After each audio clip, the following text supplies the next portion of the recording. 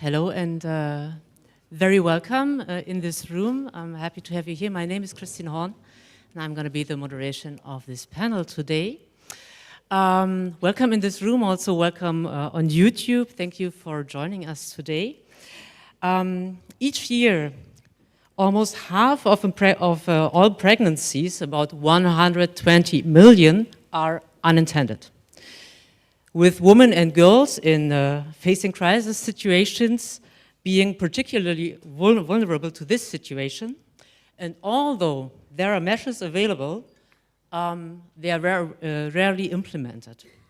This is also due to abortion care being often shrouded in silence, which inhibits productive and evidence-based discussion on this topic.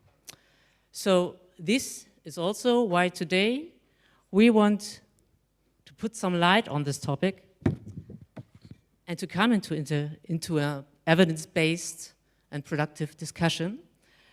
So welcome to our panel, Safe Abortion, a Denied Life-Saving Intervention. I like to introduce our panel today. And I'm happy to have you all here. It's Dr. Lucia Berro Pizzarosa from Women Help Women. Feel free to welcome our panel as well.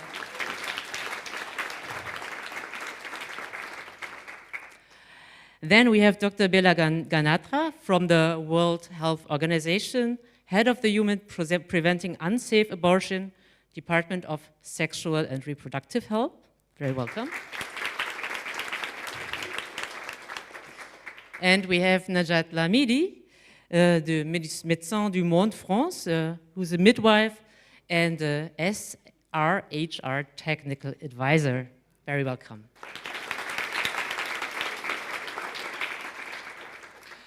We do as well have with us Bill Powell.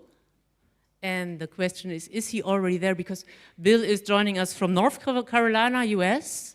And it's first of all 5 o'clock in the morning for him, and second of all, as you all know, hybrid setups are always a little fragile, or sometimes. So he will join us probably later. And yes, talking about safe abortion, we would first like to set the scope. So if we talk about safe, Bill, very welcome. Let me shortly introduce you as well. Bill is a senior medical scientist for the EPAS Impact Network. So happy to have you here as well. And yeah, thank you a lot for getting up so early for us. So we would like to first set the scope. If we're talking about safe abortion, what are we actually talking about? And I'm very happy that Bela, you can give us a short introduction on this topic. Oh, do you have a mic? They should be already working. Okay, so to pick up on, can you hear me? Yeah. To pick up on where she started off, every year globally, there are at least 121 million unintended pregnancies. 60% of these end in an abortion. All right, I'm going to figure out how this works. Technical support is coming. But the problem is not that they end in the abortion. The problem is that over half of them do not happen in safe circumstances. And 1 in 3 happen in the most dangerous or risky situations where people are using traditional medicines, inserting dangerous things into themselves. And it is these most unsafe methods that carry a big risk of complications and potentially death. We know that globally, unsafe abortion causes between 8 to 13% of all maternal deaths. But we know that in humanitarian contexts, data is limited, but we think, and some anecdotal evidence suggests, that up to 50% of maternal deaths can be caused by unsafe abortion. The tragedy of all of this is that in order to reverse the situation, the solutions are scientifically extremely simple.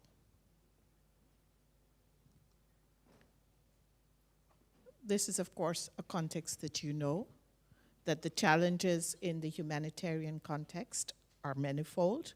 Unintended pregnancies also go up because of the lack of contraception.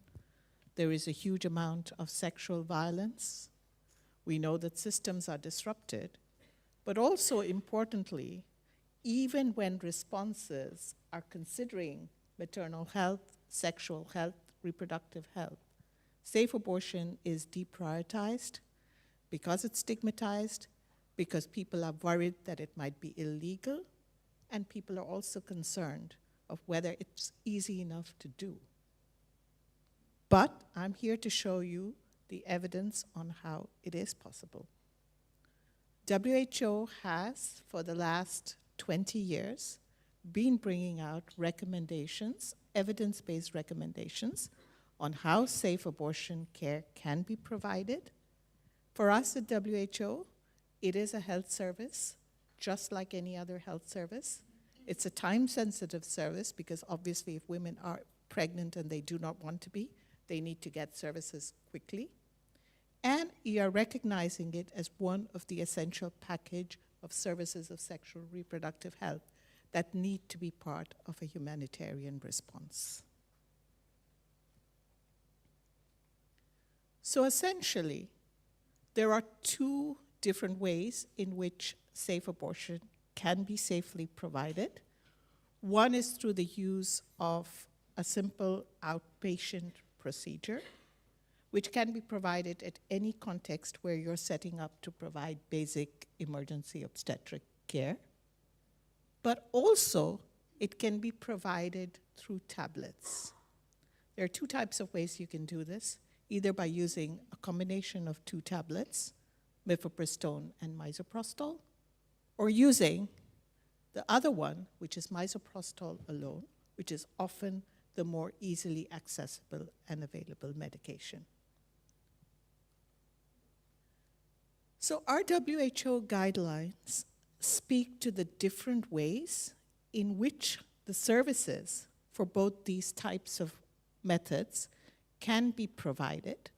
And we don't need to go into the details of this, except that if you can see in this sort of rainbow circling the woman who needs this care, we have a number of options of where, who, and how these services can be provided, in the sense that evidence is there for a number of different approaches to service delivery that can be adopted to the context you're in, to the resources that you have, and to the situation in which you are operating. So that's why it's immensely possible for this to be an essential part of your service within the humanitarian context.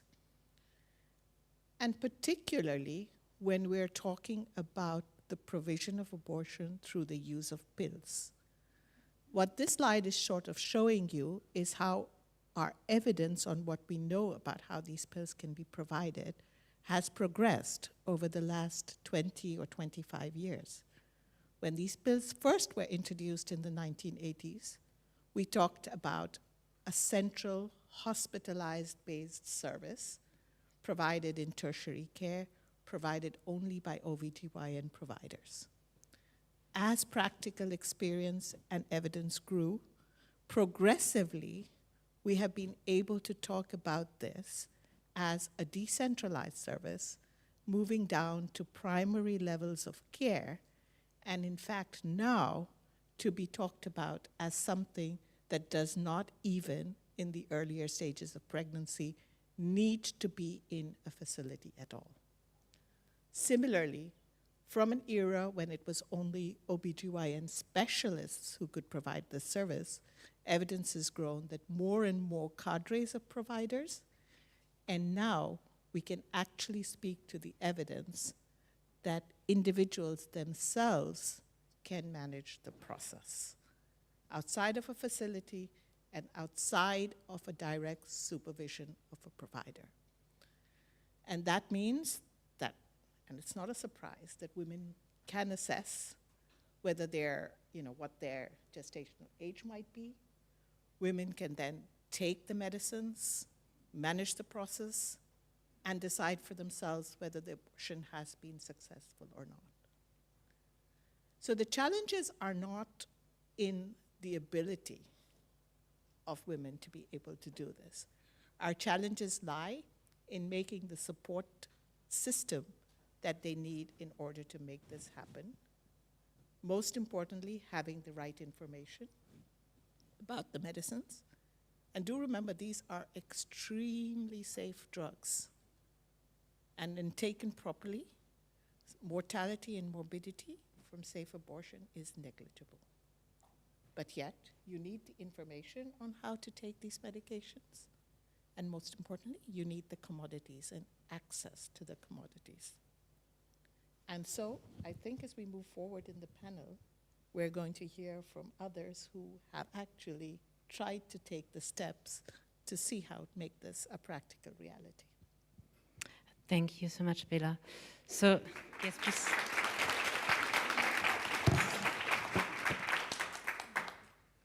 So, as you said, the challenges are not the scientific solutions, but it's the support system.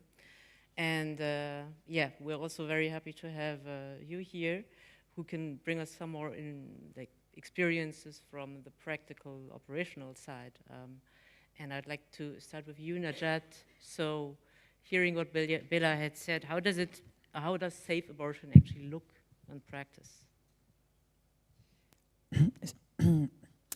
I'm strongly believe on the power of testimony. So let me begin to answer your question with this story we had a profound effect on me. It's about Mara. Mara, she's 13. She lives in the country, one of the most restrictive regarding abortion.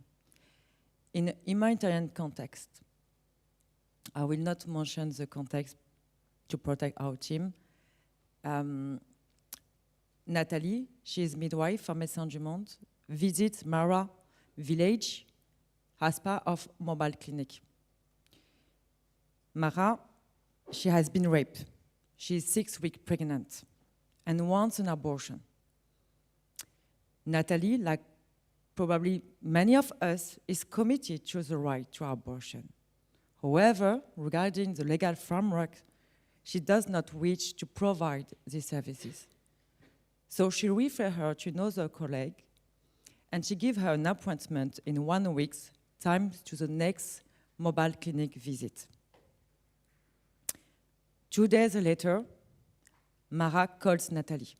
Nathalie immediately understands that she performed an unsafe abortion. Her emergency transfer is scheduled, but unfortunately, we learn her death 2 hours later. My name is Najat Lamidi. So one of my mandates is to support the team on the field to implement abortion care. It's important to precise that we don't have in Médecins du Monde an hard clinic. We mostly work with the National Health System, with the MOH, Minister of Health. Neither in humanitarian context. Médecins du Monde has been committing in abortion rights for almost 15 years. We started by joining the movement and strengthening our advocacy on abortion rights. This helped to change norms and legislation. Some projects provided abortion services, but is still on the margin. In 2022, WHO guideline on abortion created a paradigm shift. 3 months later, the US Supreme Court overturned the federal right to abortion. Faced with this shockwave, Médecins du Monde decided to change the way we approach this issue. as Médecins du Monde, as a medical NGO, we have to go further our advocacy. Abortion care is intel our health care. We have to provide in all your projects. So to do this, we are written down our 8 commitments. 2 commitments on value. Abortion is human right. Abortion is essential health care. And 6 more commitments. Operational commitments is like the basic conditions to implement, such as recruitment, supply, training, support of staff, and also, and of course, their protection. Concerning the intervention, there are many forms. But as a minimum, and for the time being, all projects must to provide information of safe-managed abortion, which represent a huge opportunity for actions. Dr. Lucia will give us some feedback on this. But to give you just 2 examples, in other contexts, we directly train traditional midwives, who are often the people clearly identified as performing unsafe abortion. In other contexts, we work directly training safe-managed abortion to the community worker. Thank you.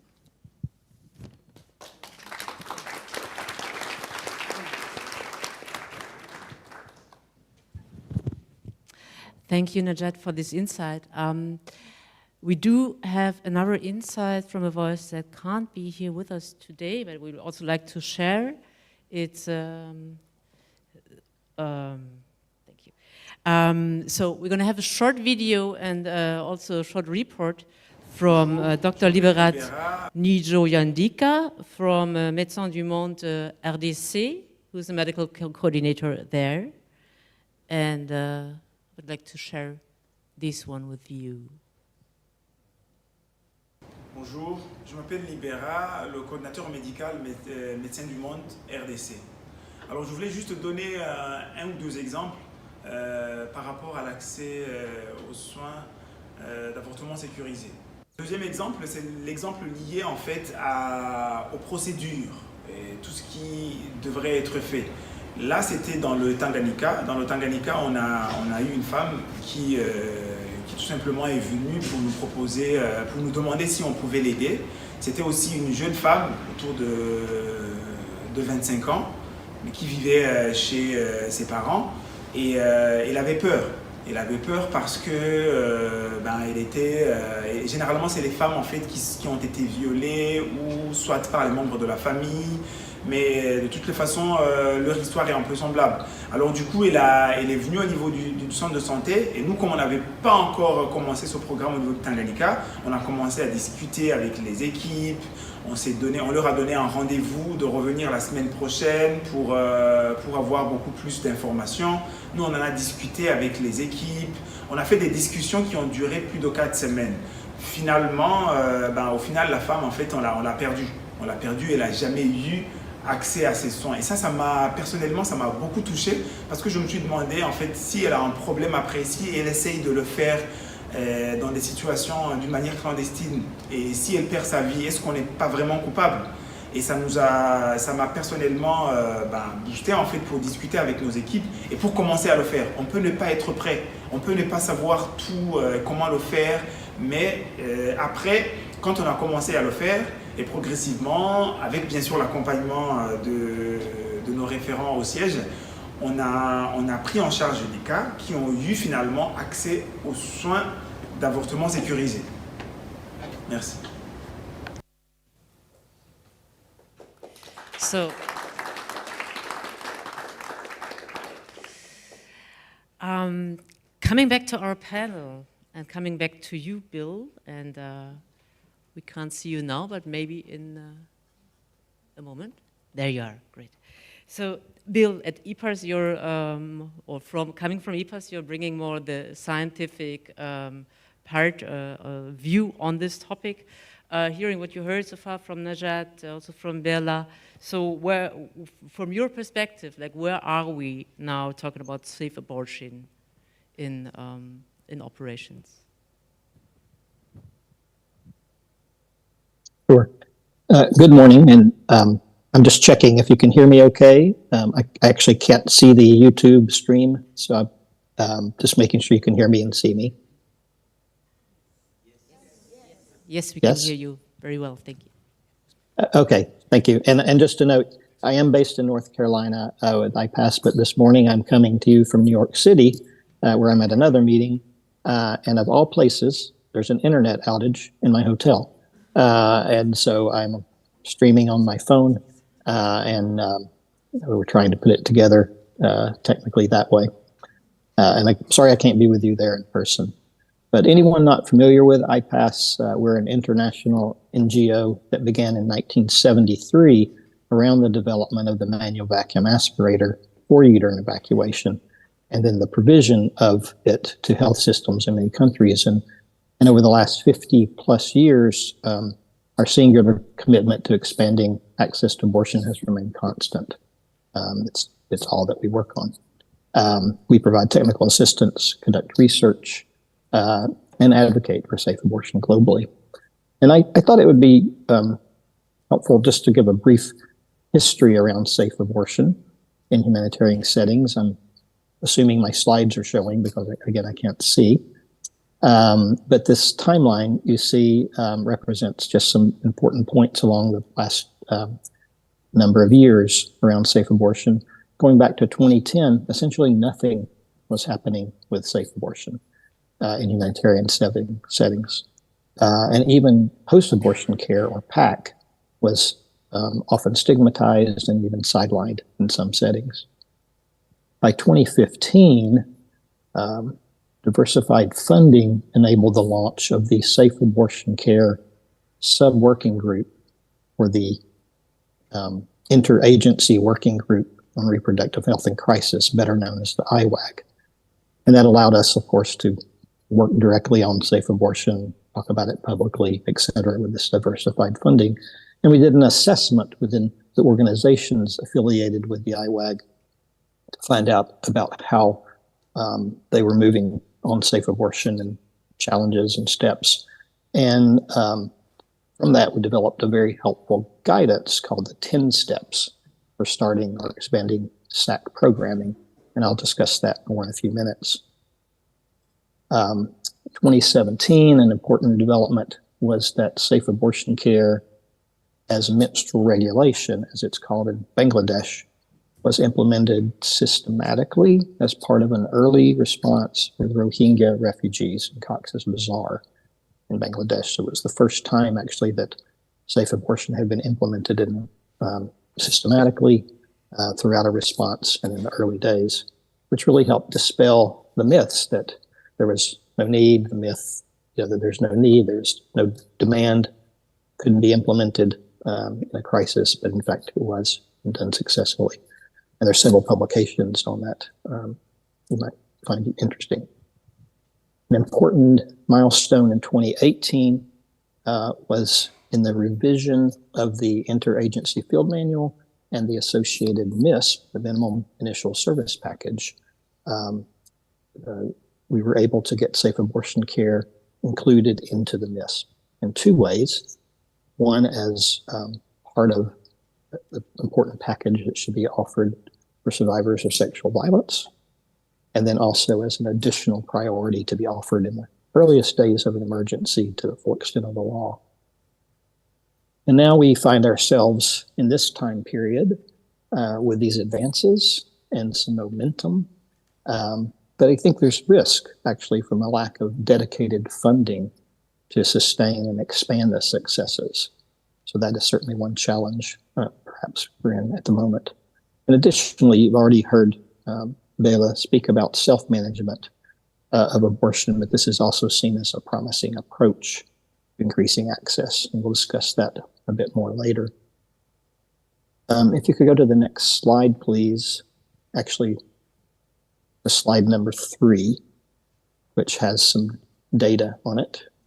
I've already heard some discussion around abortion mortality and the estimates for that globally. And again, these are estimates because abortion is under-researched, hard to research, particularly mortality. But let me offer you some new evidence about maternal morbidity in humanitarian settings, and that's those numbers on the bottom of the slide, 1.6 and 7. We have some new evidence about this coming from humanitarian settings because IPAS has been working with the Guttmacher Institute and MSF for the past several years to look at morbidity as a sort of proxy for maternal mortality in humanitarian settings. We use a WHO methodology to review the symptoms of people coming in to seek a post-abortion care in 2 conflict-affected settings in Africa, one in the Central African Republic and one in northern Nigeria. And the data from our study indicate much higher frequencies of severe complications when compared to other hospitals in a WHO study conducted in stable settings across Africa. Near miss events, that is those complications in which the woman almost died but didn't because of intervention. So those events were 1.6 times more frequent. And then potentially life-threatening complications, another set of defined abortion-related complications, were almost 7 times more frequent in the 2 hospitals in our settings than compared to those in the WHO study in stable settings. So important new evidence around morbidity, and certainly something we can't extrapolate everywhere, but it gives us some clues about the magnitude of morbidity in these settings. And then slide number 4, earlier I mentioned the 10 steps document you now hopefully see on the right of the screen.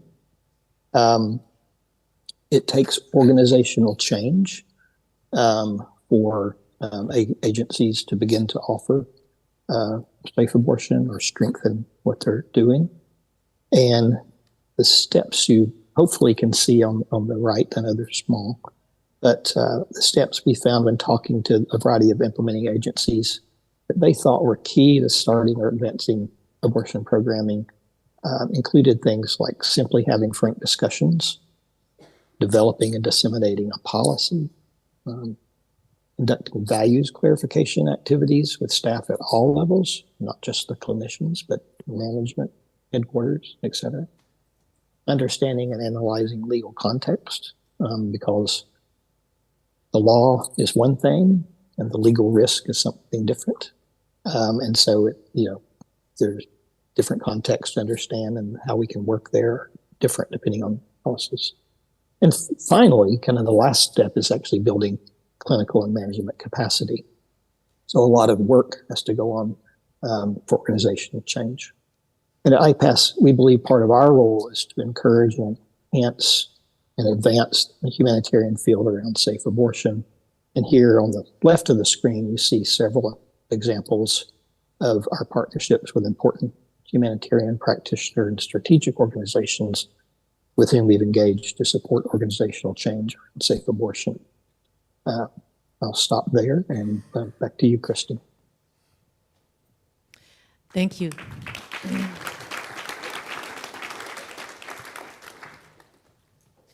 So I think following your input, the need for safe abortion has become quite clear, and also good to see that, such as the guidelines, the 10 steps are already available.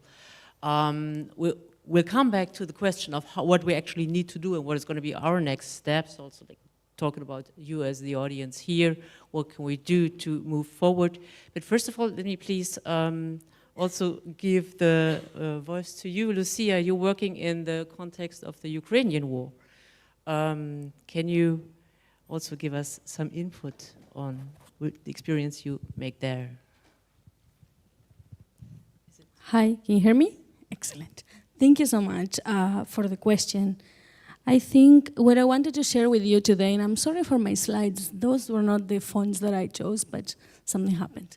My name is Lucia. I am a researcher and an abortion activist. I have been working in the field of self-managed abortion for a long time, and I work with an organization called Women Help Women, which is an organization that runs a telehealth service that works in, at this point we work in 9 different languages, we work 24/7, and we cover around 30 countries with the telehealth service, but also more countries with the partnerships that we have with people on the ground.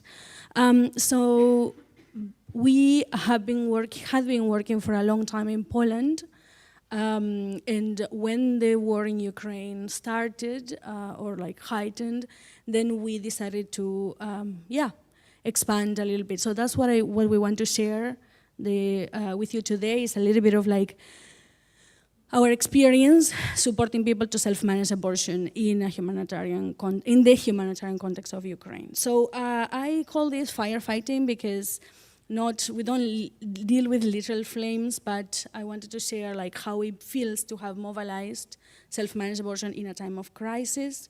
So we know, and I think Bella all of you have done a fantastic job in like highlighting how the crisis disproportionately affect certain communities, women and girls, people that have the capacity to get pregnant, and as such they demand like clear and urgent action.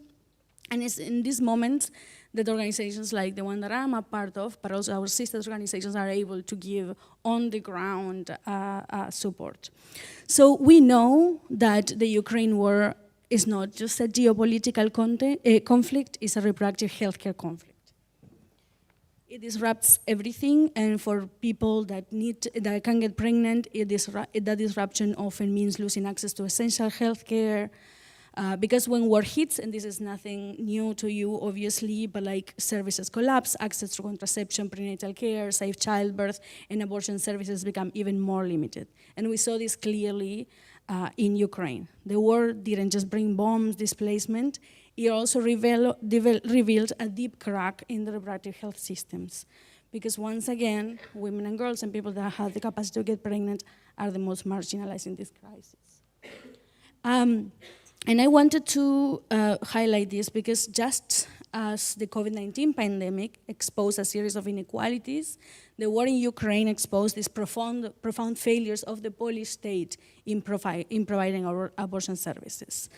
So when women and girls and people that can get pregnant were arriving in Poland, they found a pretty dire situation in terms of the legal system in Poland, right? We know that in 2020, the Constitutional Court of Poland basically imposed a de facto ban on abortion, right? Making it virtually impossible to access a safe abortion in the country. So we know that what the WHO tells us about abortion and how it should be provided and the quality of the services that should be provided, yet for countries like Poland that continue to enforce restrictive laws, the access remains a difficulty. And for Ukrainian refugees in particular, the barriers became even more burdensome because there was a language barrier, there was very incorrect expectations about access to abortion in Poland that, as I said, has a de facto ban. There was very little understanding of the very complex Polish legal system about abortion. And of course, because it's a humanitarian context, there was abortion is generally stigmatized, but because organizations fear that they will lose funding if they provide abortion services because the political reasons, etc., there's very few organizations that actually provide abortion care in these circumstances. So here I just wanted to show you, because it is estimated that organization that 120,000 abortions or 250,000 abortions happen in Poland, and of those, only like 107 are provided by the Polish state. Right? In the face of these like very harsh realities, it is networks like mine, like ours, the ones that are giving responses to this. So what did we do? We organized pretty quickly to respond to these challenges. Yes, we acted swiftly and decisively. Within weeks, we reorganized all of our efforts that were directed to serve the population in Poland to also include refugees coming from Ukraine they were in desperate need of support.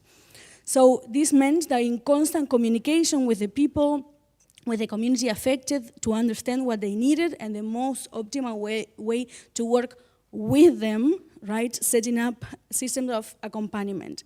And we call it accompaniment because it's not a vertical service provision model. This is like shoulder to shoulder, person to person, peer to peer. So we moved a lot of our funding that, I just want to say that we're a 24 people organization. Only 3 of us have, only 3 of the team has full-time jobs. And just for you to get an understanding of what the team is composed. But yeah, we allocated funding, and with the support of donors and partner organizations, we were able to respond rapidly. We translated everything into Ukrainian. I don't know if you can see that's our website. It's supposed to work as a little video, but it doesn't. But you can see that all of our website is now available in Ukrainian as it is in Spanish, English, Portuguese, Italian, etc., many other countries, because obviously we have to meet people where they are, right? To speak to them in the language that they know and they feel comfortable with. And we ensure that all of the services that were provided to them were for free. And we hired Ukrainian people to support people in the trajectory to self-managed abortion. So they would have advice 24/7. They could contact us.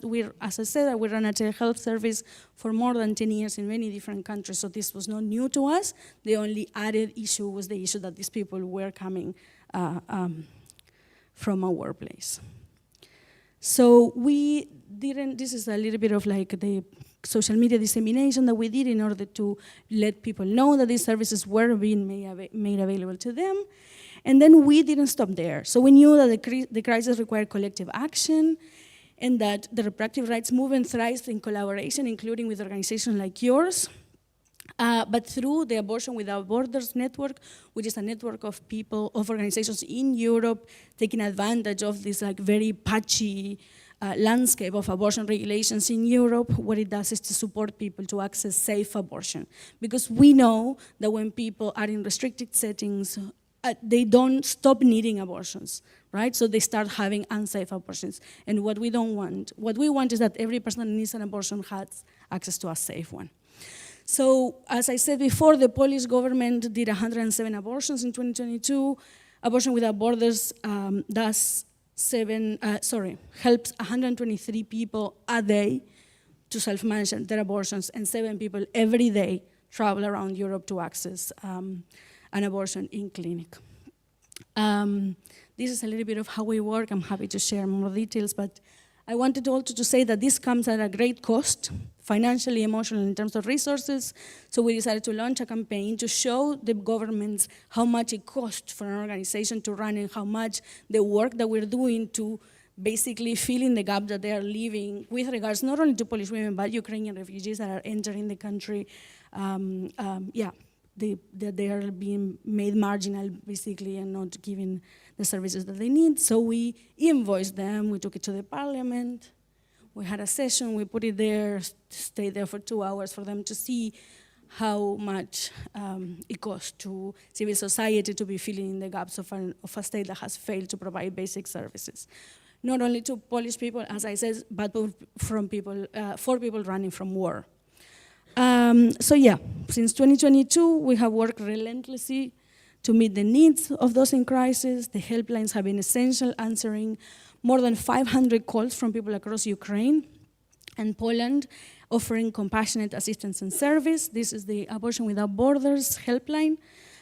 More than 1,200 packages of abortion pills have been shipped to people of Ukrainian origin in Poland, enabling people to access care despite the conflict. We have supported 150 people to travel to different parts of Europe, as I said before, because they are like further down in the pregnancy and they need a surgical abortion.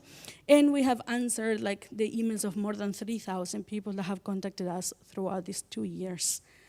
So I think these numbers reflect the immense demand for the support and the trust that people place in organizations like us during these critical moments. So I just wanted to finish by saying that the crisis has revealed more than the flaws in the reproductive healthcare system during conflict. it has also shown the power of feminist solidarity. Feminist organizing around reproductive rights has been a lifeline for so many at this point. From translating materials to navigating complex international laws, we have proven time and time again that feminist action is powerful, is agile, is responsive, and is able to work quickly and effectively in settings that other people either don't want to or can't work in. So the barriers created by the war are part of a larger system of reproductive injustice. So yeah, I wanted to say that we are not simply putting out fires, we're building systems of care, of solidarity, of justice, systems that build from the bottom up, systems that meet people where they are, how they are, in the language that they need, at the time that they need, in the circumstances that they need it. And I just want to remind, because I think this is a great setting for us to all remember, and you have organizations that are very different also here talking about the same topic, is that it's about resistance, about solidarity, about justice, about tapping into our strength and being able to provide every person that is having to live in an environment, in a humanitarian environment, the possibility to decide when and where and how they want to have children. And yeah, we will continue to fight, to organize and to care for every person, every time, everywhere. So that's it.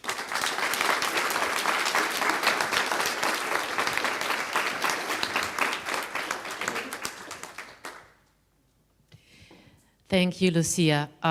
You've shown a lot of how safe abortion can be supported, can be implemented. You talked about building systems, and you already spoke about some barriers, and this is where we want to point out next.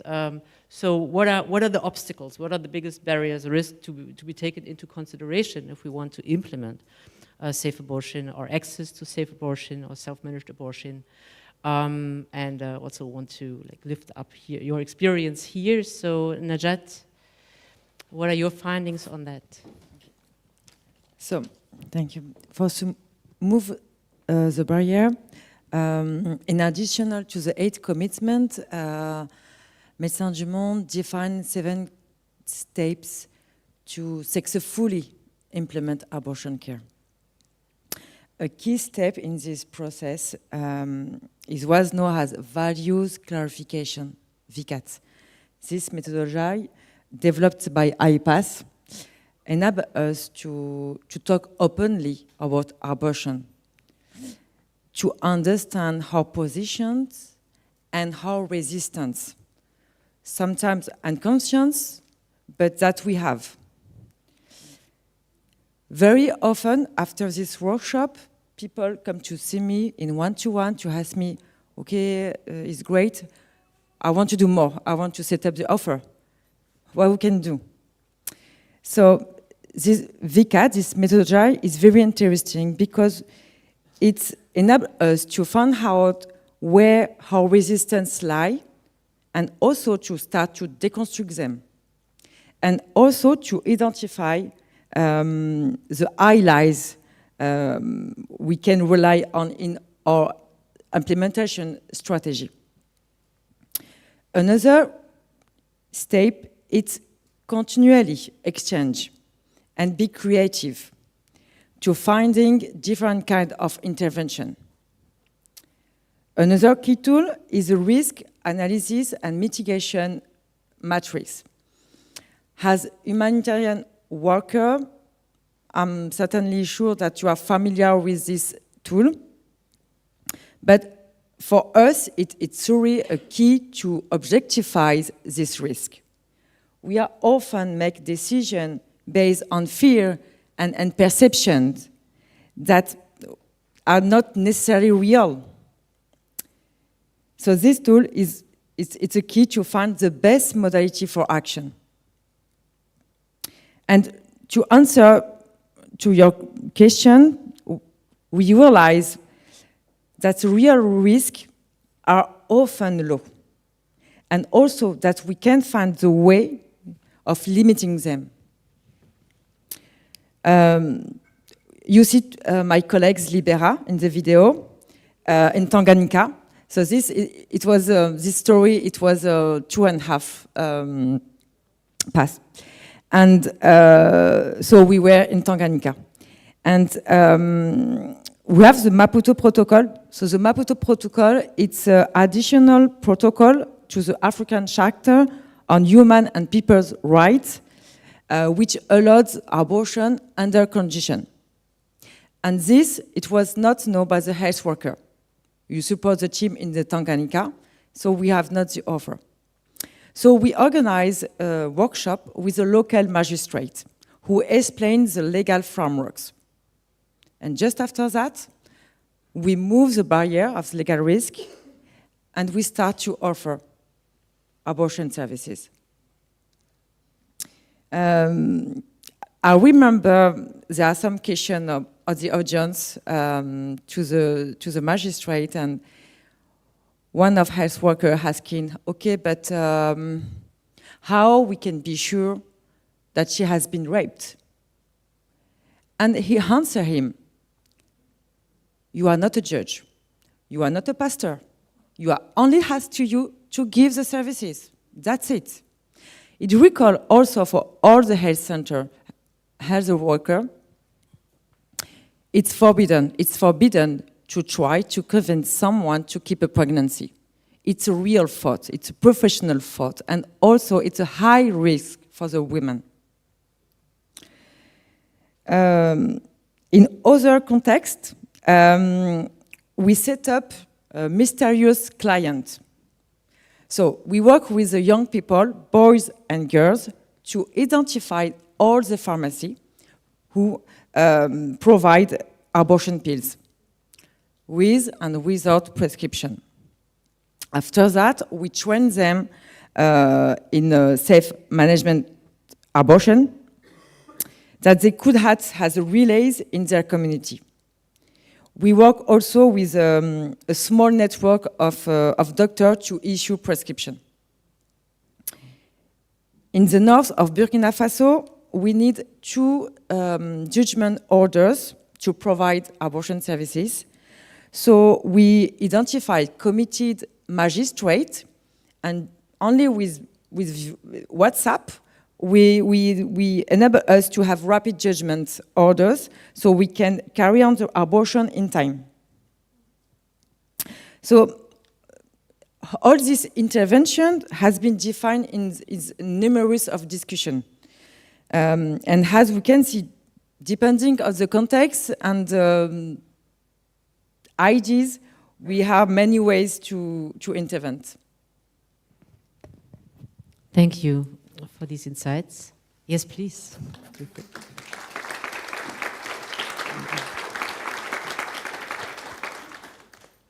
So we see it is possible despite the obstacles, and we want to have also a little bit a view from a little bit more upside and have a look at the numbers. So Bill, you've been driving research on safe abortion in a refugee context in Kenya and Uganda, and we would like to have a look at your findings there. Sure, thank you. Yeah, so again, I can't see, but we should be on my slide 5. Yes, we are. Okay. One major obstacle, obviously, to safe abortion in humanitarian settings is the lack of formal health services in place that provide safe abortion. Obvious challenge. And we've already discussed some of the progress and momentum around safe abortion over the last decade and heard some great examples from those on this panel of success and agency momentum. But unfortunately, this is not the norm. And I don't want you to leave with the idea that this is the type of access and opportunities most refugees and displaced people have. It is not. In most of the world, the only options available to people living in humanitarian settings are less safe and unsafe abortion methods. So one way to make abortion more accessible and safer is through self-managed abortion, which is when people manage the abortion process by themselves in whole or in part. And of course, here we're referring to self-management or medication abortion, also known as abortion with pills. And you've heard Bela early on in the opening talk about the WHO support for this. that it actually is in the abortion guidance as a recommendation. So some of the potential advantages of self-managed abortion are that there's a growing body of evidence that support the safety and effectiveness of a range of models for providing information and support, such as harm reduction programs, access through pharmacies and drug sellers, safe abortion hotlines, community distribution programs, etc. Safe self-managed abortion potentially offers greater privacy, confidentiality, and affordability. It potentially better serves the needs of individuals who face additional marginalization, such as adolescents, lesbian, gay, transgender, and people with disabilities. It can reduce the reliance on overburdened health systems, and the demedicalization of this care is likely to be appealing to those who may have been persecuted or discriminated against prior to displacement and are still building trust in their new environments. However, it's not without challenges. There are real questions around access to quality assured MA drugs, crowded housing, and a lack of privacy in humanitarian settings raise issues such as how does access to water and sanitation facilities, especially shared toilets, lack of clean water, sanitary pads or cloths, which may make managing the products of conception and products of conception and bleeding onerous and difficult to hide, really affecting people's abortion experiences. Next slide. So in the context of these potential advantages and challenges, we partnered with the agencies you see on the screen on slide 6 to explore the barriers and opportunities for self-managed abortion in 2 humanitarian settings, one in Uganda and the other in Kenya. This was funded by ELRA, and you can see our primary investigators, the study team, agency affiliations, etc. on the slide. Now, please note that we are still in the analysis and manuscript generating phase of this study. So all the data I'm presenting today are unpublished preliminary data with the possibility of some small shifts with final weighting and analysis, etc. So please don't quote, but we're very excited about these findings. Next slide, slide 7, shows what this study set out to understand through these objectives. Really, the first one are the experiences, that is, what are displaced women and girls confronting and accessing abortion, information and care, especially regarding self-managed abortion. We wanted to explore differences. What do key differences in experience tell us about their displacement, the setting itself, or even the legal bounds of the country, host countries? We explored the community, how are community members involved in abortion info and access, and how can this involvement be strengthened and more enabling? And finally, we look at the incidence. The final objective is, again, about the incidence of abortion in these settings using some novel modeling methods to get at that. But today, if you'll click once, we'll just have time to explore just a few findings and highlights from that first objective. Next slide. So our study context, again, I mentioned we're in Kenya and Uganda. Bidi Bidi is a large sprawling settlement in northwest Uganda, first established in 2016, and the overwhelming majority of the residents there are from South Sudan. Kakuma in northwest Kenya is a set of camps first established in 1992. The majority are from South Sudan, but there are also significant numbers from Somalia, DRC, Burundi, Ethiopia, and Sudan. And both countries have restrictive abortion laws. Next slide. So we collected data through 3 methods. In-depth interviews in which data collectors talked to abortion seekers. These 61 interviews eliminated key experiences, attitudes, and barriers that refugee abortion seekers shared with us.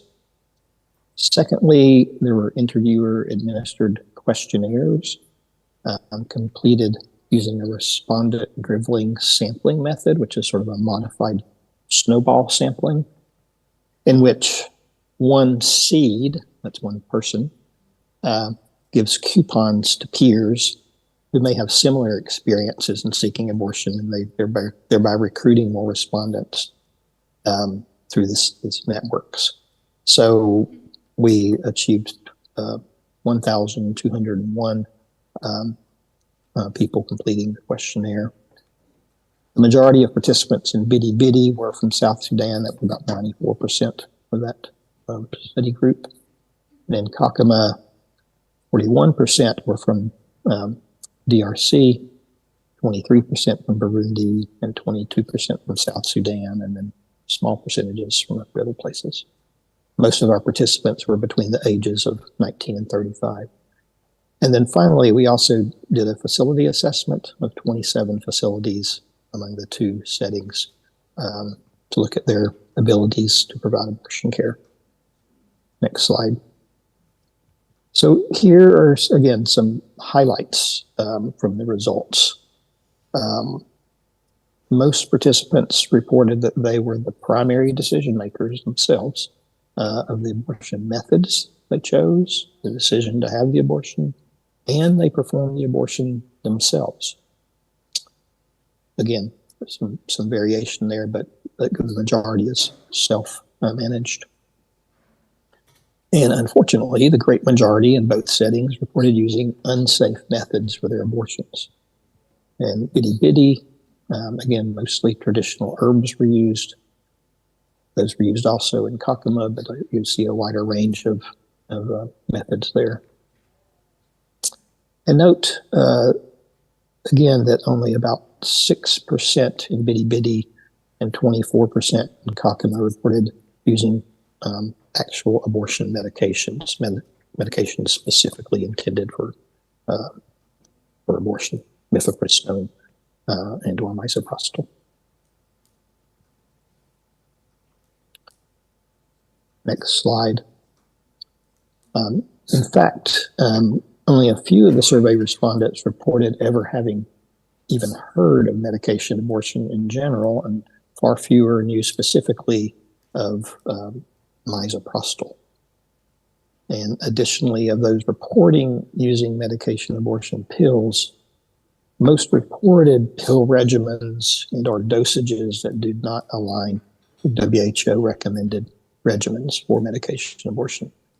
Either the way they took the pills, the number of pills they took, et cetera. So most were apparently not using correct dosages. The next slide. And you can see that most respondents in each site reported achieving a complete abortion, but most also reported experiencing at least one sign of potential complications, such as high fever lasting more than a day, heavy bleeding, severe lower abdominal pain, persisting the day after their procedure or process, and so on. However, only about a quarter of those with potential signs of complications the quarter did not seek follow-up care due to fear of stigma, mistreatment, or arrest, despite the great majority of facilities in both settings reporting that they offered post-abortion care, as you can see in that footnote in orange text at the bottom of the slide. And then finally, in terms of information and support, less than half in each setting reported having all the information or support that they felt they needed for this process. Next slide. So I can't report yet on the abortion incidents as being modeled from these data, but I can tell you that abortions are common in both settings. And as you've seen, the overwhelming majority are self-managed using unsafe methods, and knowledge and support are lacking. these are settings that seem ripe for interventions to reduce harm and support abortion seekers with the information and support they need to safely self-manage their abortions, as is well illustrated by this slide, by this quote from the slide.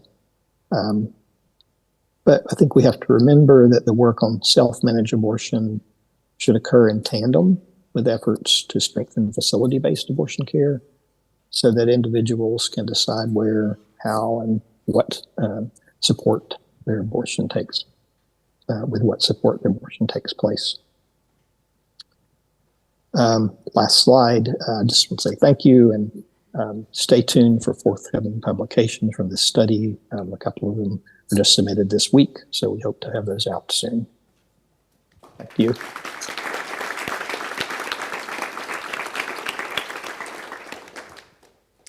Thank you a lot, Bill. And this once again shows the urgency of a broader access to safe abortion. And we have a little time left. We also want to give, open up for the audience for some questions. But let me have one last round, and just a very quick one. So, what is it in order to give broader access for safe abortion, for self-managed abortion? What is it that now needs to be done? And maybe we can just go through this panel in this order. Lucia. Thank you. What do we need? Well, I mean, it's a political decision, right? Like the deaths for unsafe abortion are all in their majority preventable death. And as Bella explained, and I can also share from my own experience with self-managed abortion, like abortion can be a very, very safe procedure. It can be a service that is provided like outside of a clinic, abortion with medication, or providing people with surgical abortion. But like, I want to say in also as an observation from Bill's presentation, the people that we provided access and support, out of those like 1,400 that we supported, they follow the same global numbers that we have for the general people that we serve. It's like 98% of completion and 95% of satisfaction, right? So if people are given high quality medicines and the right information on how to self-manage their abortions, they can do it. They are able to estimate the length of the pregnancy. They are able to estimate whether they need additional care. So my issue was like, let's make the political decision to support people that need abortions, and whatever to support like people's spectrum of reproductive needs, among them abortion, and also let's like demedicalize it. I think for us, one of the biggest barriers is like, oh, we don't have the clinic, we don't have the medical professionals. Well, WHO has said that is not a necessary component. Like it's great to offer people options, but like, we know that people can safely self-manage many things, including like insulin, but also their abortion. So yeah, I think it's like to make the political commitment and to tap into people's strength and working in community. Thank you. Bella. Yeah, I would just say that the evidence is clear, the need is there, the evidence for the solutions is clear, and there's more and more support on the normative side of integrating this into normative commitments is part of the humanitarian response. So really now the next step is for us as humanitarians to fight the stigma, to fight the fear of actually addressing this topic, to put aside our own personal views on this topic and center the fact around that there is a need that we need to address and to begin to do it. Thank you. Najat? In humanitarian setting, teams were trained in clinical management rape. To be honest, no one is coming in our health centers, maybe one or two people. As soon as we start to offering abortion services, survivors started coming. In Uganda, for example, we receive average 2 survivors a month. But following the introduction of abortion services, it's 50 survivors coming per month. If I return to the story of Mara and Natalie, Natalie was very upset and she was questioning herself. she came to the conclusion that it took being confronting Mara's death to really realize that abortion is indeed vital care, but also that it was an invisible reality that we didn't want to see. Before, we are not aware about situations like Mara. It makes us question, as actor, as a humanitarian actor, our vocation is to save lives. For now, Nathalie provides the services, but also she's very convinced she is saving life. Access to abortion is a matter of life and death, and this risk is increased sevenfold in crisis setting. When you are a humanitarian actor, we often don't ask ourselves whether or not to intervene. You just do it. You intervene and you respond to the needs. But concerning abortion is not the case. I repeat, all of us, when it's concerning abortion is not the case. So why? I invite us to question this paradox, why we don't accept to offer life-saving treatment. We can't avoid abortion to be realized, but we can prevent them being fatal, and all this test is avoidable. So the recommendation to the humanitarian community is the full implementation to the MIS, the minimum initial services package on SH. Within health cluster, the abortion case is often neglected. We need to find allies within health cluster and push the integration of abortion services within health clusters. And from my experiences, all it takes is a will, even one, to make it happen. Thank you. Thank you, Najat. Bill, one last word to you. What is it that is now to be done? Well, one of my easy responses is to say, here, yes, all the points that have made before me. It's life-saving care, full implementation of the MISP. That was a real win, getting it in there, and it's global guidance, and it should be followed and implemented.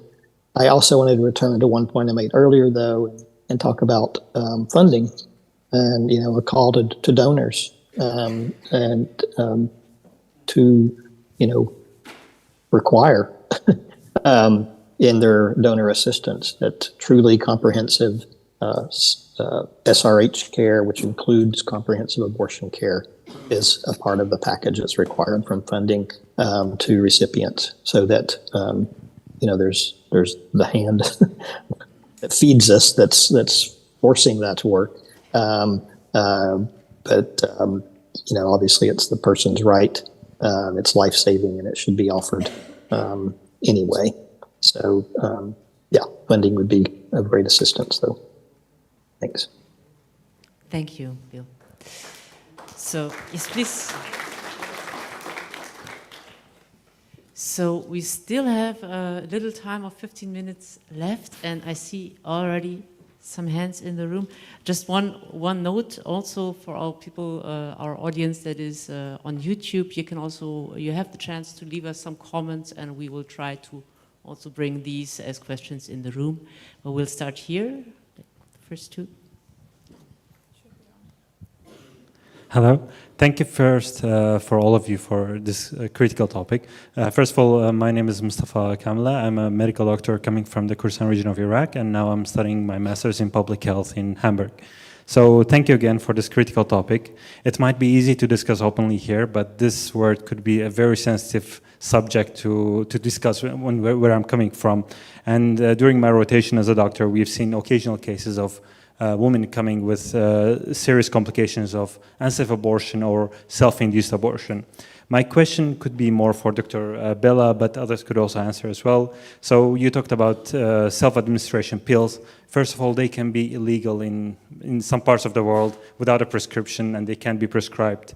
And they need to be adequately educated about this, because they can also have some complications like excessive bleeding or incomplete abortions that need hospital care, but they sometimes are too afraid to go there due to stigma or due to arresting or legal complications as well. So how can these harsh cultural, legal, and religious barriers be passed on to outreach these women and to educate them? Because it's like even teaching about abortion publicly, it could be a stigma. So like if you open an office and you say that we help with safe abortion, tomorrow, like the day after, you might find a lot of people protesting and saying like this is not culturally appropriate. So how can we bypass all of these and at least to discuss and to teach these people about this and helping them to access it? Thank you. Thank you. We would just take the second question as well. Hi. And then we have a first answering round. And I see you. We have the next two questions, please. Hi, thank you very much. My question is to Lucia. I know your work from Poland. I'm from Poland too. I think it's absolutely incredible what you are doing with ADT, with Federa. So, and in this context, it's very highly politicized and highly criminalized. And I'm very curious about this aspect of criminalization of solidarity. How do you operate within the conditions of your solidarity being criminalized? How do you engage donors? How do you engage other humanitarian actors? How do you react, or maybe do you have any advocacy advices regarding the state actors? And do you see any change in your work since the government has changed? Thank you very much. And thank you very much. Would you like to answer the questions? Vera? Maybe the first two, and then we take the next. Yeah, of course, you've hit on a very important area, that yes, self-management by women does require legal access to commodities and to information. But as we've already begun to hear from our colleagues there are many ways in which access to information can be made available, especially now that we have, newer technologies, digital and other options to reach women. Mifepristone is registered in at least 86 countries. Misoprostol is available in almost all countries. Misoprostol is legally available for post-abortion care, even if there are restrictions for safe abortion care. And also we do have to understand that we tend to think in black and white, that it's illegal or legal.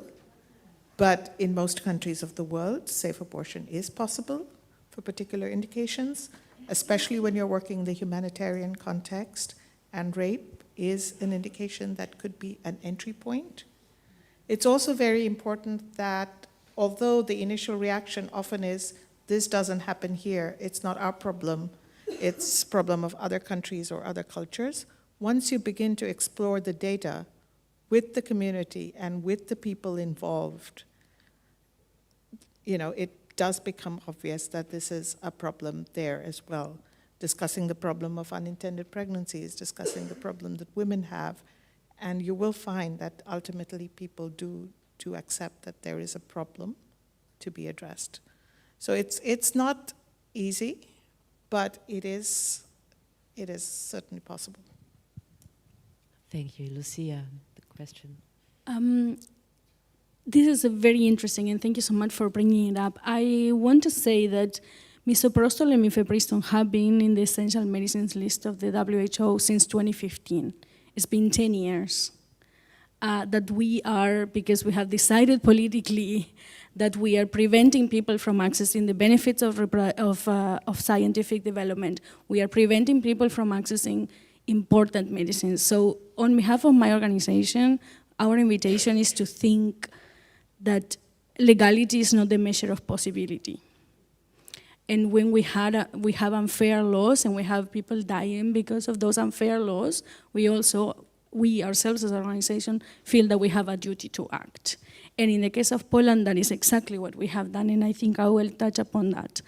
One of our colleagues has been criminalized. She has been considered culpable of aiding and abetting an abortion, and as such is waiting for the appeal of her sentence, because in Poland, self-managing an abortion is not a crime, but providing support and providing information is, right? So I think it's really important to say that there are no, like, these are risks that we are taking, and the risk analysis that Najat was saying, that is the equation that we like to position ourselves. Not everybody can do it, and we absolutely understand. But I also want to highlight that I'm not Ukrainian and I'm not Polish, I'm Uruguayan, and I am from the countryside of Uruguay, and I have worked in Latin America quite a lot, and I have worked in partnership with the Mama Network, which is a network of activists in Africa also quite a lot. And there's going to be dissent, there's going to be resistance. Obviously, people have different emotional approaches to abortion, but like, to us is the commitment between what is fair and what is just and what is dignifying for that person and what is an outdated, at most outdated, and if not, very harmful legal framework. So I don't know if I answer your question, but I hope, and happy to chat further down the line. Thank you. So we have 3 more questions. It's like this. Maybe, sorry. Yes, thank you very much. In fact, today I have heard a lot here on safe abortion. But I was touched when the moderator started saying abortion care services is shrouded in silence, which means even among you humanitarians and those in the medical field. I'm coming from northeastern Nigeria, the home of the Boko Haram crisis. Today I have heard a lot, but down there where I see, in fact, I work with several networks of the most vulnerable women, where we see daily, almost on daily basis, a child thrown on the street or on the gutter, sometimes half eaten by dogs and others.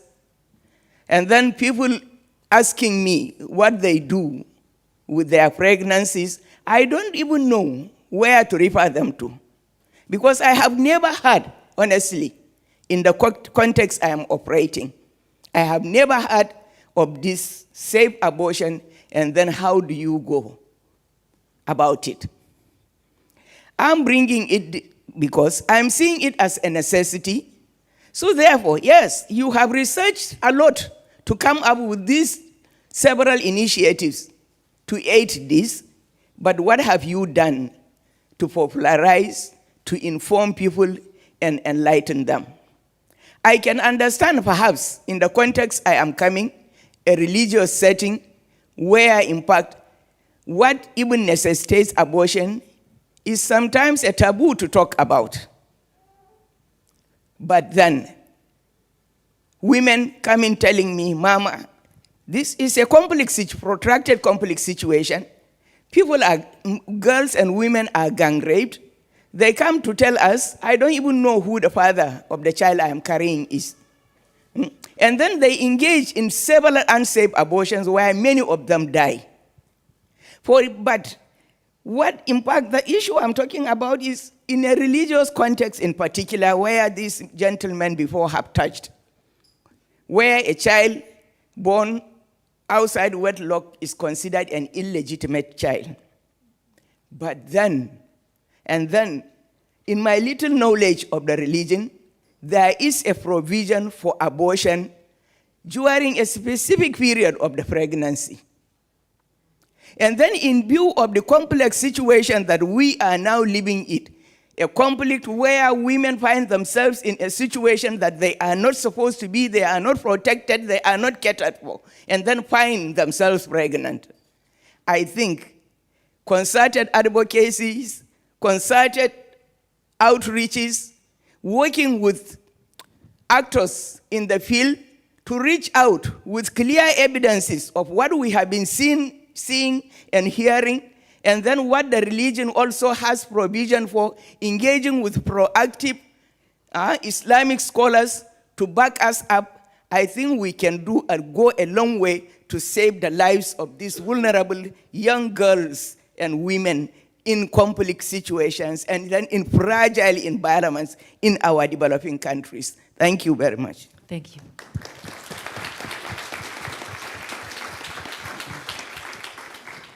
We're unfortunately running out of time. I would like to collect the other two questions I saw here and then have a quick answering round, and then we have to come to an end.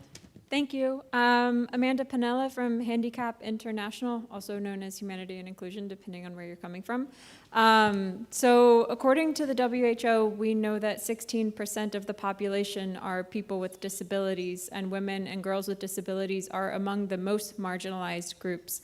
I was wondering what kind of services you offer in order to get people with disabilities access to information and abortion care, especially people who may not be able to reach a clinic to begin with.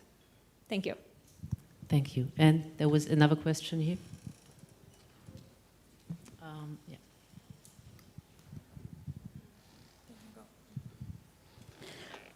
Hello, thank you everyone, wonderful presentations. Just a point that I've noted throughout the discussions is there's a lot of focus on crisis related to conflict. And with the trend that is going on currently, climate change has similar impact on SRHR, very close to conflict.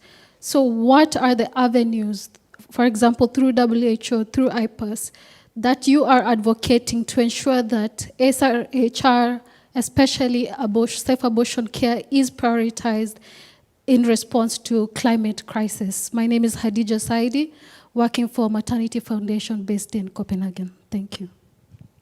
Thank you. So, yeah, who wants to answer or just start?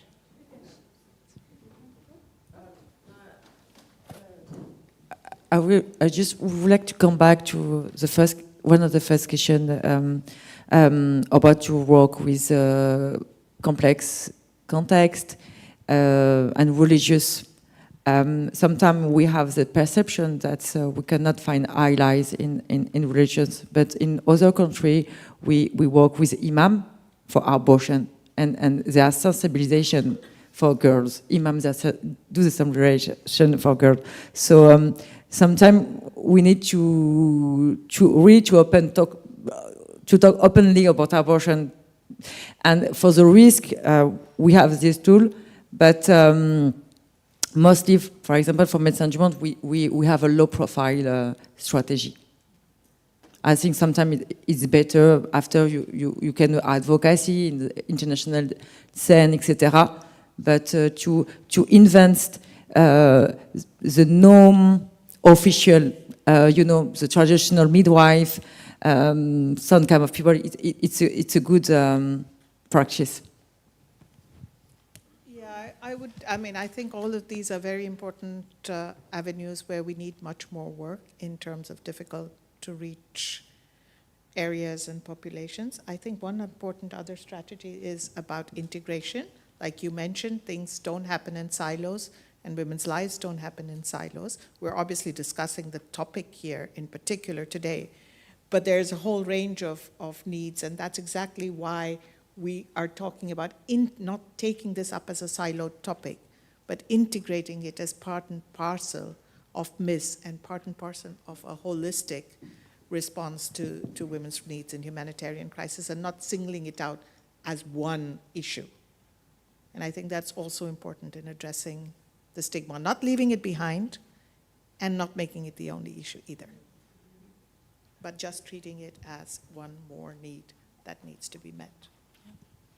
And if I could just jump in very quickly to the impassioned speaker from northern Nigeria, really important points. I would encourage you to actually contact our IPAS team in Nigeria, based in Abuja, but working all over the country in many different states, including the north, and connect with them to see how you can collaborate and connect with the work that's going on there. They've done a lot of work with many different organizations and with religious groups, etc., to work on this issue.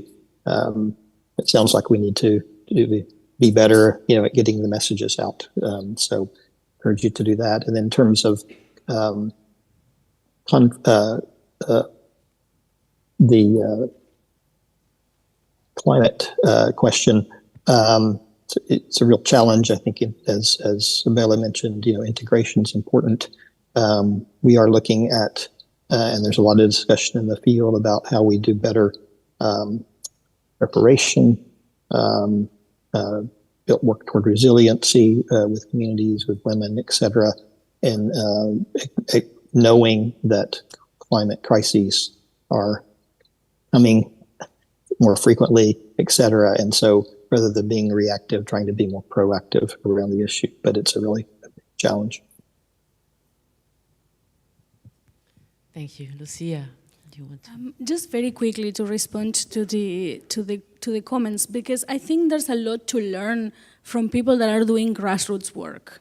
And I refer again, Mobilizing Activists for Medication Abortion is a network of more than 70 organizations across 27 countries in Africa that are doing a lot of work in sharing information, safe abortion, and also on self-managed abortion.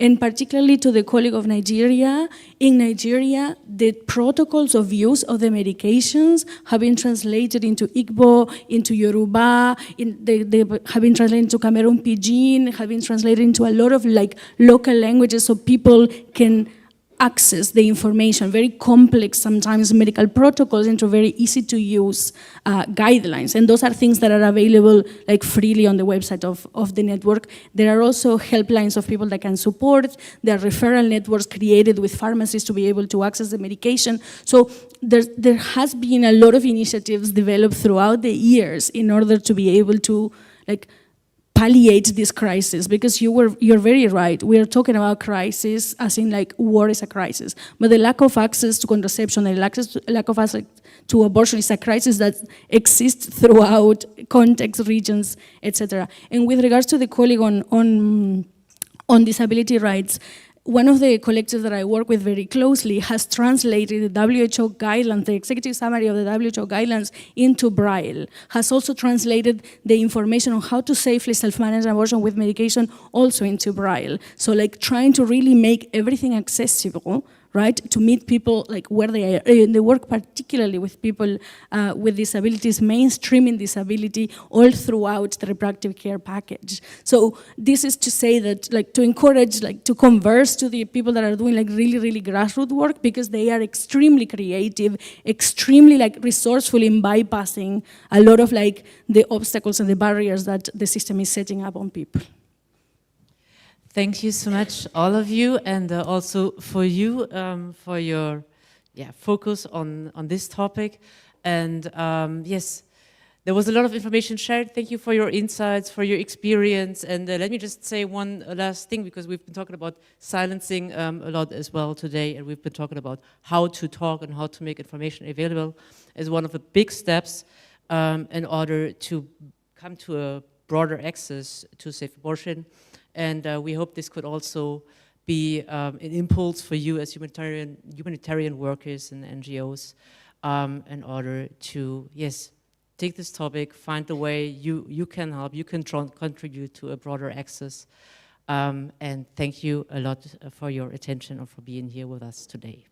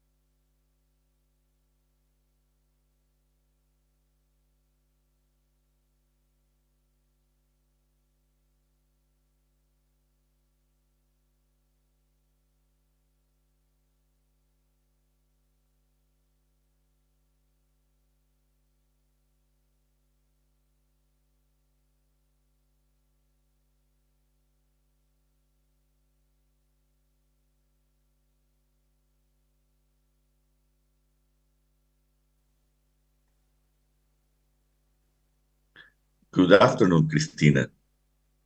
How are you? Hi, I'm pleased to see you again. same here. To see you.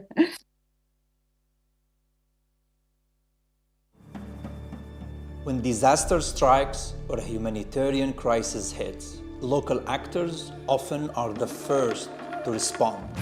They are the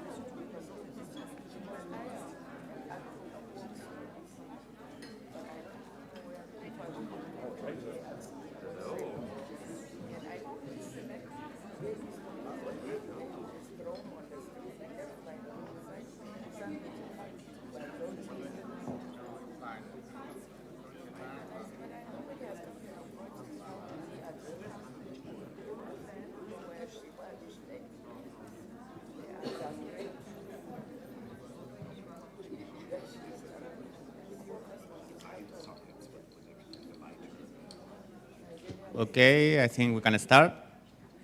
Good afternoon, everybody. Welcome to our panel discussion on invisible frontiers, locals leading humanitarian negotiations.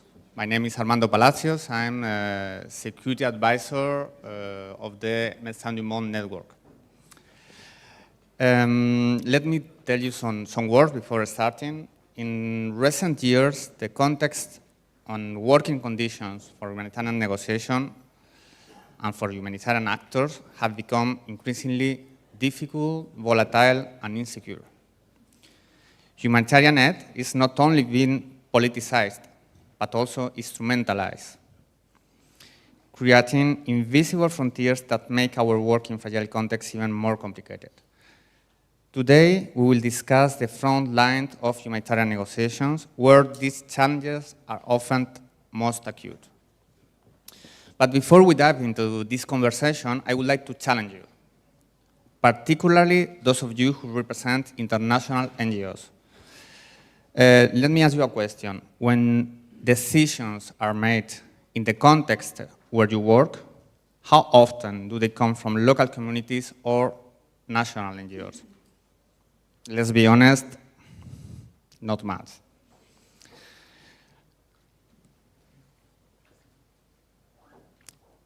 International NGOs often speak about decolonization and localization. But in many cases, this means little more than transferring risk to local actors, but not power. Usually, international NGOs hold onto the authority while expecting national organizations to assume the burden. International NGOs may have good intention of sharing power and decision-making, but the reality is that the imbalance remains. I believe in localization too, but I'm a coordinator within my organization, and I'm European, white, and male. And in most of the projects I work on, final decisions mostly come from the headquarters.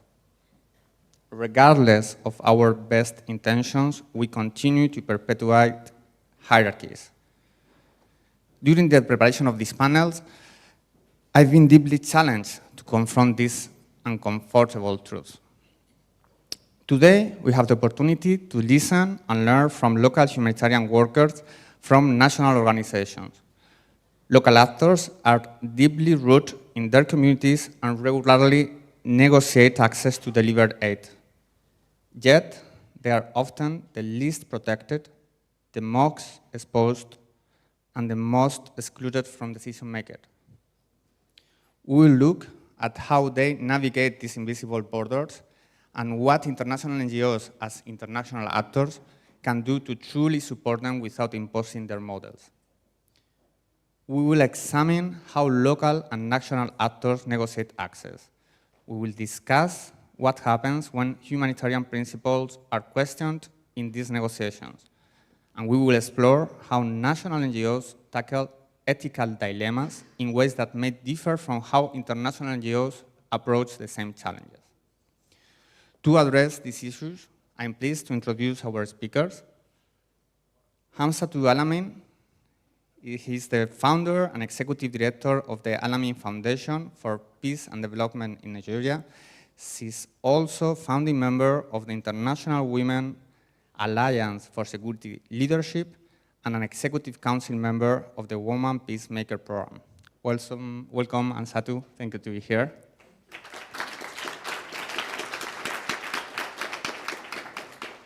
Khalil Karimi is the head of operation of the Razi Social Development Organization, which provides humanitarian assistance to vulnerable households in the west zone provinces of Afghanistan. We are so happy to have you here, Khalil.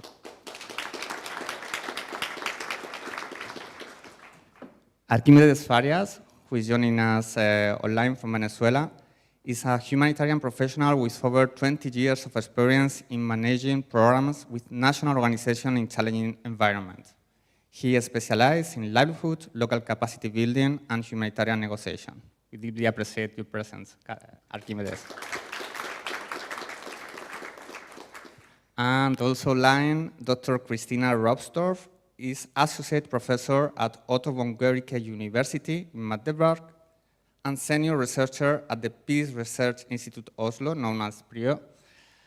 She focuses on ethical dilemmas in humanitarian negotiations. We are excited to hear your contribution, Christina. Thank you. Okay, to thank you again to all four panelists for your participation today.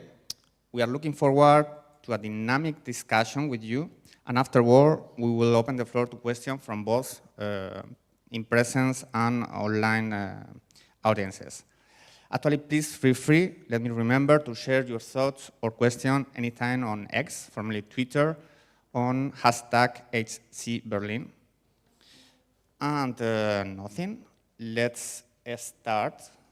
But before starting properly with the discussion, we would like to share with you a brief video provided by the Center on Competence on Humanitarian Negotiation. This will offer us a glimpse into the specific challenges faced by local staff in humanitarian negotiation and set the stage for our conversation today.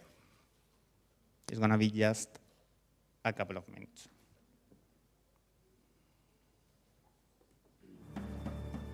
When disaster strikes or a humanitarian crisis hits, local actors often are the first to respond. They are the ones with the best knowledge and understanding of their context. They are the ones who are the first to analyze how to respond. Today, the hardest negotiations are done at the front lines. They are done by local staff providing the aid, gaining access, and reaching the communities that are targeted. Nosotros conocemos el contexto, conocemos el territorio, los actores, y es muy importante esa respuesta inicial. We've been responding even before the escalation of the conflict. Local actors will have greater contextual capacity and often also will be able to build trust sooner, or they already might have the trust with the particular counterpart.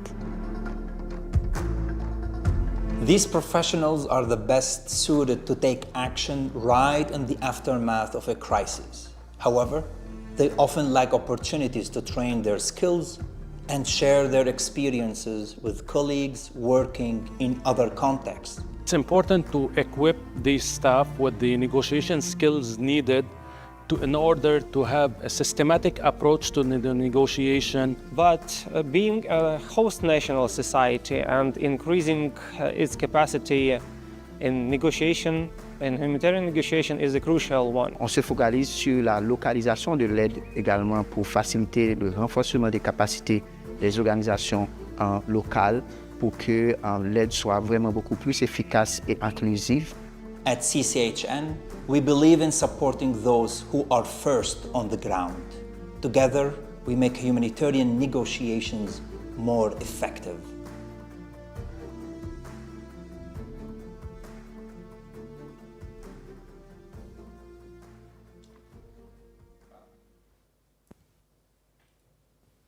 Okay, so as mentioned, as you have seen, CCHN has provided this video.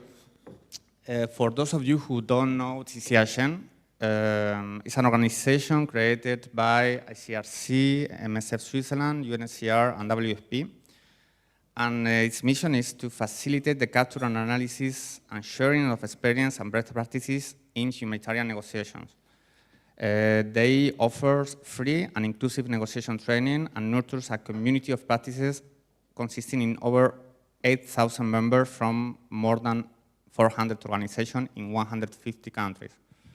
So they are doing a great work, so thank you very much to them. If you are interested in having more from them, they have a stand at the first floor.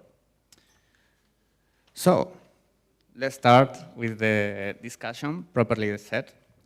Let's start with you, Archimedes. During your extensive humanitarian experience, you have maintained relationships and conducted negotiations with international and national organizations, as well as with the governmental agencies in Venezuela and local community. From your point of view, how has this environment and the challenges of humanitarian negotiation changed in recent years, and what factor has contributed to this?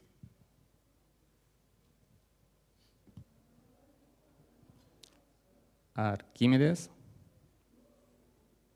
can you hear me?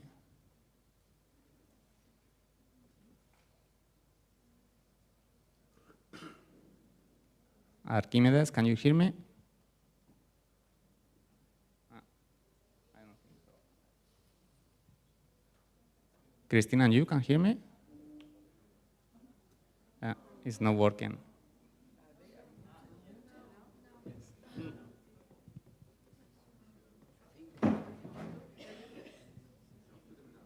Archimedes, can you hear me? Okay, but we yes, cannot I can hear you clearly. Okay. So the first question was for you. How has the environment and the challenges of humanitarian negotiations changed in recent years, and what factor has contributed to this? Well, good afternoon to everyone. I have to say first, before I dive into the specific answers, that I thank you all for the invitation, and I am honored to be here among my fellow colleagues. Well, humanitarian negotiations requires information, a network of relationships, and the legitimacy of the actors to be succeed. Now, all these variables move at increasing speed, augmenting uncertainty, and with limited resources.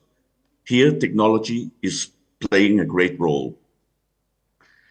Also, the complex nature of the crisis, where political, economical, and social factors contribute to the long-lasting situation, with too many stakeholders involved, when it's difficult to identify the sets of interests and positions that are on play.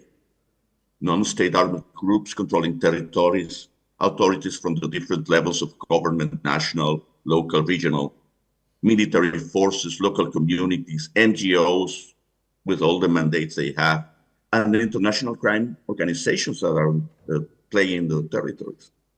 This all makes a kaleidoscope for negotiation, making it harder. I have this general rule of thumb.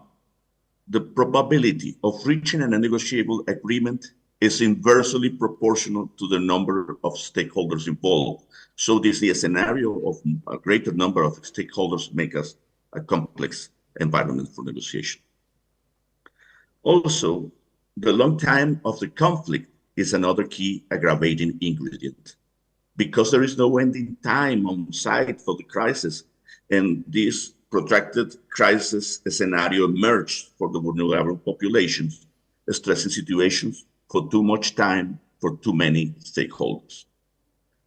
The speed of information and disinformation, propaganda, changing in real time all the judgment we made, all the analysis we made for the negotiation processes, and an increasing visibility of our actions and all its consequences. You can have a photo of your CEO or your chief just in front with another part of the conflict, and it makes it harder. Humanitarian access is at risk because of a hostile environment against humanitarian organizations on the field where there is polarization and the presence of irregular activities or crime. And I'm going to stop on this on polarization. Polarization is a great obstacle to all levels of operation on the field.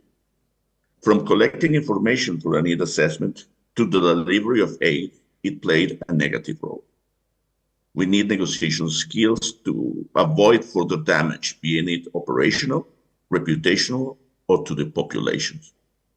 And at last, I want to say that the impact of climatic change on the territory is increasing the occurrence of natural disasters, increasing the risks, and it is adding pressure on scarce resources to attend the sudden demands of vulnerable populations. That's what I can say about this question. Thank you. Thank you, Archimedes. Thank you, Archimedes. Cristina, we're going to stay in this same question. You are a senior researcher on humanitarian action, peace building, and forced migration. You seek always to bridge academic research and teaching with policy and practice. And indeed, you have conducted your research in contexts as complex as Bangladesh. What is your perception about these changes in the context of humanitarian negotiation? Yeah, thank you very much, first of all, for inviting me to this conversation. I'm very happy to share our thoughts today, but also for this question and introduction. So, I mean, Archimedes already pointed out some very important things. I mean, there's this general discourse, diversification of actors. We have the politicization of aid, but he also drew attention to this very important aspect of technology and, how this may be also impacting on negotiation space and the negotiations themselves. I think they also they are embedded, these things also in other aspects such as the criminalization of aid. We see mainly through counterterrorism, for example, regulations and laws, but also, for example, anti-immigration sentiments. So in the areas I'm working on, most Bangladesh, as you mentioned, but also the Central Mediterranean and search and rescue operations. Of course, they do operate in an environment where there is also populism, there is anti-immigration sentiments, defamation activities. So this is a complex, very political setting in which they have to navigate and operate and negotiate. And another aspect I would like to point out on a different level is that also through bringing us maybe also to the topic today of, also the local actors that are involved in this, is through remote management, increasing remote management, plus the localization agenda. We have an increased involvement of local actors in negotiating. for access and protection. So this is maybe a landscape we have. We have the diversification of actors, the politicization of aid, a general hostile environment, as Akabine has already said. Yeah, I think that's the main points I would like to share here. Okay, thank you, Christina. Khalil, in the same kind of issue, you have been working with humanitarian negotiation from 2011 in a context as complicated as Afghanistan. The changes there are known by all of us, but has the environment changed differently for national organization than for international organization? What is your point of view? Thank you very much. Thanks, colleagues, for having me today here from Afghanistan. A very good discussion, actually, because this question is somehow related to the concept of localization and how this might interfering by the local governments into the process of the negotiation and impacting positively or negatively. That is why addressing your points about the changing the environment, how its effect on the local and international NGO is that there is not a unique strategy, actually, from my point of view, in terms of the negotiation. When you're going to the context for negotiating into humanitarian responses and delivery into the context, the different context, maybe Afghanistan is different from Venezuela, or maybe from other countries. So that is why this concept is not unique. You should apply different methods, different strategies in order to make this ultimate objective of this negotiation, which is the access to the humanitarian responses for the vulnerable people in the communities. That is why, in the context of Afghanistan, which I would like to mention, is that different. Actually, it has been quite different for national and international NGO in terms of for this negotiation, which for the national NGOs are the easy target, actually, for the authorities in order to comply, in order to accelerate their whatever they want, whatever their orders are, in order to apply whatever they want to manipulate the humanitarian responses on the ground. So, and this will really difficult the process of negotiation. Why? Because maybe in many cases, the national NGOs, in the back stage, there is no international NGOs as the donors, maybe to support them in the context of the country, and the countries are really, or the authorities might have difficulties in order to make the process of negotiation a bit difficult.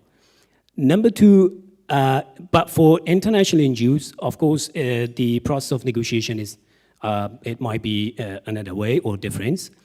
But the other point, which is actually the process of negotiation in the environment of negotiation, which is different between national and international NGO, is the because the national NGOs are usually used as a reference, as a kind of reference for others, that because the unique strategies are coming in the context and they would like to apply on the humanitarian agencies, either national or international NGOs. In the context of Afghanistan, you know that both agencies of national and international are registered with the Ministry of Economy, and both rules are coming from those ministries. So the international NGOs are having some power in terms of their donors, in terms of having some funding or supporting the vulnerable communities. That's why their voices are a bit bigger than the national NGOs on the context, on the ground. So that is why when they are applying those strategies on the national NGOs, it has been used as a reference for the international, and saying that, okay, these policies or whatever, interference, whatever are applying on them. So we are using with the same process, and the same expectation is going to the international or other national NGOs, which they are not complying with the rules and regulations which are coming on them. And the final things I would like to say for the sake of time is which is a bit difficult, making the negotiations a bit difficult for the international NGO, is the high cost. Actually, the high cost for the international NGO into the context of like Afghanistan is a bit difficult to be accepted by the authorities, because the ratio of 75-25% means 75% directly going to the program, to the beneficiaries, and 25% is coming to the support costs or program support costs in terms of the budgeting. It is not somehow acceptable. what is the consequence of this one? It is making the negotiation difficult for the international NGOs or for the national NGOs as well. That is why the context is somehow, we can say, gray. It's not black and white. For that purpose, we can say this is quite different for national and international NGOs into Afghanistan. Thank you. Thank you, Khalil. Ansatu, you are an educator, gender activist, a peace builder recognized for your work and amplifying the voices of victims and survivors from the Boko Haram insurgency. You have led initiatives on transitional justice and advocate for alternative approach to the end of the conflict in northeastern Nigeria. What is your perception about this differentiation between the impact of contextual change among national and international actors? Thank you very much. Thank you very much. A lot has been said by my colleagues on this. What I may perhaps add is as you rightly said, I'm not a professional or an academician, but a practitioner in the field. So I will always want to speak to what I witness practically rather than the theoretical aspect. So in view of this protracted conflict that I am operating is, I think the rise of new non-state actors also impinges, impact us much to this conflict.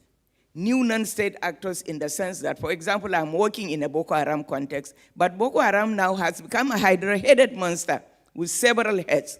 Criminals, bandits, and even kidnappers, and the Boko Haram itself dividing itself into several factions.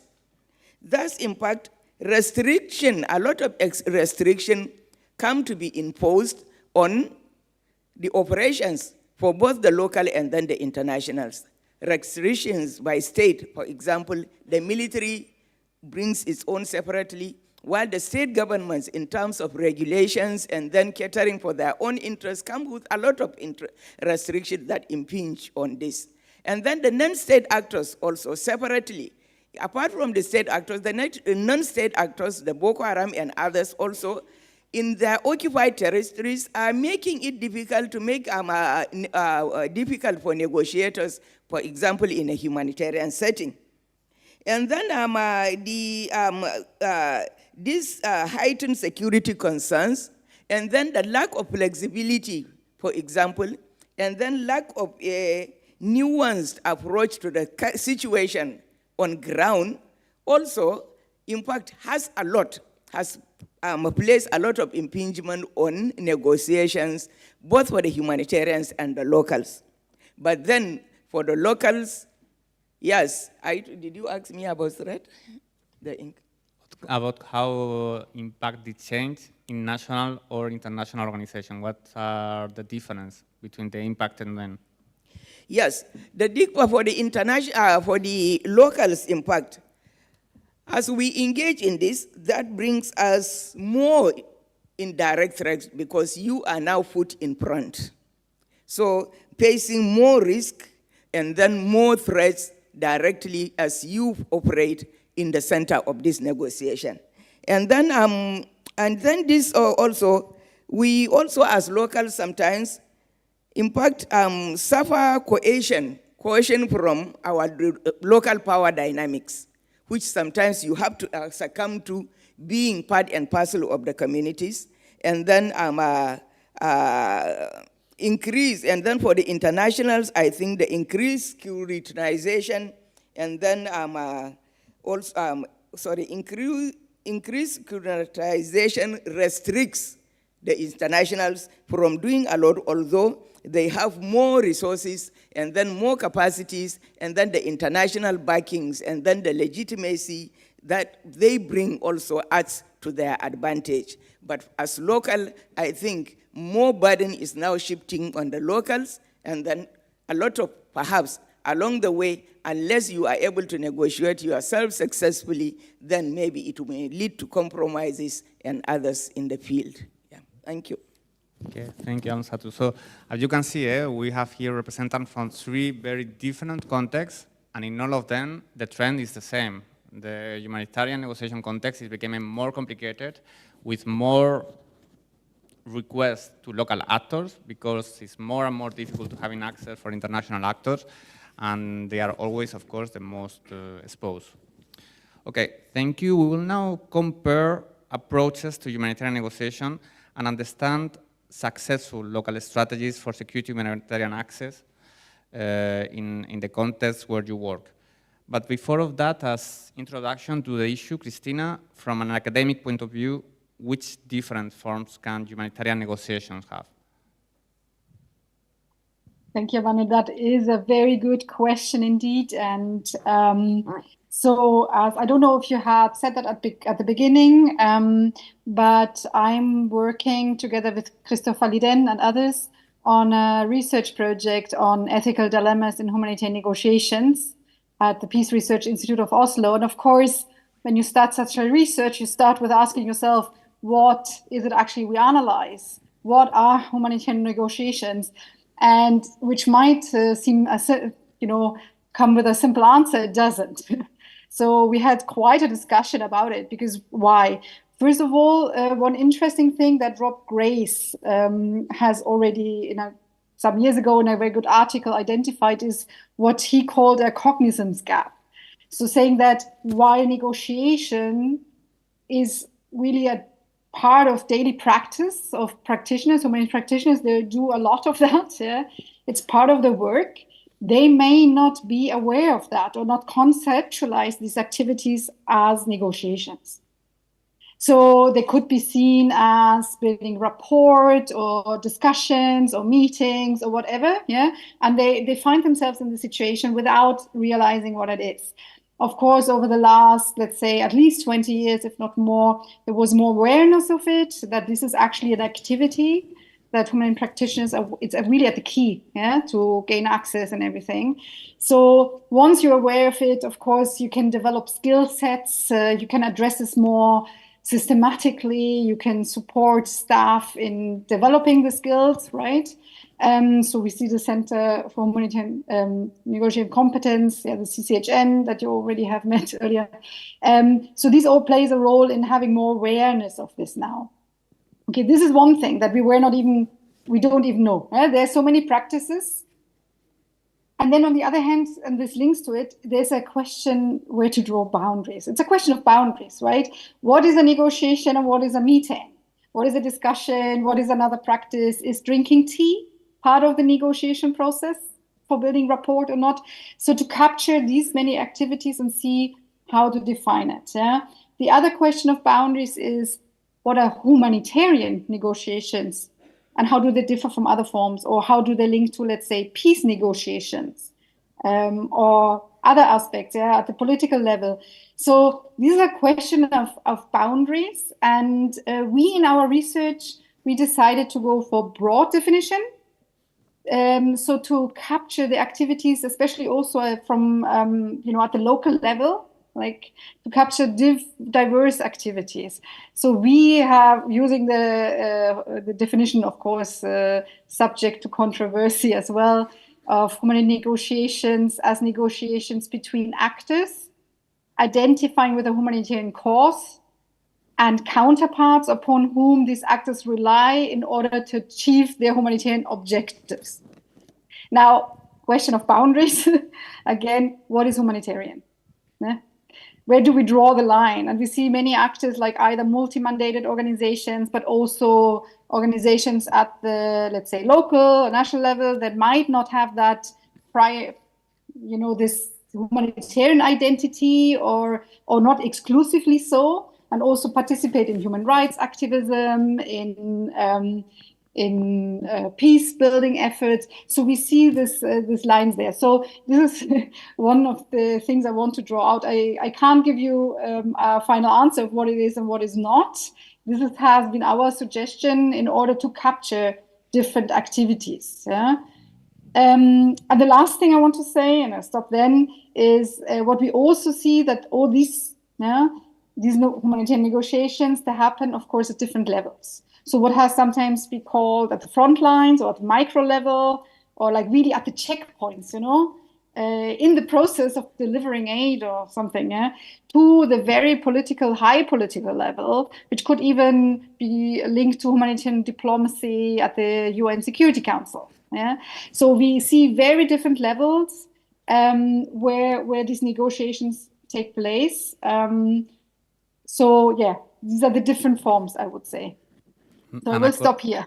And according to your research, are there differences between the approaches of national and international organizations? Yeah, this is, I think, a very interesting question, because it kind of,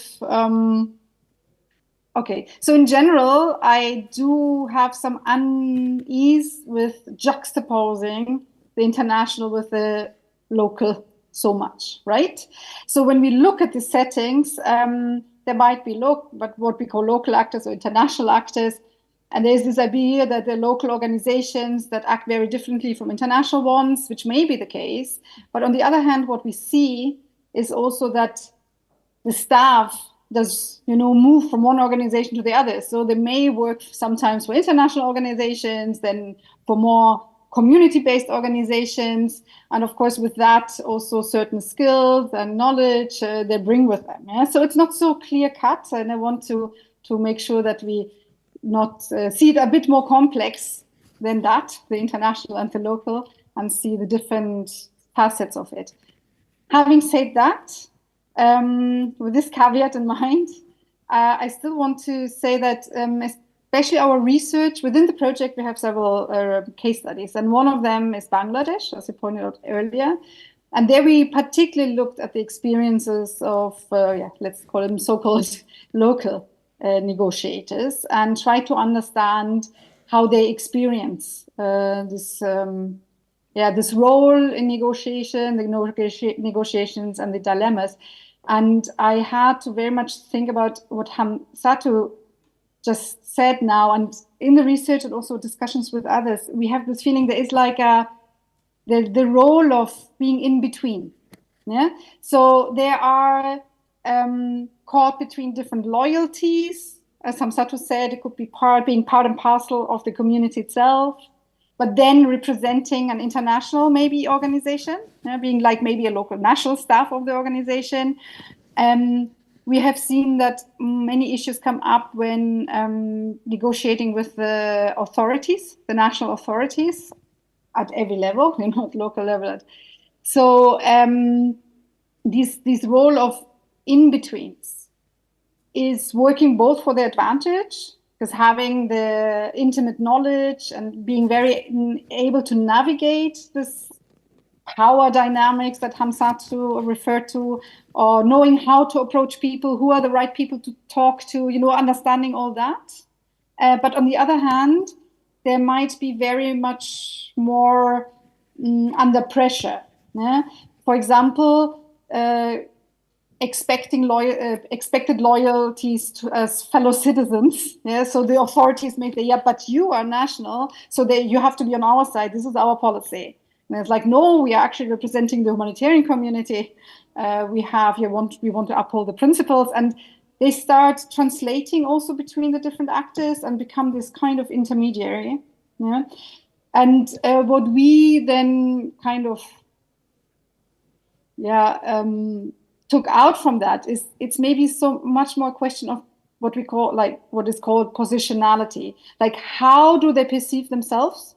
Like as local, as being part of a representative of an organization, of an international organization, part of the community. Where do they position themselves in that humanitarian context? And how are they perceived by others? Because they may very well have a professional identity of a representative of an international NGO, yeah? But then from the counterparts, they're just being the fellow citizens or locals, and are put into that position when negotiating. So they have to develop different strategies. And I think the others, with their experience at the practical level, can maybe say that reflects what they experience, and maybe also share some examples. Yeah, let me stop here. Sorry, that was long. Thank you, Christina. Actually, yes, Khalil or Amsatu, what is your experience regarding this point? Which are the different the difference in the approaches from national and international organizations regarding the negotiation?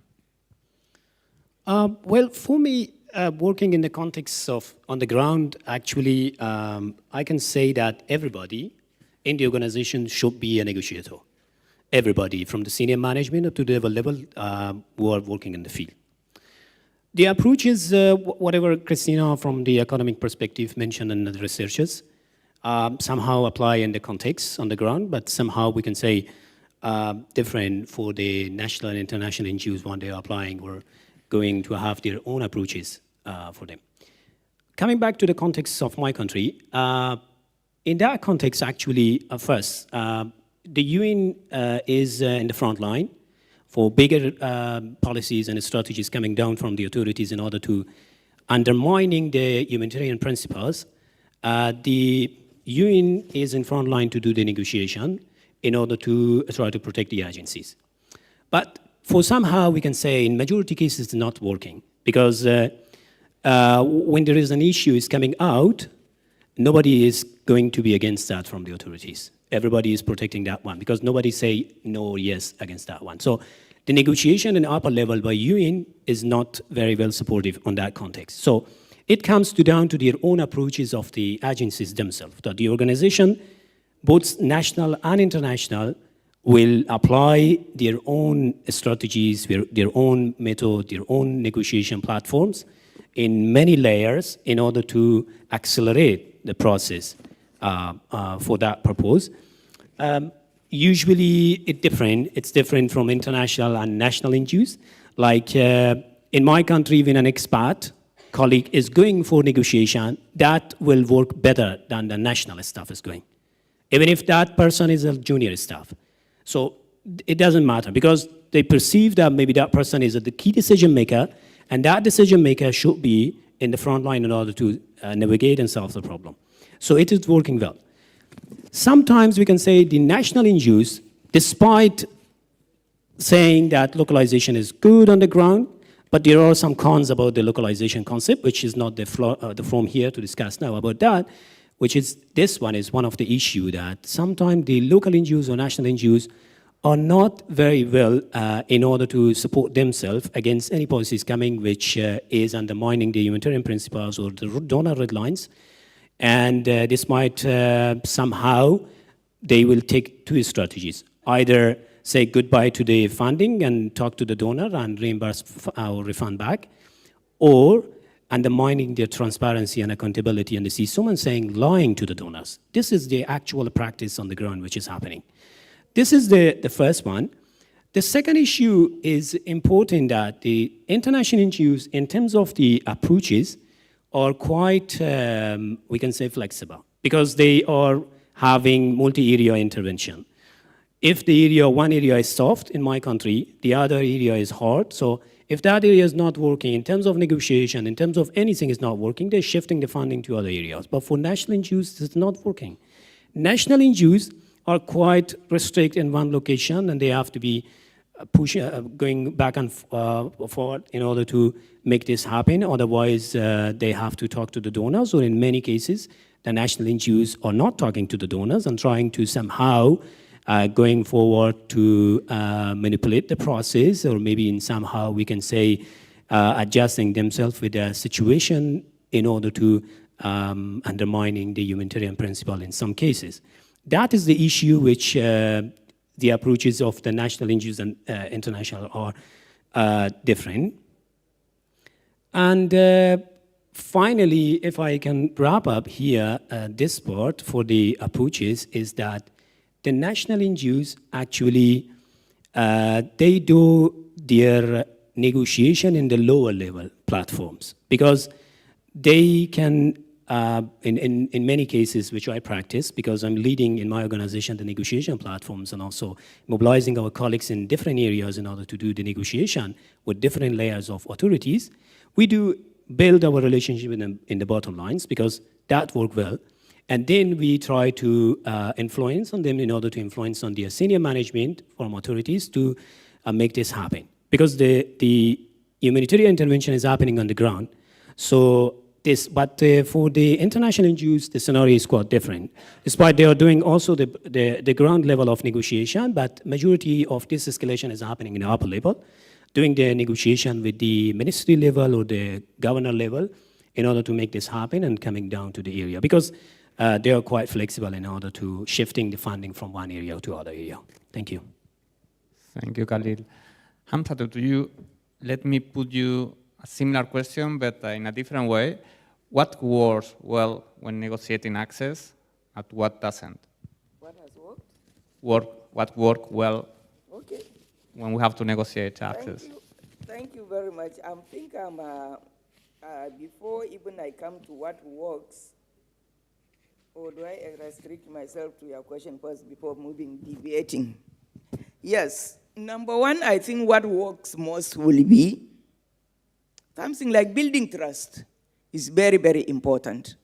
Yes, building trust with the locals in terms as activists, as local humanitarian actors, as well as with the communities.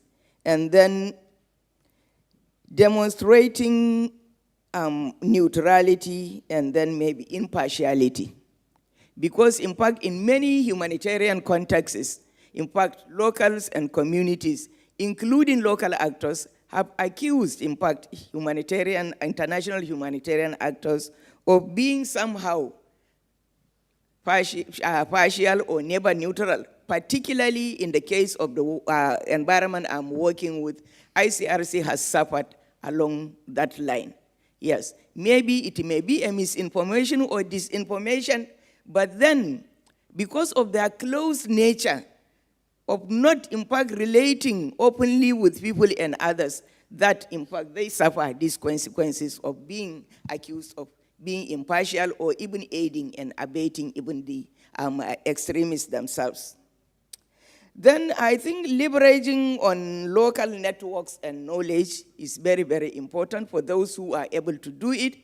Yesterday, people are talking about how do they open more offices or scale up their interventions in these volatile environments in view of the current geopolitical shifts where, in fact, funding for humanitarian and other activities are being cut across globally. Yes, so therefore you don't need to, in fact, go practically to set up. Maybe the challenge will be identifying sincere, dedicated and trusted local actors so that you can leverage on their knowledge, expertise, and experience so that they can operate like the international themselves being there in the field. So many others have tried it and then it has worked. And then maybe ensuring transparency in communications, yes, is very, very important. Yes, we have seen how it has, in fact, helped others. And then in many cases, actors that are not transparent in communication, particularly the one I mentioned in the, maybe they call it, yes, is ethic, is their ethics, is something like that. But then this closeness in communicating with locals, in fact, brings a lot of problems. And then we have seen how it has worked well for those who are able to open up. And then using intermediaries trusted by all parties. Yes, in localizing negotiation, definitely you have to use local intermediaries. But then those local intermediaries, how do you ensure that they are trusted and then whatever they do is acceptable to all the parties, be they state or even the parties in the conflict or even or others in the communities. So it's very, very important if adopting this measure can help a lot.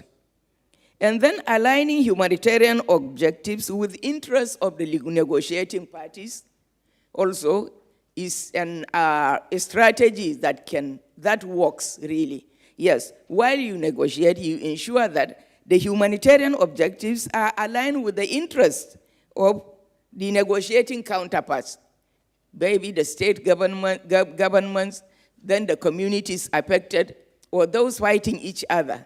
Because I am telling you this in view of my experiences of working in a place where asymmetric warfare is taking place, that is, voice of the community are fighting their government. So therefore, in fact, adopting such strategies of aligning your objective with the interests of all helps a lot. And then avoid over-rigidity, yes, particularly with international actors, and then maybe a lack of cultural sensitivity. Yes, but now I have seen many actors, in fact, adopting this, because I can see people coming from the West. By the time they come to my community, they wear maybe hijabs, the women covering their heads and others. Yes, this is cultural sensitivity.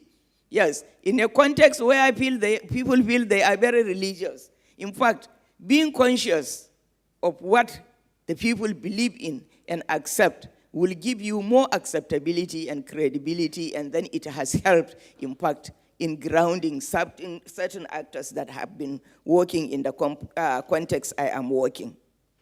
So, and also, yes, being perceived as politically motivated also can undermine.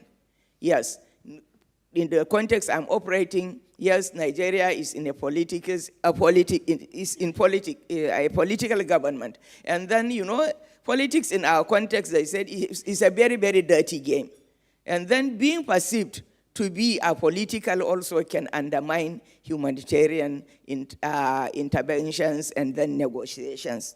So with this, I think if these things have been carefully watched, what do yes, I think I have something here. Yes, I have so many papers, yes. Yes, so I think if such things can be adhered to, it will minimize a lot and then go a lot to help the locals who, in fact, I think can gain greater influences working in such contexts like this. In spite of the fact that we as locals face greater risks, violence, and even manipulation, like in the cases of ICRC staff, a girl and a pregnant woman were abducted and then even kept for months, well fed, but then eventually executed. But then in spite of all this, but then it gives us greater influences, honestly. Being seen in the front line, negotiating on behalf of international actors. And then although also maintaining neutrality and for us and independence in view of the fact that, yes, you are a son and daughter of the community, you are a local, and then being seen with an international leading negotiation in them, or for them, honestly, is a challenge for us, maintaining particularly our neutrality in a context and independence in such a context. And then for the international also, although this will lead you to more reliance on local actors, yes, definitely, but then it can be of advantage as well as disadvantage depending on the power relations. So it can hinder or even enhance your negotiations depending on who the local actor you are engaging in is.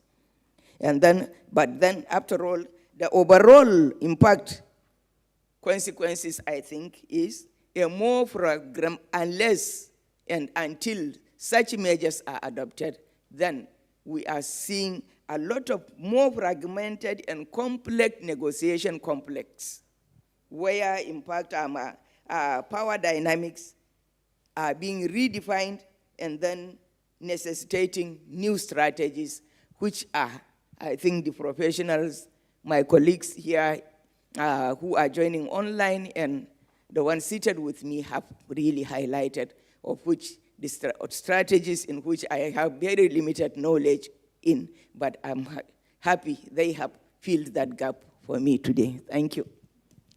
Thank you, Hamza, too. You were there this morning. There was a proposal about abandoning neutrality and assuming a political position. it seems in some contexts, at least in some contexts, it's not the best option. You start mentioning, Hamsatu, about the challenge. Archimedes, I'm going to you. What are the biggest challenges for humanitarian negotiation when negotiating with vis-a-vis with authoritarian authorities or with authoritarian practices?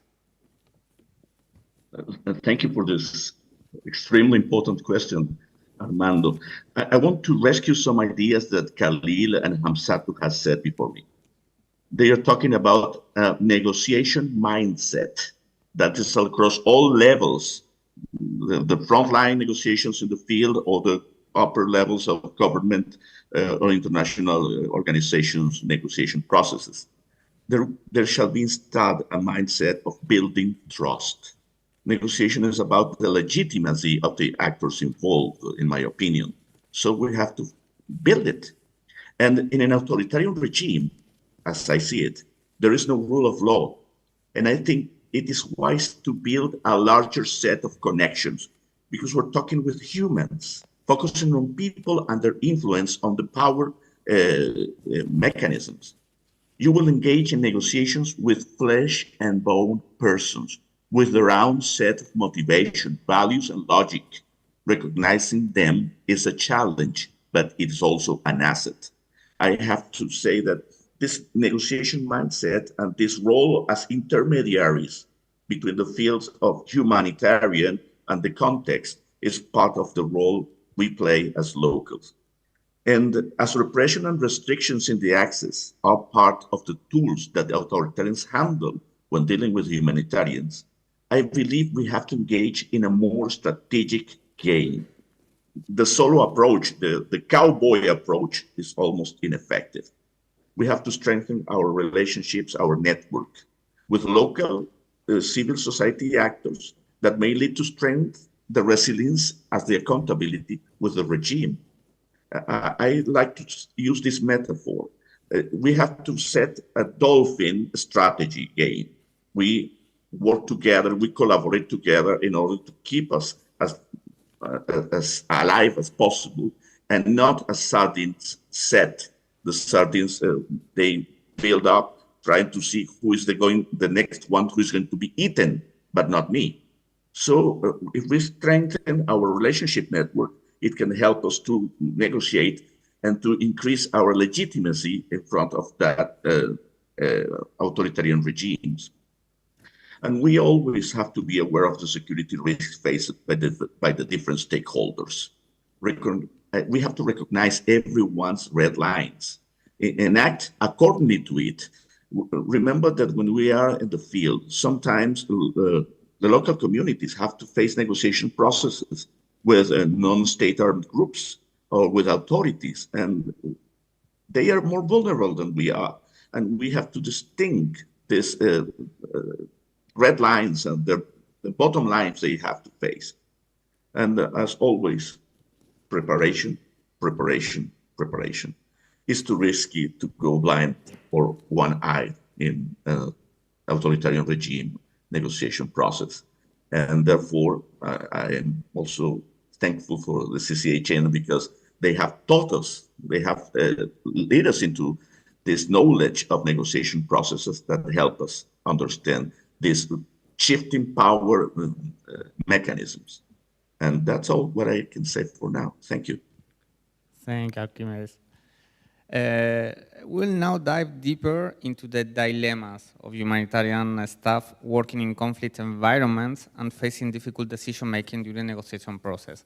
So I would like to stay in Venezuela for a while. Archimedes, which practical security and ethical dilemmas are organizations facing in a country like Venezuela? And which are the mechanisms to deal with these difficult decisions? But in terms of what we face, there are stressing situations when you have the violation of human rights in front of your actions, and you have the pressure of politicization of the aid. And these dilemmas are stressing forces around the humanitarian principles, and we have to deal it in a practical and in a practical way, but without putting in risk and other organizations and other stakeholders that are in play.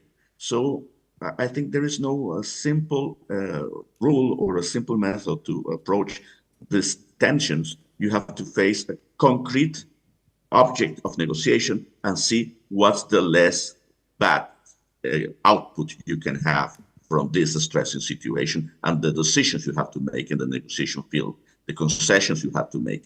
So there's no rule of thumb, I think, Armando. I'm sorry that I couldn't understand and couldn't answer with a practical approach. Thank you. Thank you, Archimedes. And Cristina, from an academic perspective, too, always, which are the dilemmas you have found in your research?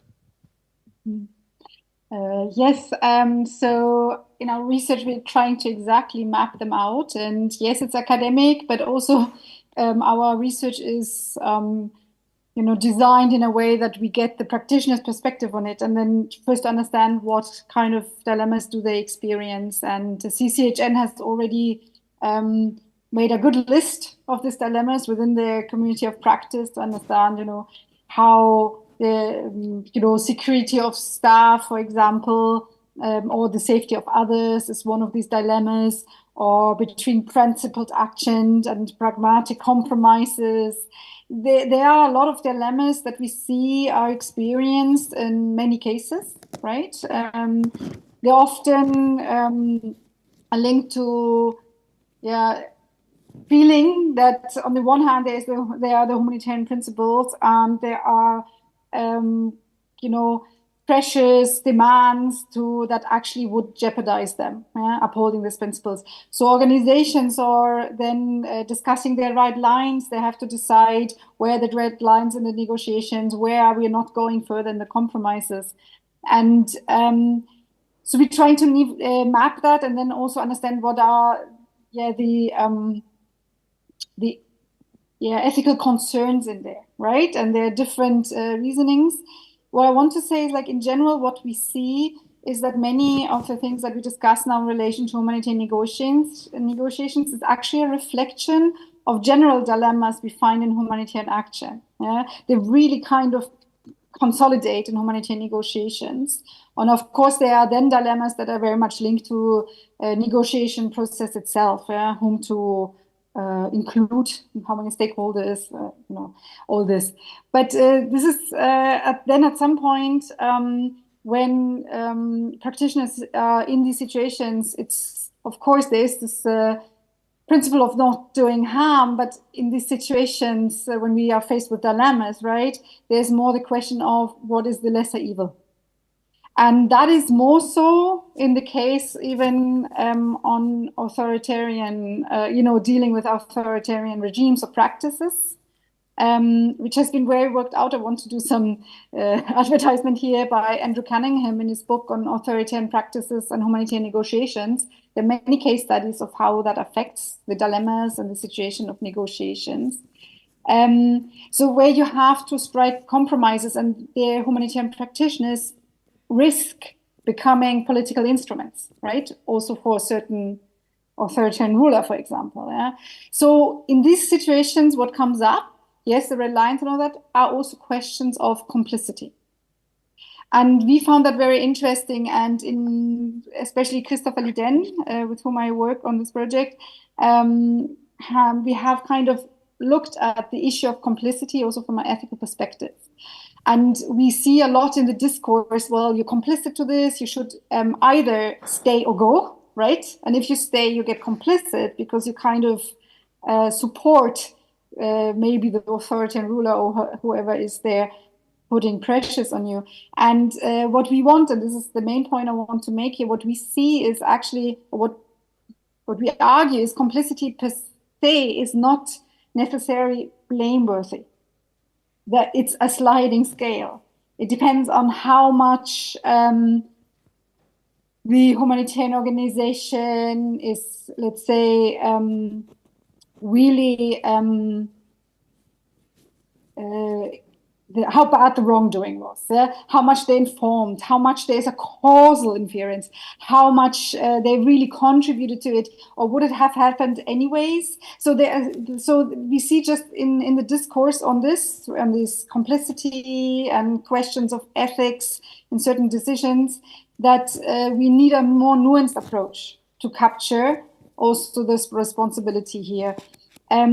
Another thing I want to say, what we have experienced, and I'm very happy for that we have this panel here today, is that practitioners are really, it's also a mental health issue, I would say at some point, because they really have to make very difficult decisions, and they may not have long time to reflect on it. Sometimes they leave it left alone, even at the front lines, not communicating with the headquarters, and so there is a need to address it and not to put blame on anyone, but to share this experience and have lessons learned. So a colleague from us also has identified this tacit engagement, and this, so Aisha Balakal has written on this culture of silence.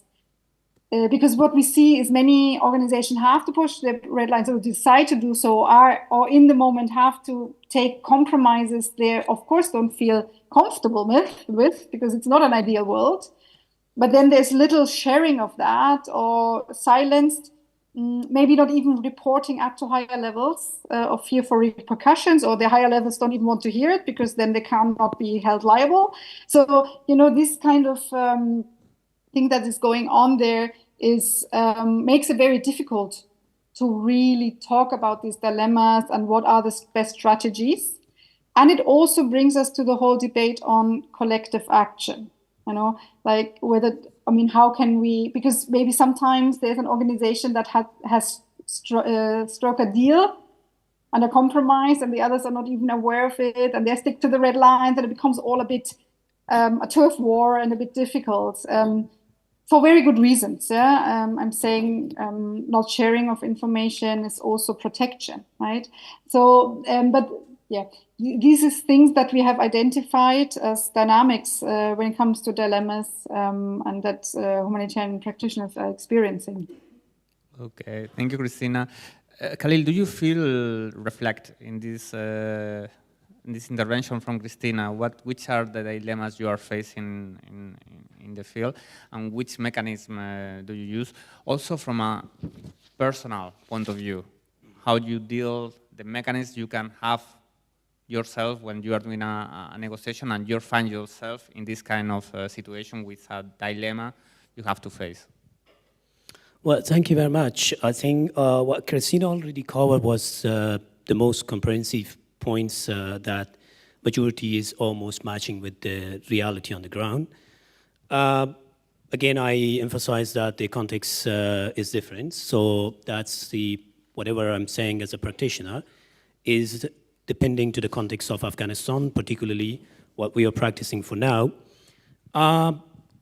In such a stressful situation, when there is a dilemma is happening, or there are some dilemmas in terms of humanitarian responses and also in terms of negotiation. First, we are trying to manage in a certain ways, which is approved by the senior management of the organization. Somehow, first of all, protecting the red lines of the donors. Secondly, trying to protecting the principles, the humanitarian principle, whatever is given to us.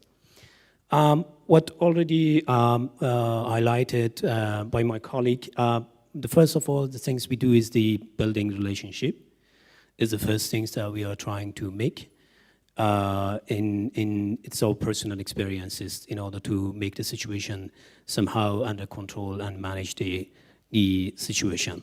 What does it mean? It does not mean that we are doing or compromising the red lines. We are not compromising any of the humanitarian principle, but we are trying to make our best in order to spending time and having negotiation, having discussions with them in order to make these things a bit like the tension is decreased, and then trying to solve the issues. The second, what we are trying to make the process whatever which is acceptable by the donors and acceptable in the humanitarian platforms, which we try to make ourselves adjust with them.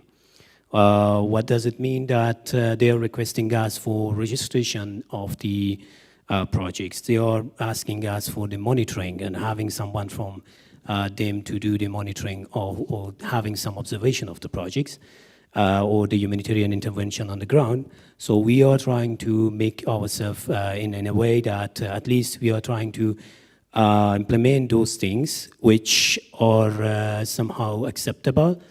And then we, in other ways, when there are some other dilemmas, we try to control or manage that situation. In our statistic also, we are trying to be very transparent and honest in order to saying everything in the first presentation and the first impression is giving to the authorities. And the first lines that, yes, actually, this is the capacity, this is the red lines by donors, these are our limited capacity, these are our gaps, and everything is communicated very well with them, with the authorities. So this is trying to somehow reducing any sort of expectation, any sort of dilemmas in the future in the midway of the project, which is happening. This is somehow, we can say, the experience is happening in Afghanistan, which we are practicing. Thank you. Okay, thanks to you, Khalil. Let's pass to the last part of the panel. I'm going to ask you to be brief because we are running out of time. But I think it's important. Let's focus now in the future. How to go forward. We will try to identify lessons learned and recommendations for international actors on how to improve access through negotiation and to best support national organizations. So, Hamsatu, what are our blind spots with regard to humanitarian negotiation? Yes, quickly let me add to the dilemma also. Maybe in our context, politicization of humanitarian aid, and then the scrutinization of that is balancing the need for security measures and then with principles of independence is really another dilemma. And then accusation of complicity and collaboration, which I kept repeating, also is another dilemma that is being faced. Then coming to the blind spots, really, I think one major one is this overlooking of local complexities, local context.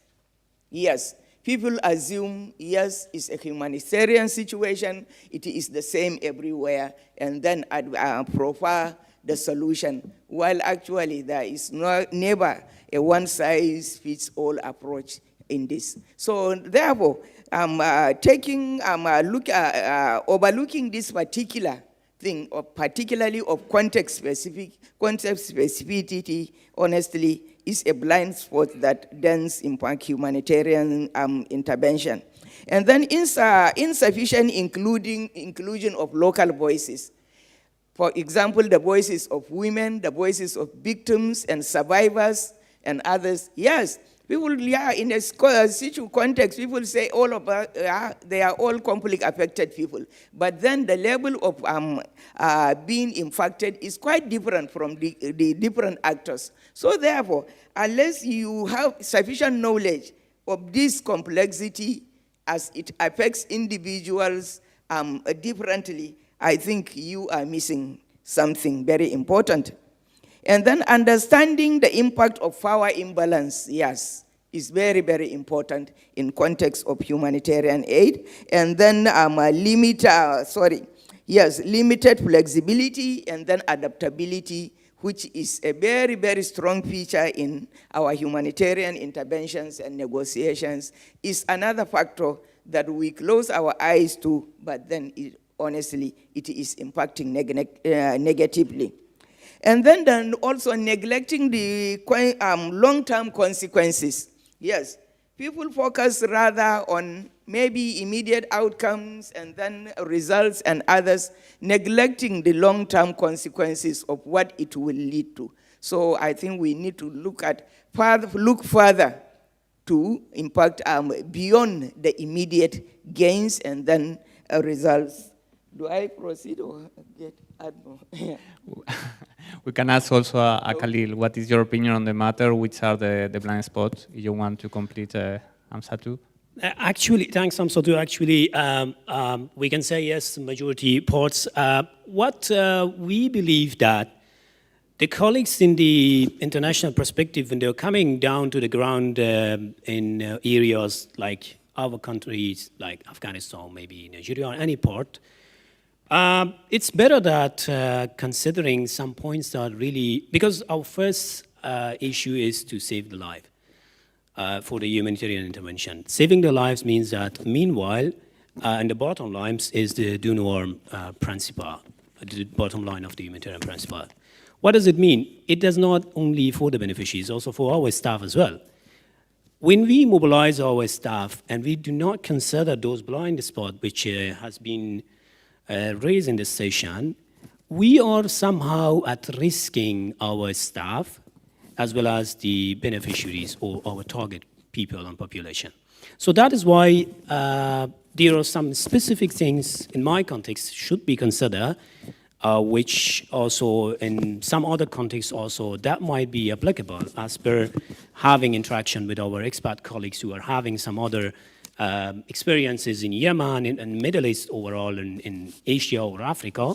When we have interaction, because I have the international background as well, I believe that we will somehow save our staff from the high risk.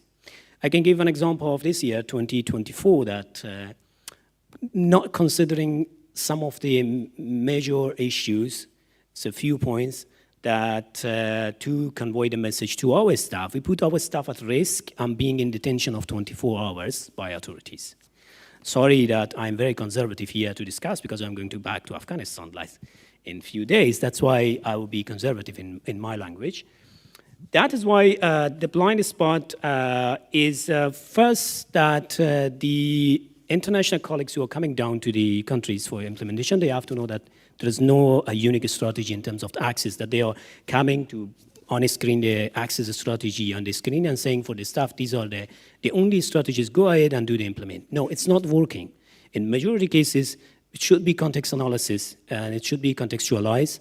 And after that, reviewing, having some sort of experience and knowledge, learning from the local staff, and learning and also adjust them. When they adjust together, merging both the local concept and also the international standard, both together, we can have a better outcome. Otherwise, we will risk our staff as well as our target population.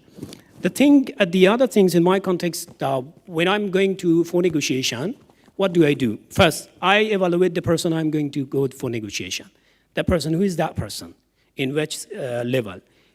I interact with those agencies that they had a kind of interaction with that guy. And I talk to my counterparts in other agencies that, hey, what was your impression from that guy? What are the best and worst things about that guy? Collecting some more information.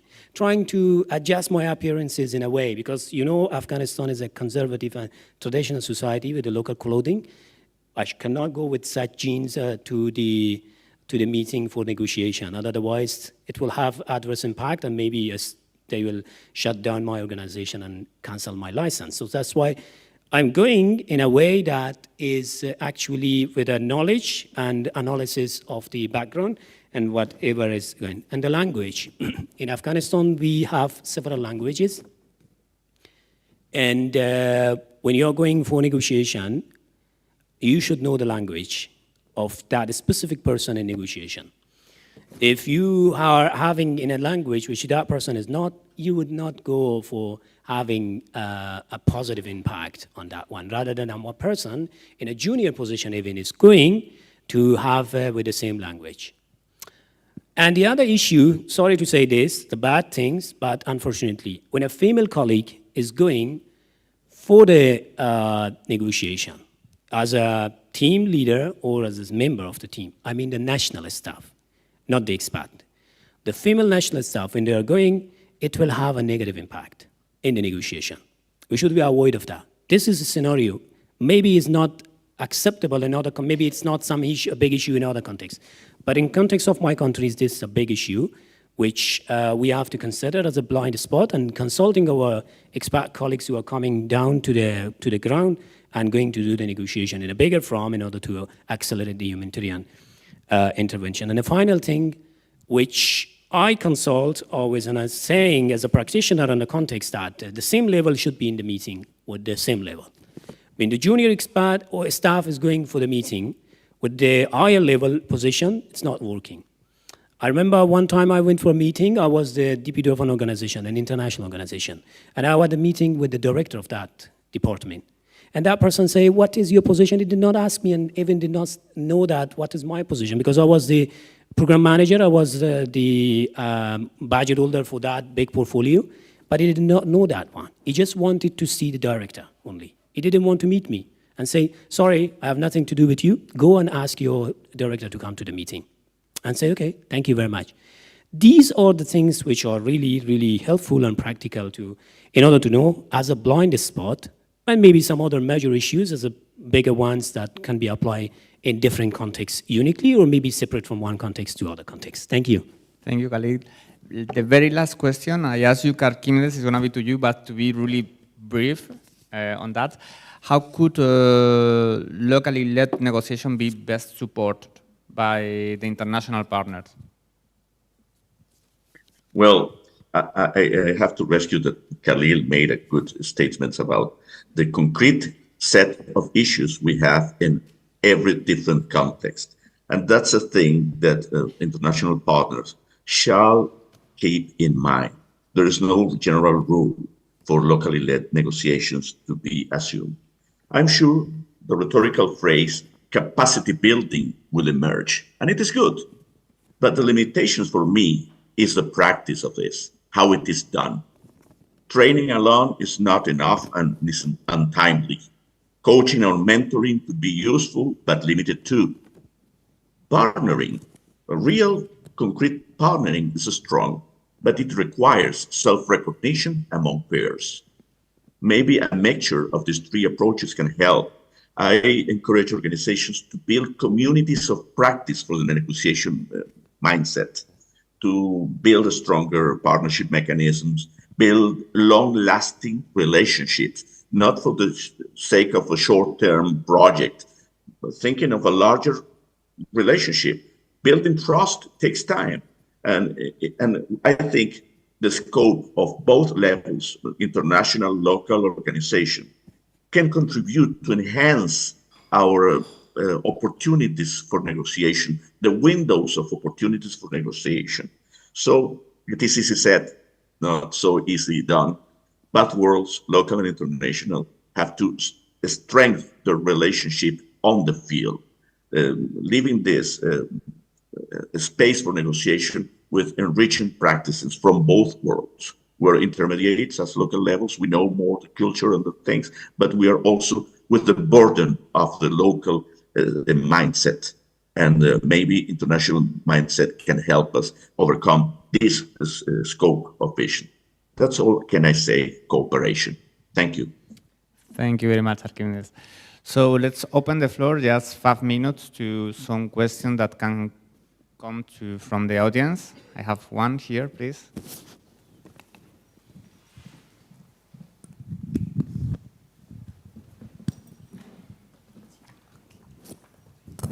Thank you so much for the amazing presentation. I have a few questions. The first one is for Hajia Hamsatu. So I would like to know how you have been able to deal with implementation time pressure versus the time frame you need to negotiate access. And I have another question for Khalil. This is just me being very inquisitive. Have you ever been in a position where your neutrality was questioned, and how did you deal with it? And my third question is quite general, so anyone can take it. It's about the trend of unsuccessful negotiations in the hottest conflict zones, Gaza, Ukraine. Is that impacting in your region somehow? Because we see this as a trend of negotiations being unsuccessful and the impact it has on the ground in actually implementing humanitarian action. Thank you. Yes, yes. So do you want to answer, Hamsatu? How we deal with implementation times and others. Well, maybe my last a question which Armando didn't ask me could have answered your questions, because I have some recommendations here that will be able to impact. Let me use this opportunity to say some of them. Yes, for the internationals, and I think what you need to do to be successful is adopt flexibility in your funding, so that we, the locals, have time and then resources to manipulate and respond to the needs of our communities appropriately, so long as we can equitably account for the funds and resources.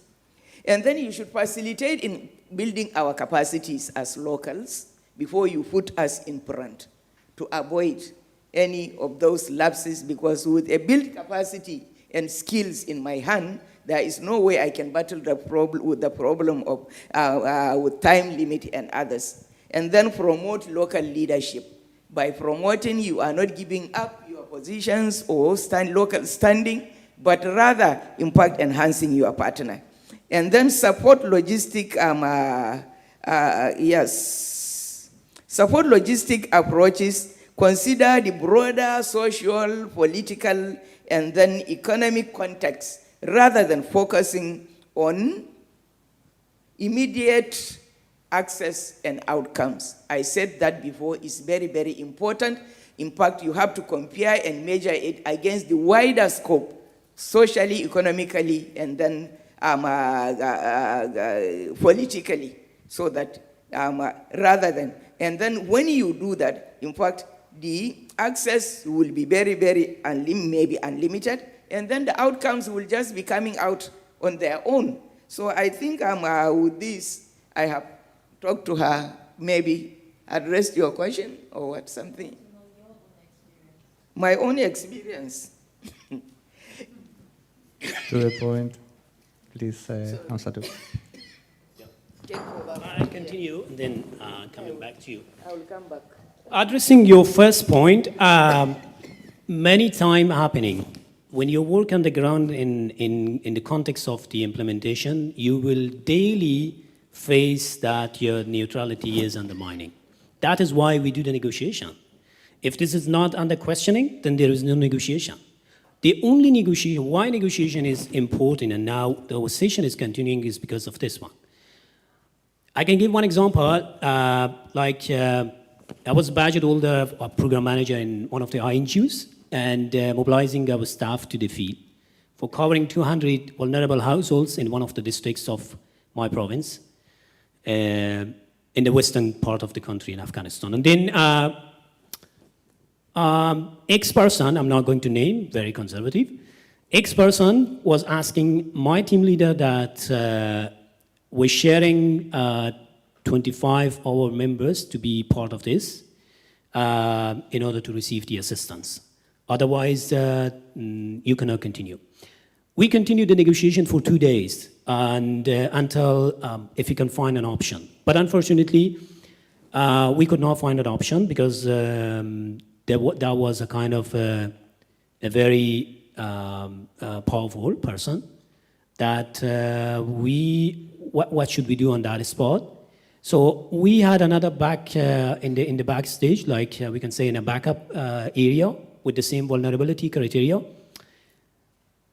I consulted with my senior management, including the national and expat colleagues, and we decided to withdraw from that specific district and mobilizing the resources in another district. Look, this is one scenario I had faced. So there might be some scenario that there is no other option in the backstage, there is no backup. What should you do? That is why I said there is no black and white in negotiation.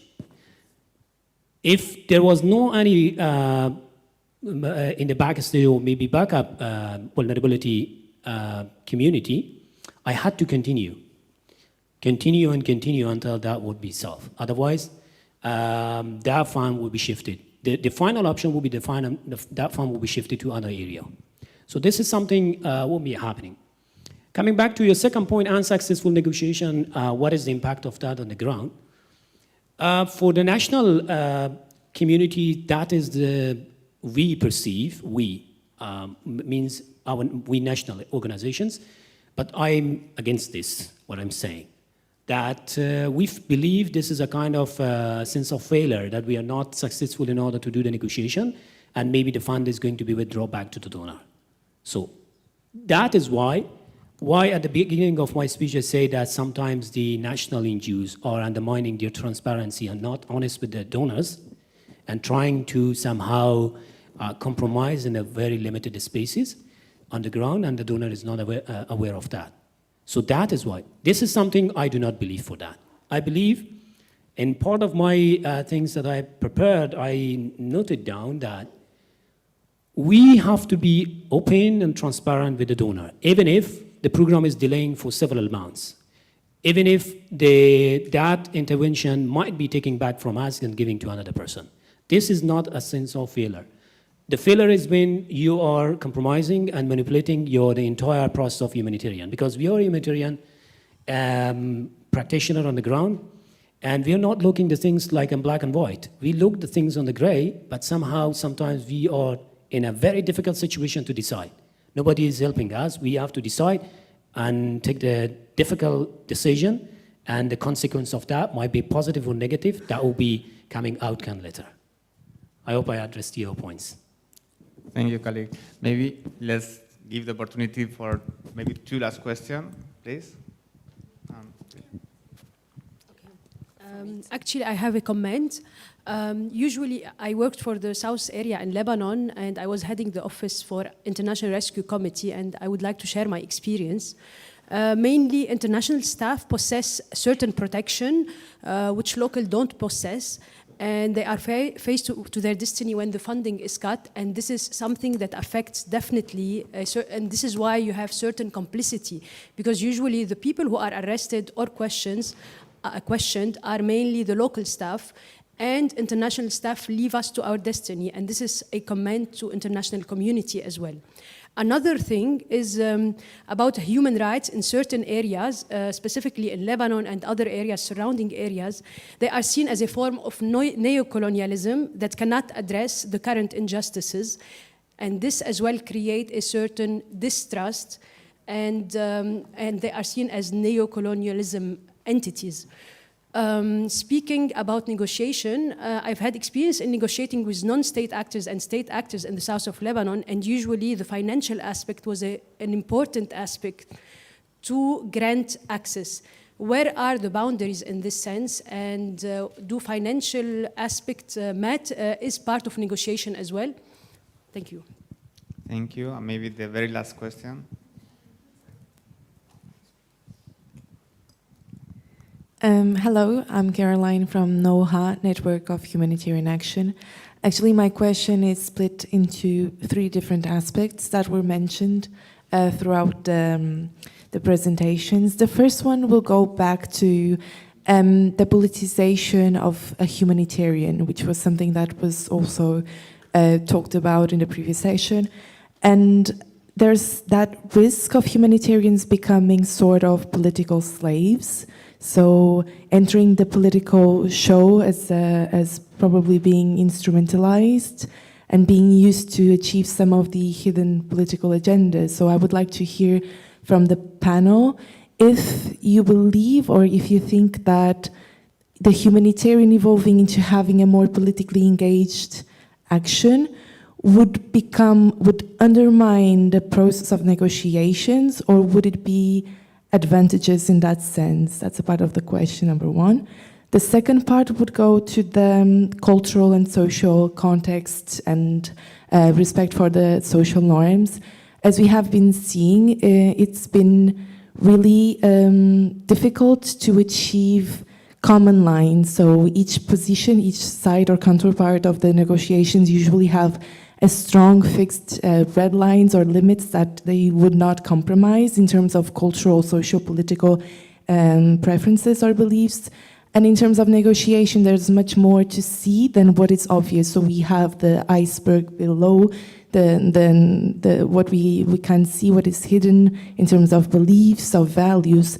What happens when there's a deadlock, when negotiations are not moving forward, when it's stagnant? What strategies do you find to keep the conversation going without just being repetitive to reach an outcome? And finally, just to be very brief, I would like to ask then to, I think, Christina, because of the example that you used, nowadays with disinformation and the rise of extremist narratives and the discourse on anti-immigration, and we also see that in Europe, unfortunately, I would like to ask you, how do you deal with the lack of political will to change this? Because we have been seeing the trend is not going properly in the migrant or refugee-friendly way. So in a negotiation, when you have to deal with so many counterparts from the private sector, public sector, even elites, how do you manage to build that bridge? That would be my last intervention. Thank Many you. questions are not easy, but you have, if you want to react, 1 minute, it's one maximum to answer, at least some of them. Who want to start? Hamsatu?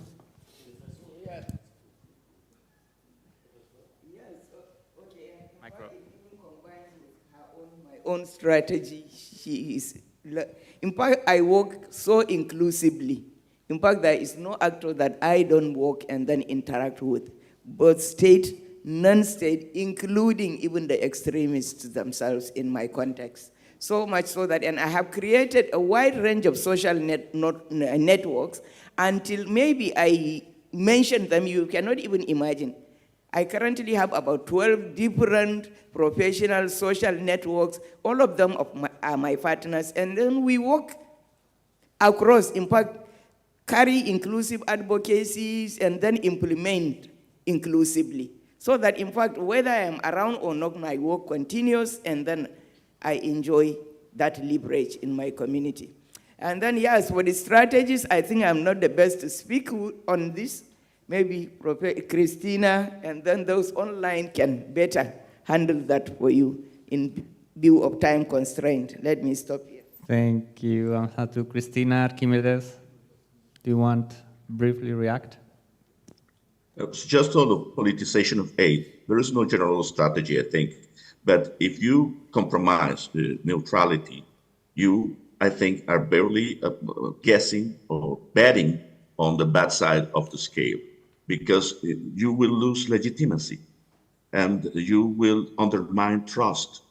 Remember, communities also form part of this politicization. So community members are impacted by politicization.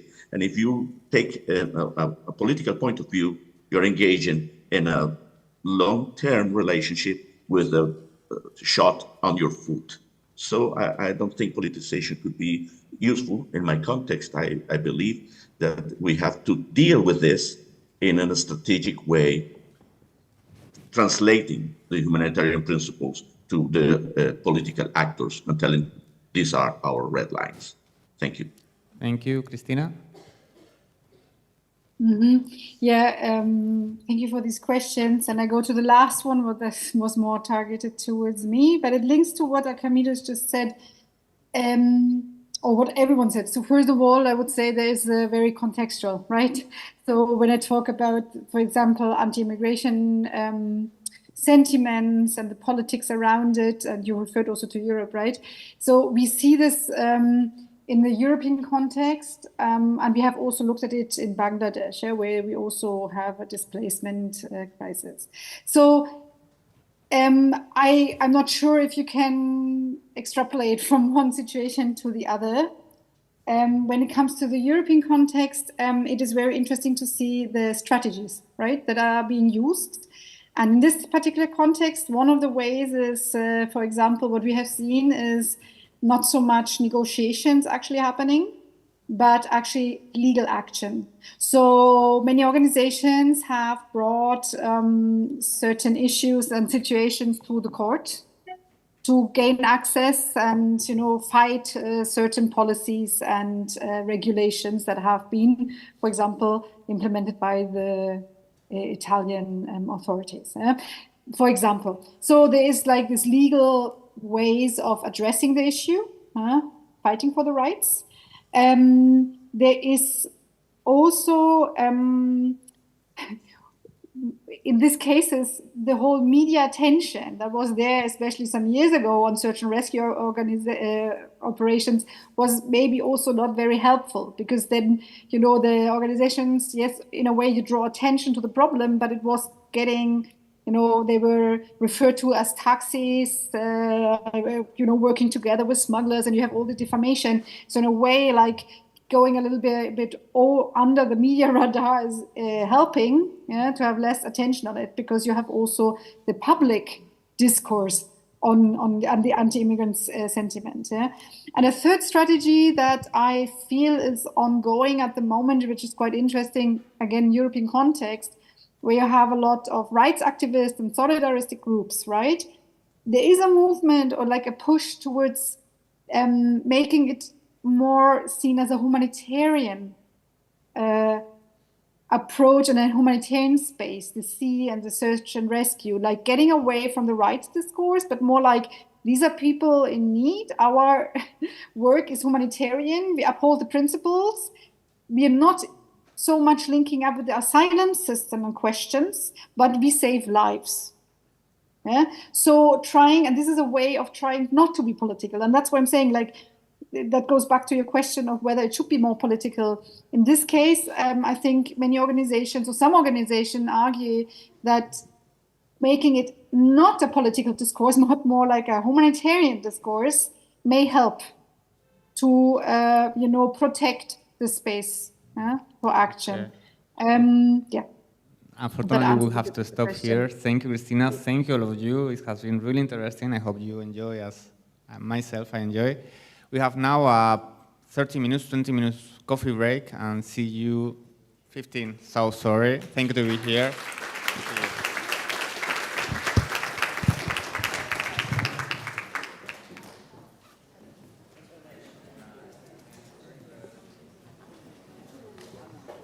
Thank you.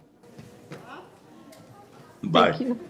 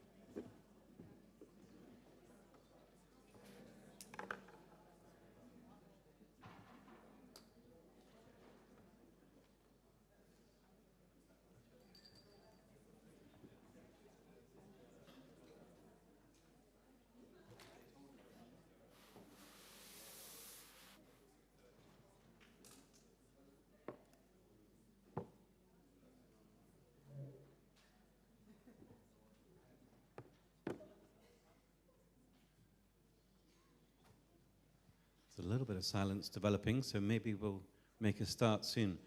Can I just check if we have Mizan online? Yeah, I'm here. Can you hear me? Amazing. Yeah, thank you so much. It's great. Well, let's kick off. I don't think I can see you at all. Am I supposed to see you or?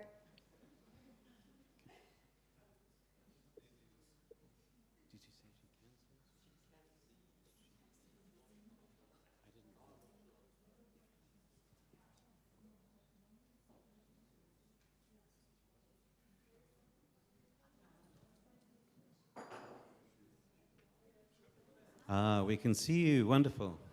That's great. Thank you, Mizan. It's great to see you. Yeah, great that you can see me, but I don't think I can see any of you. I hope I can see you too. Well, we're in a room in Berlin, in Germany. Yeah, we have, so the four of us are up on a panel at the front, and then we have a wonderful audience, soon-to-be participants in the room as well. So thank you for coming. Thank you for being here. It's great to see you. I know there are other events and sessions going on, so thank you for choosing this one. We really appreciate it. And thank you for joining online as well. There are a few people on YouTube who are watching. So what we will do is we'll have some Q&A after we've shared a few discussions, conversation. So please, if you're on YouTube and watching, please do make a note, ask some questions in the chat, and also in the room as well. Do think of some questions as we're speaking. So we'll hopefully come to you later, so that would be wonderful. We'd love this to be as interactive as we can, so we look forward to hearing your comments and questions as well. Also, I just wanted to thank Mariam Jensen-Youssef from Erzähl der Welt, or MDM Germany, for organizing this session and for inviting us to be on the panel. So thank you, Mariam. And before I provide a quick overview to this session, I'm just going to ask each panelist in turn just to very quickly introduce themselves, essentially who you are and who you're working with, and we won't spend much time on that at all. So first of all, I'll ask Mizan, if you'd like to introduce yourself. Yeah, sure. Hello, everyone. It's a bit strange because I cannot see you or the room, so I feel like I'm speaking to myself. But yeah, my name is Mitha Nu. I'm a regional coordinator at Asia Pacific Forum on Women, Law and Development, in short, APWLD. We are a feminist membership-driven network, and we have over 330 member organizations coming from over 33 countries and territories across the region.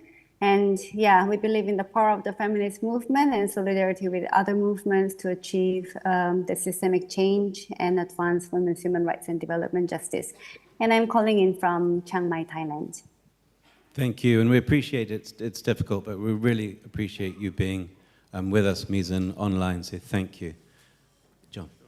Hi, everybody. My name is John Bryant. I'm a researcher with the Humanitarian Policy Group at ODI. For those of you not familiar, it's a non-profit global affairs research institute based in the UK. Hi.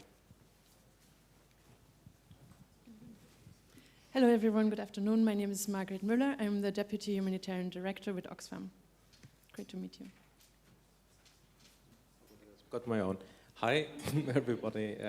My name is Mehdi Poyan. I'm the responsible desk officer here at the GFFO for Principles of Humanitarian Assistance and Aid, and responsible for our strategic portfolio focusing on localization, risk sharing, and security. Yeah. Thank you very much.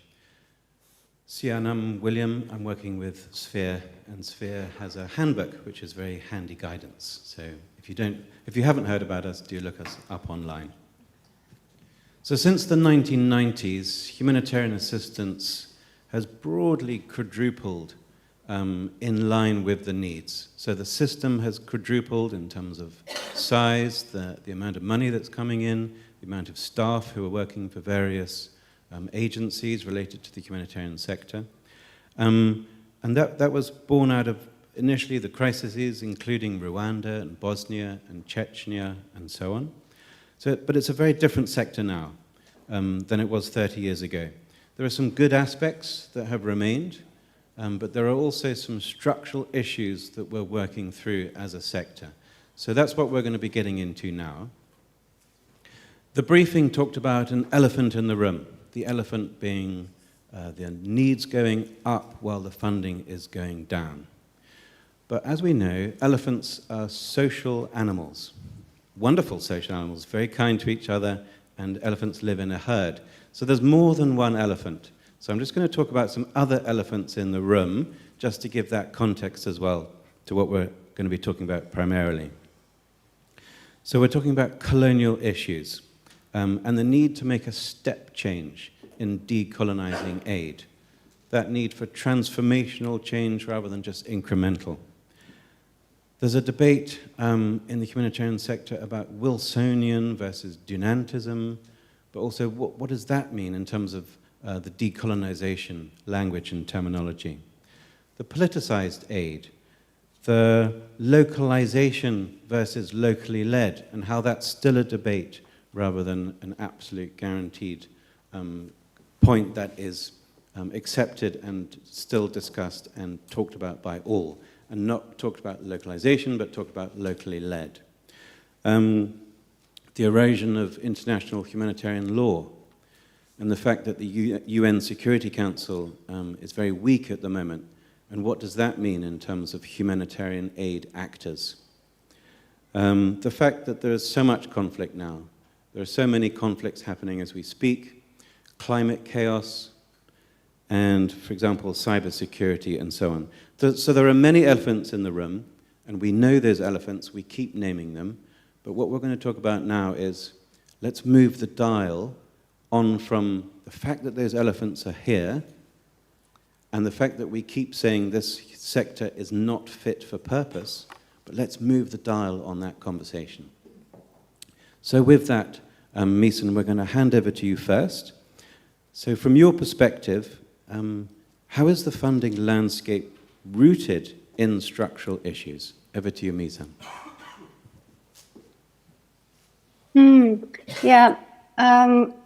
Thank you, William, for the question. And yeah, thank you for, again, having me in this space because strictly speaking, I'm not coming from the humanitarian sector, but rather the development sector, at least that's how we are categorized by most of the funders. Maybe I would like to actually instead ask a question back to you since when or has there ever been a moment when any kind of funding, be it humanitarian aid or development aid or justice aid or you name them, those aids are free from power and politics? And more specifically, has there ever been a case when funding was free from any political agenda of the global north and genuinely driven by and designed to support people's rights to self-determination and sovereignty? Additionally, when does the humanitarian crisis become a development crisis, and where and when do we draw the line? And I want to ask some of the questions for our thinking, like, is poverty, death, or human suffering from war and conflicts humanitarian concern? Or is poverty, death, or loss of dignity due to economic crisis humanitarian, or are they labeled rather as development crisis? Is food insecurity due to war and conflicts humanitarian crisis? Then how about food insecurity due to that or other macroeconomic crisis? Is it a humanitarian crisis or are they development crisis? And when and who decides a country or community needs urgent humanitarian aid while not prioritizing other country or community? I don't actually have answers to all these questions, but I pose these questions for our critical discussions and reflections.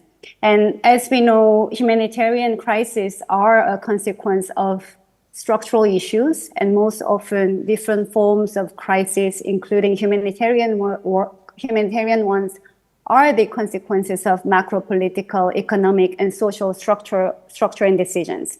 for instance, I think you talked about the Security Council, William, but we must look into the nexus between macroeconomic policies or power and militarism. And let me give you some facts to think about this nexus, yeah? So not to mention that the global military spending is on an ever-increasing path. The UN Security Council, the mechanism when it comes to peace and security of our international community or humanitarian support, is actually composed of the UK, US, France, 3 of them are G7, China, and Russia, which are part of the G20. While the largest arms exporters in the period of 2018 to 2022 were, again, the US, Russia, France, China, and Germany, all 4 or all 5 accounting for 76% of the total volume of the arms exports, with the US supplying 40% of the global share. 4 out of these 5 are UN Security permanent members, meaning they have veto power, and all of them are either G7 or G20. And not to forget, these countries with the largest voting power, these countries have the largest voting power in the World Bank, and they are US, China, Germany, UK, and Japan, who are not only largest arms exporters, but again, part of G7 and G20. In addition to this, I have another interesting data for you, which you might all be very familiar with because this is a humanitarian related information. And just in 2022, it is reported that the 3 largest donors for humanitarian assistance are the US, Germany, and the EU, accounting for 64% of the globally available funds for humanitarian aid, right? But these names, you remember, just we heard again, these countries are also the top global arms exporters, and those are the ones making the global economic and financial rules through World Bank and the IMF. So the question we have is, are the actors generating humanitarian crisis and other crises the same as funders who are trying to make our world a better one, right? In my opinion, humanitarian development or any kind of aid or funding is designed to fail unless the current power structure and structural system and structural change. And further, I think we have to think any kind of aid or funding is actually a bare minimum of reparations to the extractions, exploitation, and violence conducted by those colonial power to the people in the global south through colonialism and imperialism. Yet, unfortunately, again, the aid, philanthropy, or global giving ecosystem is governed by the same political, economic, and financial power. So in order to cut the chain of those structural issues, William, that you mentioned, which is one of the many political tactics of the donor countries and people with wealth to still govern and retain the power, I think we must first acknowledge what our playing field is and start talking about them out loud. Maybe I'll stop here, William. Thank you very much for that powerful intervention. We look forward to coming back to you later as well and unpacking some of those issues. So John, yeah, building on Misan's intervention and talking particularly about the funding crisis, do you think it's partly of our own making in the humanitarian system? Thanks, William. I think potentially in part, yes. So reform, I think, as we can all appreciate in this room, reform in the system when it does happen, if at all, the reforms that have happened are have impacted in or left untouched some underlying narratives around aid, some of the basics around humanitarian assistance and what it should involve, right? I think they in turn have created a situation where the humanitarian system may not be responsible for the cuts it is facing now, but it's certainly very vulnerable to these cuts, I think, as a consequence of a lack of reform that we've seen over the past few decades, really. We've done a few pieces of work on this at the Humanitarian Policy Group. To take one example of humanitarian cash, this has rightly been held up as a rare example of humanitarian reform that has gone well. So 10, 15 years ago, cash was less than 1% of all of the humanitarian assistance, or equal to the value of less than 1% of all humanitarian assistance. Now it's over 20% by the latest estimate. So in a system that rarely does reform, there's an example to emulate and admire there. I think the trade-off with something like that, with the way cash has gone, is that the underlying narratives around humanitarian assistance were not really questioned during that process, right? So you had cash being sold to donors a lot of the time on the grounds of greater efficiency, on the grounds of cutting costs, and this was just a more direct, more efficient way to bypass some key actors in the humanitarian system. I think in doing so, the transformative potential of something like cash may have been lost a little bit along the way, and I think you're seeing that increasingly from cash advocates, I think, who have expressed frustration that maybe the potential there for cash to facilitate a more equitable system was lost, I think. So there's an example of, even where reform has gone well, and it has gone well, those underlying narratives remained in place. I mean, a more dramatic example, I think, and it's common to Germany, it's common to my own country in the UK, a lot of the increases in aid over the past 10, 15 years were justified to the public on the basis of aid over there to stop migration, right? To stop people coming and arriving. And I think that's just, in situations like that, we as humanitarians really need to ask, who are we serving in that equation if we go along with that logic? There's very little evidence to suggest that aid stops migration, but that's kind of beside the point, right? Like, what are the values that we are unconsciously upholding when we go into an arrangement like that, or we leave those narratives and leave those assumptions there? So they're two examples, and they're both very diverse. They've got their own, contextual sort of particularities, I guess, about them. But I think both are examples of short-term gains, an increase in aid, cash, at the expense potentially of challenging some really pernicious narratives that Mason was ultimately talking about, right, around the humanitarian system, and the idea that crises are exceptional events. They necessitate external people to come and arrive. Those external people are above politics. They're not political actors. They just float in the ether above the crisis, right? And it's important to talk about this, and it's not just like a chin-strokey exercise, because these narratives are still really central to the way the humanitarian system functions, right? In the UK, there's the Disasters Emergency Committee. So the largest humanitarian organisations are members of it's a coordination and a fundraising body that launches appeals through the BBC, right? The third appeal criteria in DEC deciding whether to launch an appeal is whether there's sufficient interest from the public, right? It decides that those sets of assumptions decide whether appeals are launched or not. In the case of Ukraine, that DEC appeal, I think, broke all kinds of records for the crazy amount of money that it raised. There was an incredible statistic about, I think, 2/3 of UK adults in 2022 and 2023 donated some money to the Ukraine appeal, right?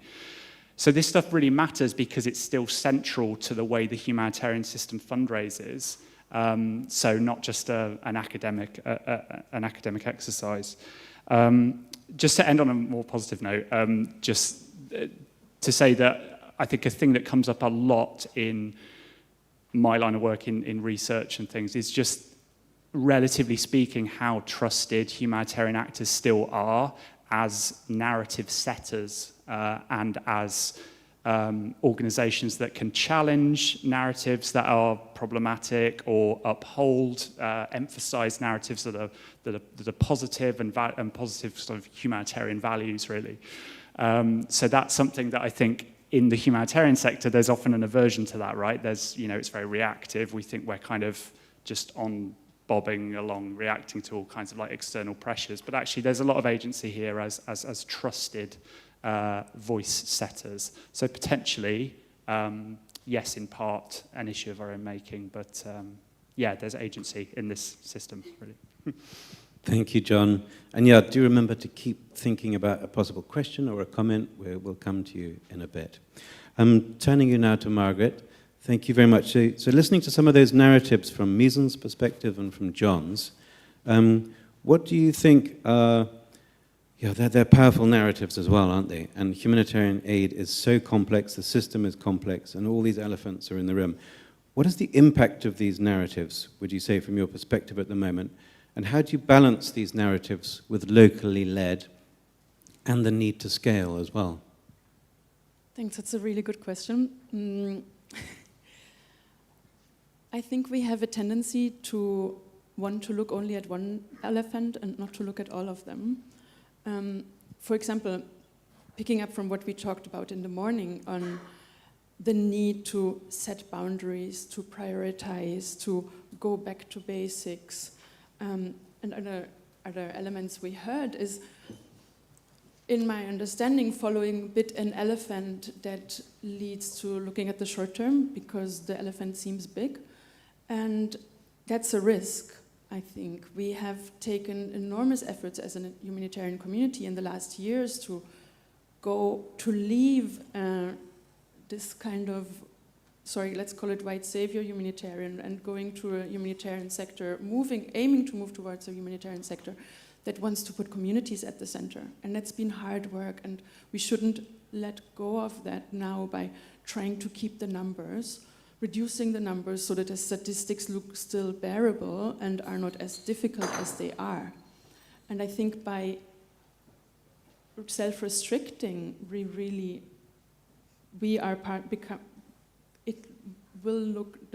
reduce how problematic the picture looks, but we don't reduce needs by setting boundaries exercises where we have reduced the people that we're targeting, we reduce the people that we're counting as being in need.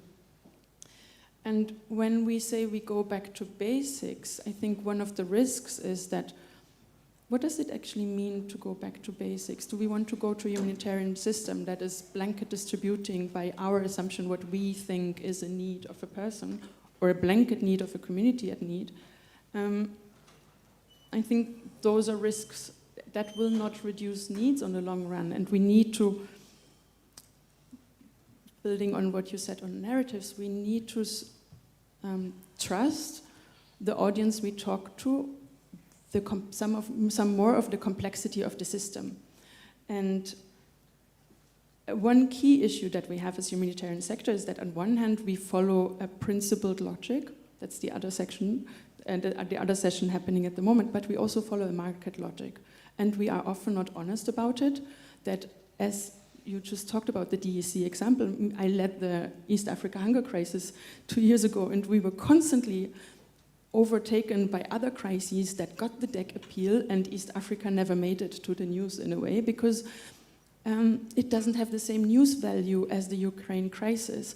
And that's a market logic, it's not a principled aid logic. And if we don't talk about these elephants in the room fighting each other, we are not really honest about what we do, because we coordinate and we cooperate, but we are also competing. And if we were more frank about it, it would be easier. And I think complex narratives about the realities and about what humanitarian assistance means, what localization means, and how difficult it is, and that it's not dichotomous, are what we need to go towards. So we need to reconcile different frameworks, for example, localization and responding at scale, right? It's not one or the other. But how do we do that? It's not self-implementing or the partners doing everything and us subcontracting. It's working together with who is best placed. And that can look very different. For us in Oxfam, for example, when we work in WASH, we might work with one local partner organization that is really good at building latrines or sludge management, but we are better in community engagement. So then, let's not make them a community engagement actor if they're not, and we'll do all what we can. It's the same relating to the discussion in the morning. Should INGOs still program, or should they become advocates? And I think it's both. Again, going back to East Africa, in Kenya, we're not anymore the implementing organization, but we're enabling a network of partner organizations. They are much better placed to advocate towards the Kenyan government to take responsibility for the hunger crisis than us as an INGO. But we might be better placed to advocate based on their realities, on the knowledge in international fora. So it's this complementarity, and that doesn't go just for Oxfam and partners and so on, but also for us as humanitarian sector together. I think we need to think more about complementarity instead of competing, and being more agile in that, really depending on the capacities. Yeah. Thank you, Margaret. And yeah, it's worth taking a step back as well as we look at our sector, at our system, at ourselves, just how difficult humanitarian aid is, because, well, for frontline aid workers, because actually we're working with people in perhaps the worst moment of their lives, and that moment can go on for years, but in really, really tough times. They're traumatized, they're in grief, they might have lost everything, including family members. So it's worth taking a step back and just acknowledging how hard humanitarian assistance is, particularly principled humanitarian action, but also how complex and how difficult we make it as well. We have such complex terms that are really difficult to understand, even if English is your first language. Terms like nexus, which is actually Latin, but anyway, but terms like nexus and principles that might have been taken beyond what they're originally meant to be. For example, do no harm, written by Mary Anderson in the 90s, that's really about a doctor-patient relationship, and she never meant it to be like an impossible to achieve principle, but it's there now, and that's what we hold ourselves up to account for. Do no harm. It's impossible to do no harm. And we also we're very good at criticizing ourselves. So I just wanted to acknowledge how hard it is, but just taking a step back as well, we're so good at criticizing ourselves, and in many of the statements made by humanitarians, particularly policy people, we say we're a system, we're a sector that is not fit for purpose. And we've been saying it for years, and particularly since Istanbul and the Grand Bargain. But we've been saying it for years. So turning to Mehdi now, we say we're not fit for purpose. You're one of the 3 main donors mentioned by Mizan. How does that make you feel? It's a lot to unpack, especially what everybody has said beforehand. Maybe to begin with how we perceive the situation and pick up on some points on my speakers before me. The thing is, from very specifically from the GFFO donors' perspective, how we look at the system is in an indirect manner. As we are different in this way, as we don't operate directly on the ground. That's just how we, as a ministry, are structured. So our impact directly on the local level from the operational side is rather limited. At the same time, we are, and this is also the question of how we are combating, reducing budgets, and looking at making the system fit for purpose also for the upcoming years. I mean, the needs will not go down, and the funds at the moment don't look like they're going up anytime soon or reaching previous levels. So maybe to look at the document we have published just very recently, our strategy on delivering humanitarian assistance. What we try to do is, in an overall manner, to increase efficiency, and not in an economic kind of sense, but in how our donor money will impact the affected populations. Because our absolute main goal and the overarching aim of our operations is acting on humanitarian principles and fulfilling our responsibilities globally. And this is detached from every other sector of our foreign policy. It's very specifically set up for the humanitarian assistance program, and also our colleagues from the Ministry of Economic Cooperations are acting in several parts in a similar manner. But what we see is, when we're looking at the system and how we work directly with our partners to counter a lot of the criticisms we have heard and we are seeing, and we are also looking and seeing inside our own system, is we are trying to enable our direct project partners, may it be INGOs, NGOs, and United Nations organizations, to fulfill the goals we are all aiming for and already pledged to. Because that's kind of the interesting part is, what we have seen in the previous years is there's been a lot of talk, and you have mentioned the Grand Bargain very specifically. And also when we are talking with other donors, what we are seeing is we have had the phase of discussion and alignment and setting up the necessary policies, and everybody's pledging to different kind of formats and percentages. They're trying to fulfill maybe localization or inclusion goals. But the problem is at the moment is it is not really going towards a proper goal of a certain percentage, but a real inclusive localization, for example. So what we try to see is from our perspective, it's what can we do so that our direct partners are able to fulfill their goals and really reach out to them on eye level and see what are the problems, what is hindering the whole progress, and trying to support the process on this level.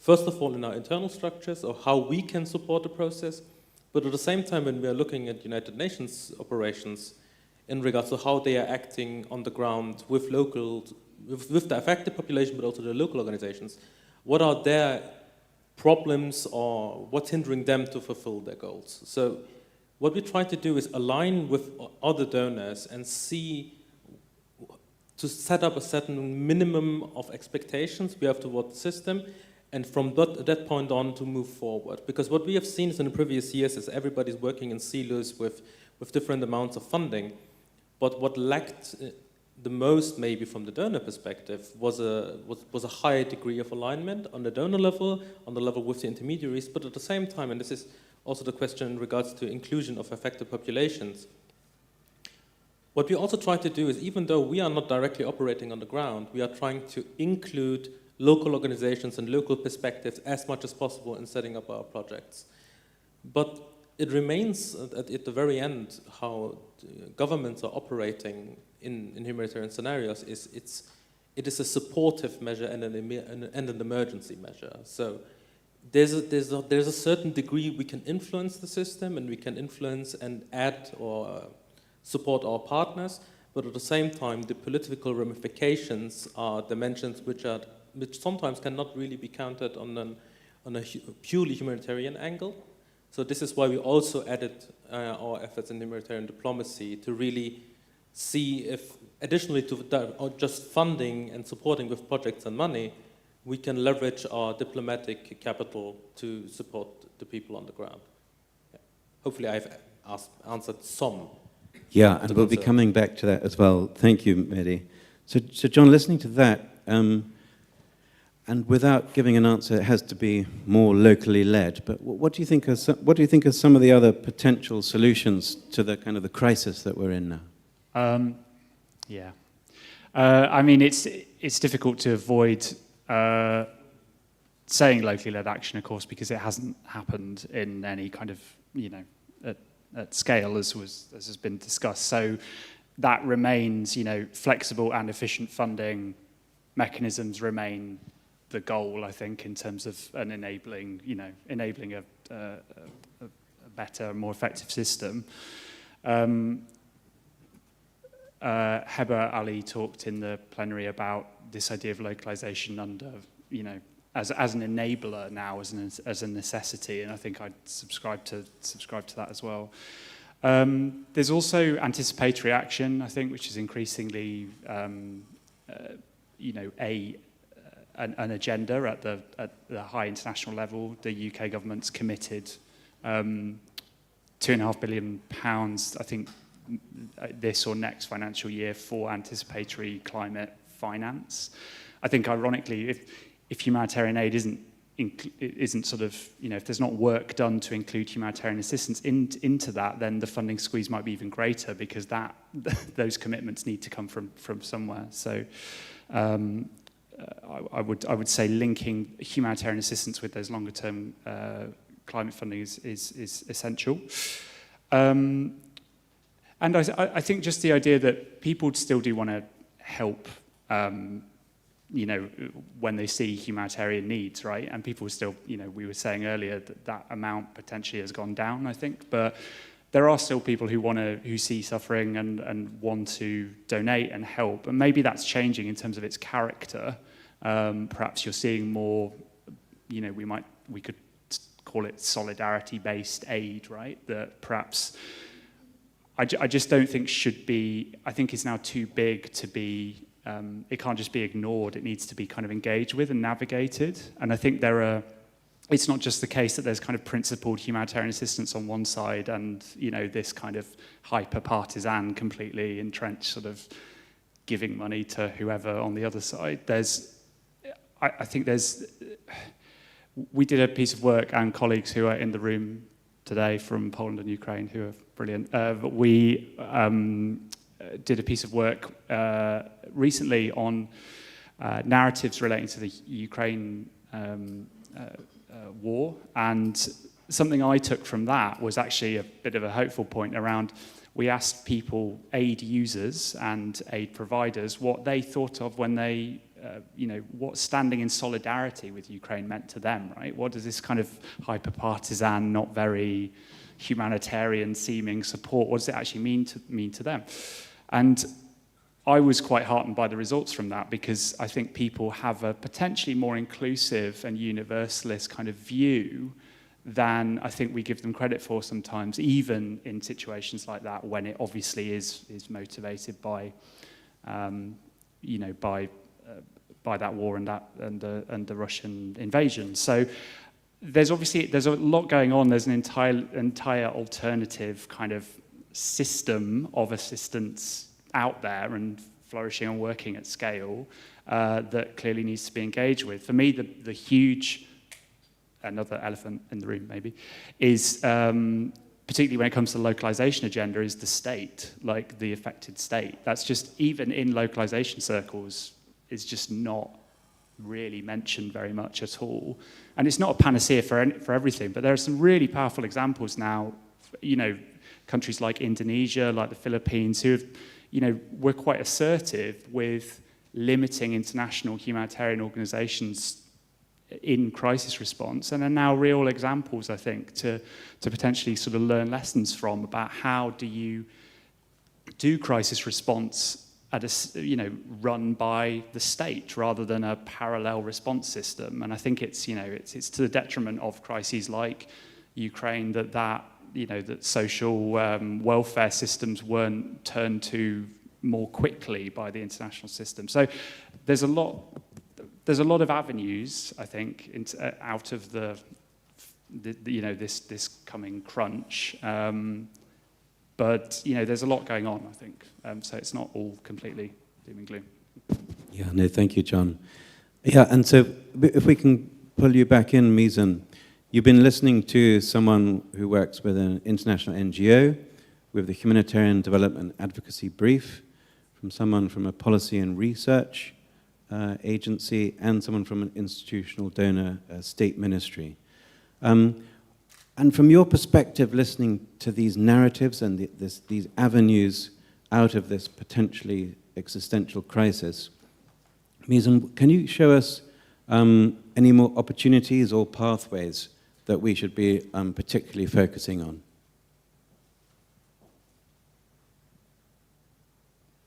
Yeah, thank you, William, and all the speakers. I wish I were there with you guys.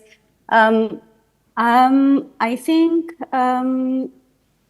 my answer is not that positive as far as the current system is not changed, right? And seeking opportunity within the same oppressive system wouldn't lead us anywhere far.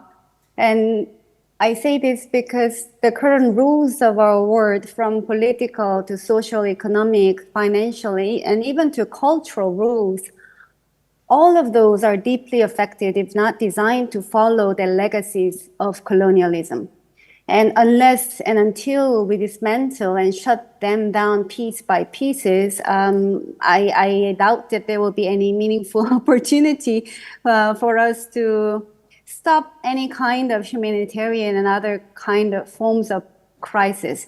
And for that deep structural and systemic change, I would like to emphasize that movement resistance and future building needs to be connected and drive resources. It's not about localization, because, you know, localization, all that fancy words are just aiding whatever donor narratives, seemingly giving some power to the local communities, but no, within the given framework that is designed by the development agenda of the donor countries, for instance, right? And it is crucial to build and foster a political unity on how we understand our context, and also on what kind of a breakthrough that we would like to make and how we do it, especially to realize the people's right to self-determination. And some of us talked about solidarity-based or decolonialization, but decolonial or decolonizing solidarity will require actions from the movements that intentionally and politically not only share, but shift power within our own movements as well. And that includes within the humanitarian development sectors and civil society, as well as the donors. And that power shifting includes shifting political and financial resources from the global north to the global south, which requires overall overturn of the structure and system. For instance, I did some research and not surprised, but surprised to see again the list of 173 non-governmental organizations certified as EU humanitarian partners for the period of 2021 to 2027 confirms that all of them, 173, without any exception, are NGOs based in Europe, without any exception. So where does the money largely stay? And this is in the context of the humanitarian, and we keep hearing about the localization or locally led, whatever. The so-called development aid or larger resources for civil society isn't that different because, for instance, according to the recent research, the US Foundation, which is kind of the largest of the private foundations, continue to rely on intermediaries headquartered in the US, with 61% of the global giving being directed to the US-based organization. 27 directed to intermediaries in countries other than the sites of the implementation, and fewer than 13% of the global grant donor or dollars going directly to organizations operating in the country served by the grant. So what does this tell us again? There is an urgent need from all of us who are part of diverse communities and movements to say no to funders picking and choosing whom, what, and for now, how long to fund. Saying no to cutting ourselves to fit into a category of humanitarian development, climate group, emergency, or gender diversity, Asia-Pacific region, or other regions, etc., and made to compete over each other again and again. Saying no to a decision on a crisis in Europe resulting in the funds from Asia and the Pacific and other regions being pulled out and invisibilize people's connected struggles anymore. And again, saying no to talking about funding ecosystem or resourcing in humanitarian development without talking about the change that needs to happen in macroeconomic, financial, and political structures and decisions. And I think it is really important to acknowledge that the wealth and resources private philanthropies and rich countries sit on is not something created by the global north, but the crisis, including wars and conflicts happening again and again in the global south, is something that is actually created because of the power dynamics. Right? With this, I invite actually all of us to really think about, it's not about needs, and it's not only about people wanting to help each other, but it's about the power. And we have to really dismantle that power and existing system that channel resources and wealth from the developing countries to wealthy countries, and from people to corporations and elites. And that means many of us today in the room and online must give up our own privilege, wealth, and power so we can meaningfully talk about how do we connect our struggles and really shift the power from the hands that we have at the moment to the people who have been violated for generations after generations. I'll stop here, William. Yeah, thank you so much, Mizan. And then just building on that, Mehdi, if we can turn to you now. You've talked about the new strategy just been released by GFFO, and the overarching objective is really to enable agencies and the system to be more efficient. And then can you just speak into how you marry that drive for efficiency and the desire for more locally led action? How do you marry that with continuing to support, let's say, middle agencies? So going through organizations, maybe large partners, and then that gets through down the line to more locally led action. Thanks. Thank you. But beforehand, maybe just to add to Misen's dialogue, maybe a few sentences. The thing is, not really going into detail in regards to the overall discussion. It should be always taken into account that when we are operating from may it be from the donor side, maybe from the level of UN agencies or intermediaries, NGOs, the idea and the goal are in a lot of cases very similar or the same with on the local level and even what the affected population wishes for. A very easy example is on the local level, they don't really care about if it's humanitarian assistance or development assistance. They really don't care, and we know they don't. But from the administrative side, it is rather different, because if you go into development assistance and developmental cooperation, it is a political tool, which is also declared as one. Humanitarian assistance and humanitarian aid, very specifically, is a non-political tool, and it's needs-based and it's principled. So for us to be able to operate in regions where we would normally not engage politically, it is sometimes really important on the governmental level to really declare it or have it flagged as humanitarian assistance. And this is also something we have to keep in account, because the money and the funds we are spending from the government side is not our own. It's very much taxpayer money, and we are also held accountable on the way we are spending it. And interestingly, because I have these discussions in a lot of cases, because if you go into the list of our partners, you would also see most of our INGO and NGO partners are traditionally German in a way, or have offices in Germany. But the odd answer is, we don't have a policy set up for it to be like this, but the process of receiving funding from us is, let's be honest, rather arduous and complicated.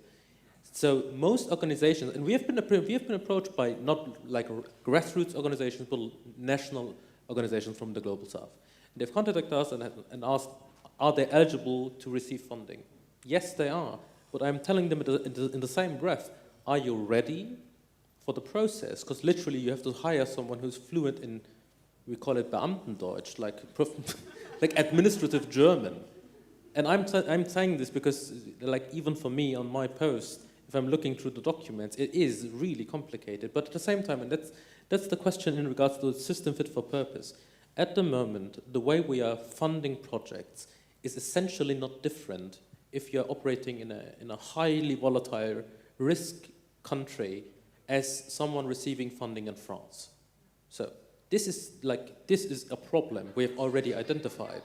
And we are trying to counter and increase the efficiency internally from our side to see what kind of legislative leeways or changes in the law we can achieve, but it is a long process. But we have identified it and we are working on it to kind of shift these kind of possibilities. But again, sometimes, and this is kind of the interesting part, there's not like a aimed goal of hindering or stopping the system to be more inclusive towards the Global South, but sometimes it's just an effect of how processes are set up, aimed at the typical INGO-NGO structure, also in regards to due diligence reporting back to us how they have spent the money. And at the same time, and this is kind of what we are trying to achieve, is we have seen the debate and we know the debate, and we are in direct contact with the local level and the affected population. We are trying to increase this even further, not only from headquarters here in Berlin, but also from our structures and embassies in the regions, to, first of all, lessen the obscurity in a lot of cases across the delivery chain of projects, which is prevalent towards the back donor, and have the local organizations feel able to contact us directly, to not only be directly involved in setting up the project, but also along the delivery of the project, to really be able to voice their needs and concerns directly to us. That's one of the things. The other thing is, as I've said, as we are not really able to fund them directly, what we are trying to achieve is we are looking into direct funding mechanisms, for example, via the United Nations, to see why currently, and it's really, really different if you look at different regions. We have pooled funds in regions with a really high degree of inclusive local involvement, and we have pooled funds in different regions where the localization is near to 0%. So we are trying to identify the problems, we are trying to align with other donors, and have this kind of power shift, at least, not at least sounds like a minimum goal and then we are done, but we are beginning massively and really with large-scale efforts within the United Nations structures to see what is the problem, how can we tackle it, and align with other donors who all have the same goal of really shifting this kind of power responsibility and having a high degree of inclusiveness towards the affected population in regards to how the aid is delivered and set up.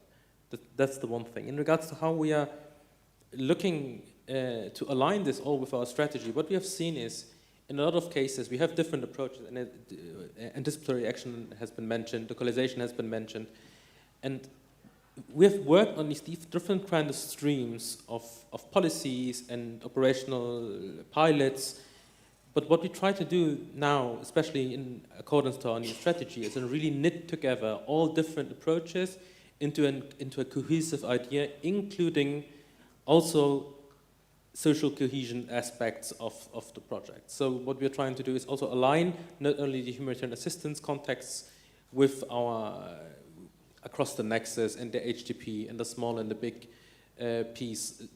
Depending on this, it's a lot of words again, and most of them don't mean anything to the people affected. But what we try to do is really see that if we're engaging in a specific project from our side, to really align every different measure, have it coordinated not only inside our own ministries, but also with other donors and UN agencies and NGOs, to have an effective and direct impact, a positive, effective, inclusive impact on the affected populations, and have a long-lasting impact in regards not only to short-term social cohesion, but also to our lasting peace, hopefully, in a way. Yeah. Brilliant. Thank you, Mehdi. So coming back to you, Margaret, it would be great if you could just, maybe from your perspective with being Oxfam's Deputy Humanitarian Director, how can we therefore improve our own impact, particularly as NGOs, but in the sector? But how can we improve our impact and performance in light of all these very difficult challenges? Thank you. I'd like to say something about aid being political first, and then I'll get to us being impactful. I have a question mark there. Looking at the strategy, sorry, we'll talk about GFFO now as an example, but looking at the strategy that came out in September that says indeed specifically that contributes to the security, aid will be given to Lul, that contributes to the security of Germany and Europe, raises question marks to me about how this is not political, because that there is an interest linked, right? And it's also what we've been observing with a number of donors, and it's really what Misun said and raised is the agenda setting. We go where the eyes are, where the attention is, where the interest is. It's not delinked from political interests of the donor nations. At the risk of saying something a bit controversial, there was a controversial debate when the Ukraine crisis hit of, does it actually make sense to raise institutional funding for a European nation such as Poland having full capacities? Is that actually within the humanitarian mandate? And it's something we need to think of. So is this not political? So I think we have a lot of question marks there, and how much it is not political then. And I leave it at that and go to, am I going to the, okay. But then I go to Okay, it's not an unsurprising remark, I have to say. It's not something I've not been being told ever since September and the release of our strategy.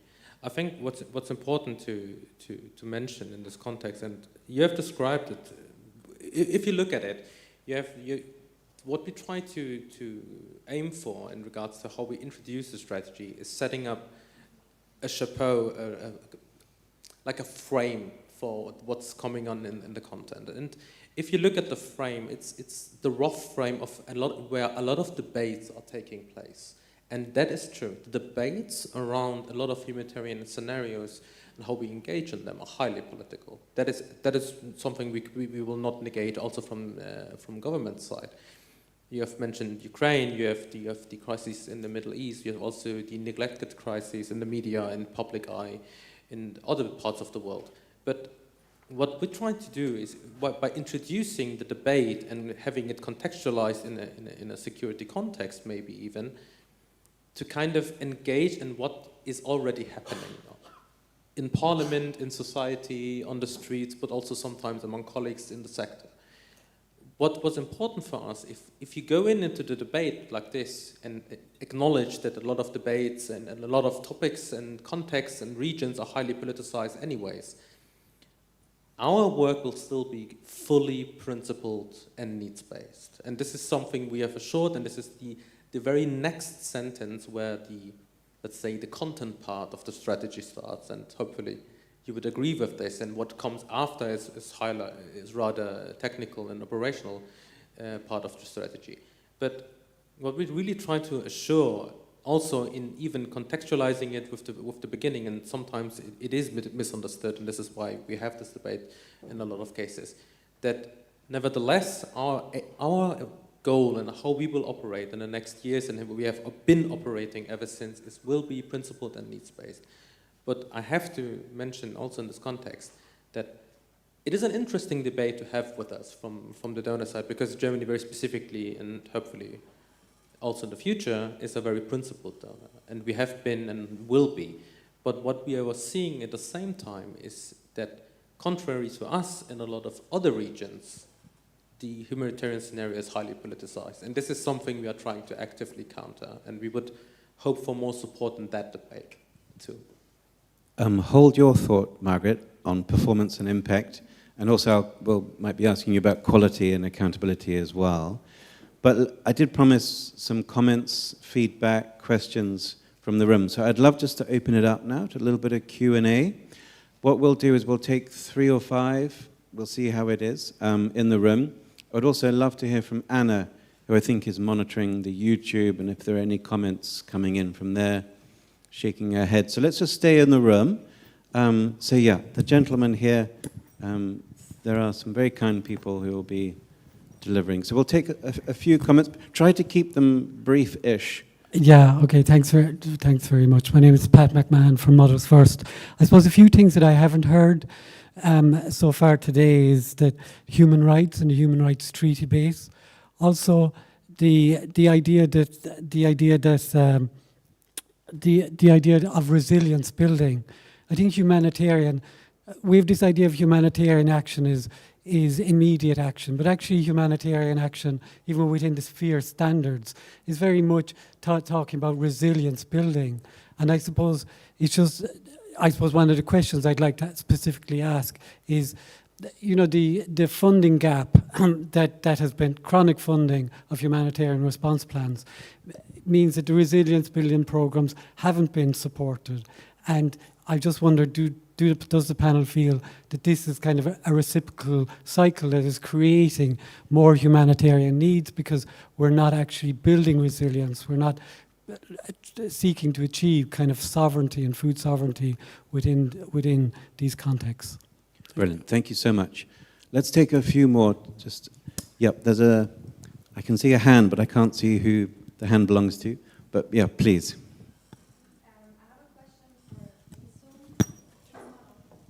Now it is. Now it is.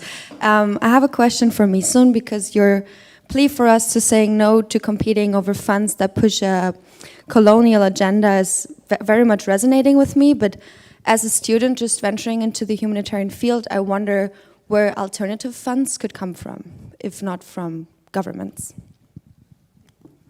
Great, thank you. Very specific question. Yes, please. I can see a gentleman there in a purple-ish shirt. Hello. This question would go to Margaret. Well, in the context, or what I think you kind of imply what you wanted to say is that the Ukraine crisis kind of overshadows many other crises in this world.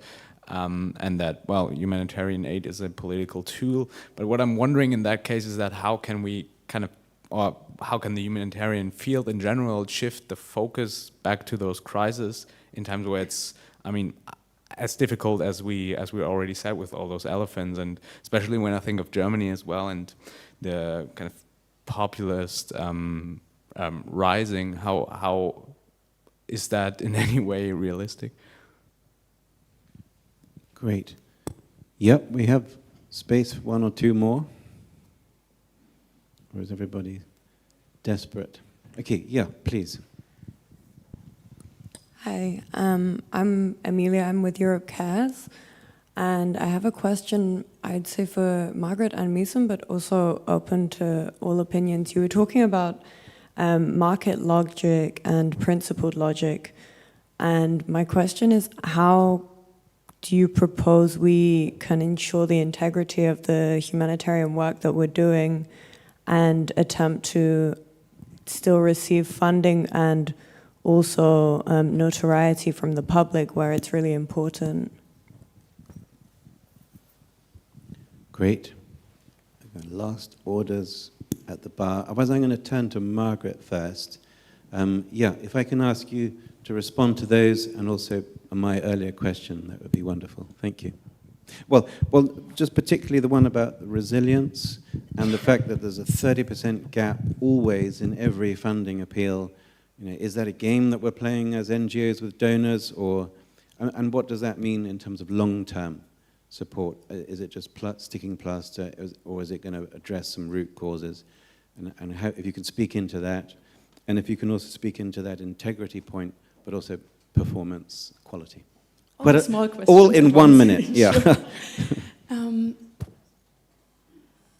It's a really good question and goes back to what we discussed earlier about setting boundaries and going back to basics, which would again be just putting little patches on chronic issues, structural issues, and bigger problems. And I checked with a colleague this morning in the morning session when they talked about the costs of water trucking. And in Somaliland, actually, so I was in Somalia last year, and a borehole is impressive work. It's like 300 meters deep, and it costs 300,000 roughly, and then you have maintenance costs. But it's incredible because it supports like at least 3,000 people, and it's incredible work. But it's really expensive. Who wants to fund a 400,000 borehole and then the maintenance costs? But then. Sorry, now I'm switching country because I only got the numbers from Uganda. But the costs are roughly the same, right? So in Uganda, there was a time when the sector spent 500,000 per day on water trucking. So that's a borehole per day. But the thing is, because how our humanitarian system is set up, and that's exactly what you say, communities don't care where the money comes from. But what we do often at the onset of crisis is that we assume it's a short crisis. So we start with patches, and then after several years, now we need to go to development aid, but we've already spent a number of years of water trucking.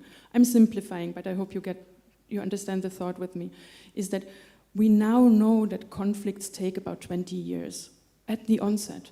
So let's not start with water trucking. If we can start, clearly in Gaza is not the point of time where we can do borehole drilling, but when we can, we need to think long-term from the beginning on. And that's an issue that we often don't get to, that we advocate towards with our donors, and we have a struggle there, but we need to think resilience from really the first months onwards. An issue about quality and effectiveness is, and I'll talk a bit about something that we think about a lot, and it's not easy process of thinking, and can't say we're done with it, is what does decolonialization as an INGO, as an NGO, what does it mean? What do feminist principles mean in humanitarian aid? It doesn't mean cost effectiveness so much as clear, and the debate is a lot about power, our own power being reflective of our own power. And then what does this mean when we work with communities? Whose success is it, a project? Who defines the success of a humanitarian project? Is it the donor? Is it our donor report? Or is it communities? Who defines what their needs are? Now I'm going to talk about an elephant. When we asked communities in Cox's Bazar what their biggest challenges, they said the elephants. Clearly that wasn't in our needs analysis, and we didn't have a means to respond to it, but it sometimes speaks to how we speak different languages, and we didn't reconcile that. So that's something that we need to get much better at, but it's complex. Because if you spend actual time talking with communities, what would be successful support with you? then we might get answers that we're not prepared for in our sectoral systems.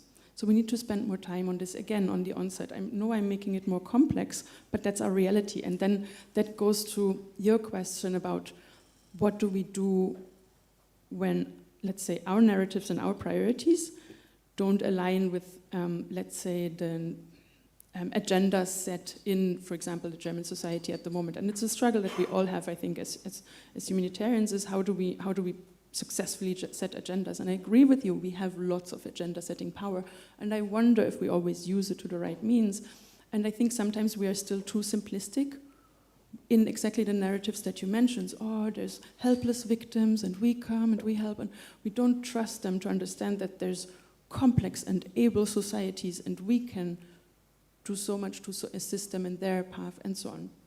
So I think we need to entrust people, especially in this time of growing mistrust with what we do. We need to entrust people with more of the complexities that we deal with, to be less simplistic in what we do. But we also need to understand that, for example, there's a really short attention span. Our learning is at the moment that societies at large have, we always jump from one crisis to the other, right? We really struggle with saying, yes, Gaza and Sudan and DRC and West Africa as a society, right? We struggle with this, but sometimes I wish, what I really appreciate, for example, is the approach of MSF, then saying, we raise global appeals, trust us to be the professionals in spending that money right. And that's a bold approach that I really appreciate and like, and it's then about us to defend, to showcase that we really are good in spending that money effectively. So far, I hope I answered some of them. Yeah, no, fantastic, thank you. Yeah, and if we can turn to you next, Mizan, I don't know if you heard that specific question, asking for what are the other options that we might be considering about. Over to you. Yeah, thank you so much for all those comments and questions. I will just have a few points. First of all, I cannot agree more to the first person who gave a comment on the point of resilience building. And I have to say that many words were co-opted, and there is a big resistance is another big word that is being co-opted. And used actually against having a totally different meaning. And I feel that us in the Asian Pacific, in the context of the climate crisis or environmental disaster or economic crisis, and we are keep ask, you will be hit again, are you being resilient? Okay, another hit goes here, and then are you resilient? Okay, another hit here, can you be resilient, right? So until when we have to be resilient to respond to the crisis that we actually haven't created, right? So again, it cannot, as you rightly said, the humanitarian actions are supposed to build the power of the people. But the current context and the ways of how the humanitarian assistance is decided is not designed to shift the power and actually empower the people. And even the word empowerment is very much pinkwashed and co-opted. Second point on not to compete over limited resources. And as Margaret mentioned, that we will be in a chronic cycle of crisis of funding gap.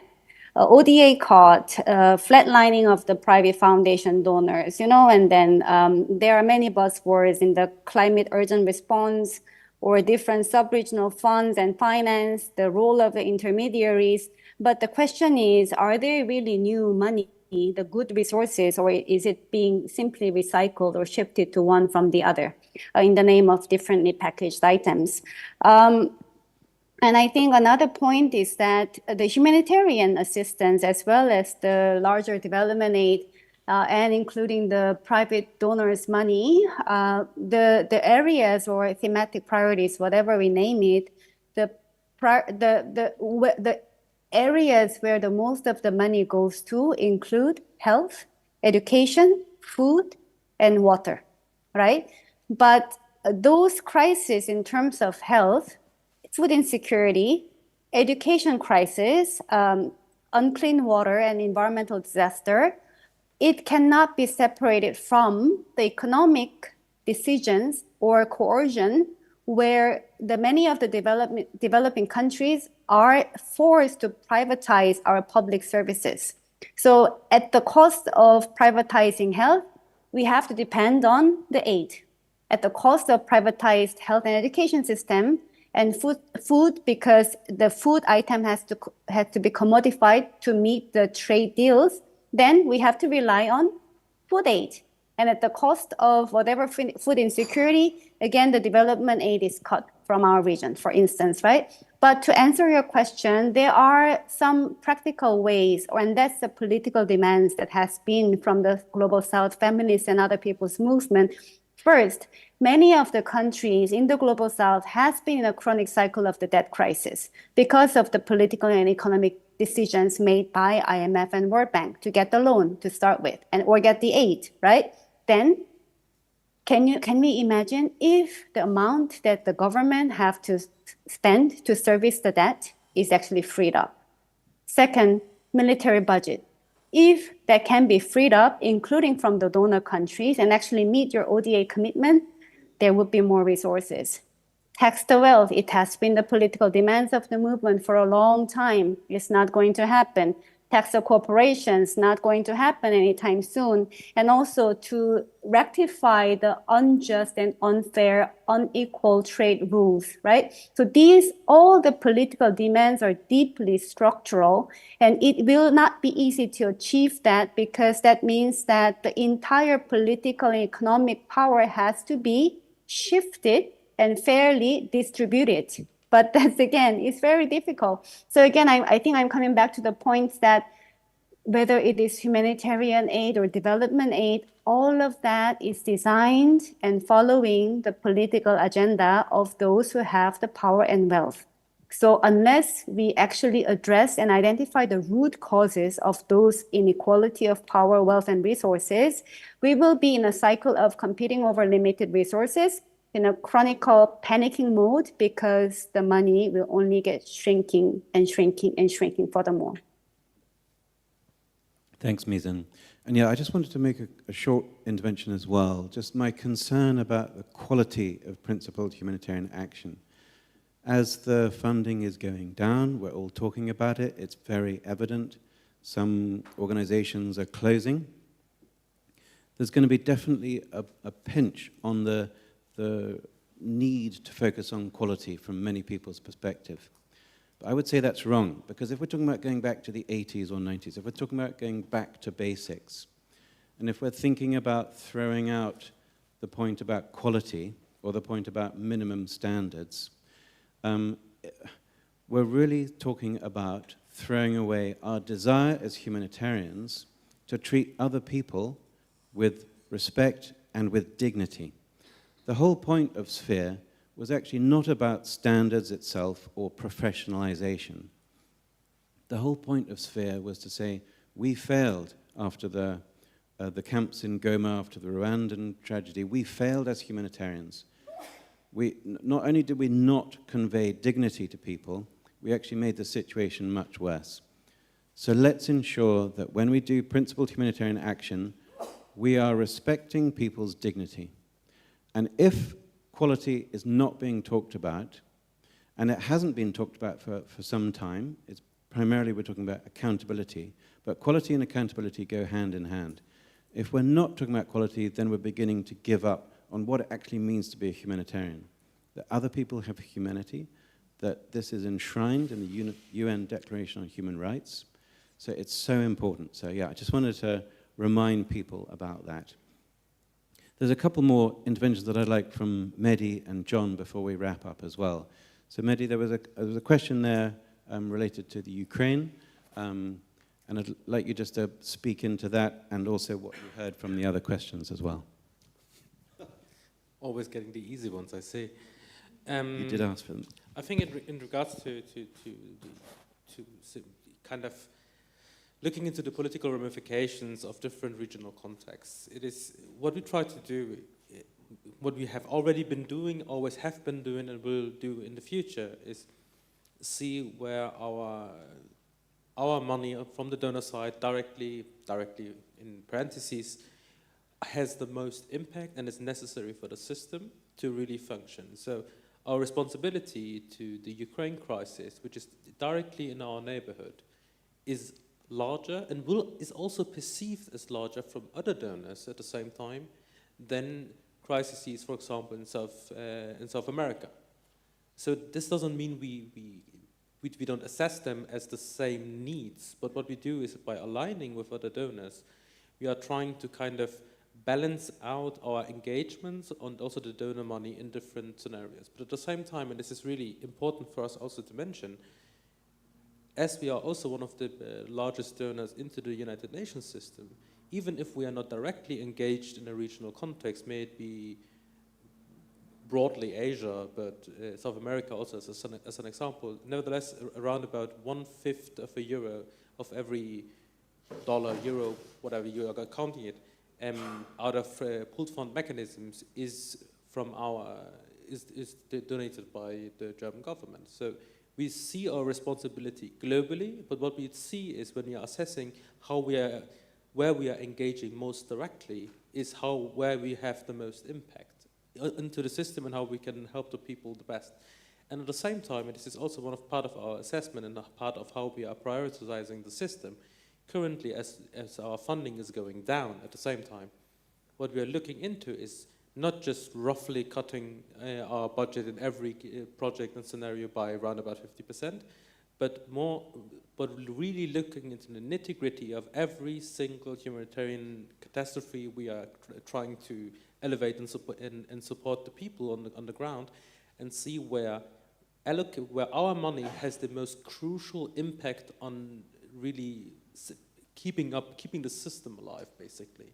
So we are not retreating from scenarios where we know that our contribution is the most crucial, but we are trying to reduce our direct engagement in regions where we know that other donors are going to increase their engagement and stepping up and basically stepping in. And at the same time, one of the things we are also trying to really engage with more and increase hopefully in the future is when we are talking about power structures and shifting the power not only from the traditional donors to the affected populations, it's also a question of responsibility and global responsibility. If you look at the industrial nations and the income of different nations, the contribution from certain countries is still, in percentages, a lot higher than from other nation actors who you should be expecting a lot more. So what we are trying to do is we are engaging more with non-traditional donor nations. We are very successful with this with partner countries in the Middle East, for example, where they are stepping up not only bilateral humanitarian assistance, but also coordinating more with traditional donors, for example, Germany, or may it be the USA, to increase the engagement of the global society to elevate or help to support affected populations. So it's not only just reducing, but also expanding and having newer actors engage into the field. Yeah. Thank you very much. And yeah, John, I'm going to turn to you. So every day is a school day, as they say. Okay. But we also say we're really bad at learning as a sector. Coming from the research background as you do, have we moved the dial in this conversation in terms of what are we learning? What have we learned? Are you hopeful that we're learning? Are we progressing? Has this been a good conversation? Oh yeah, it's been a good conversation. I just wouldn't want to give us too much credit in terms of moving dials and things. The learning in the sector, it's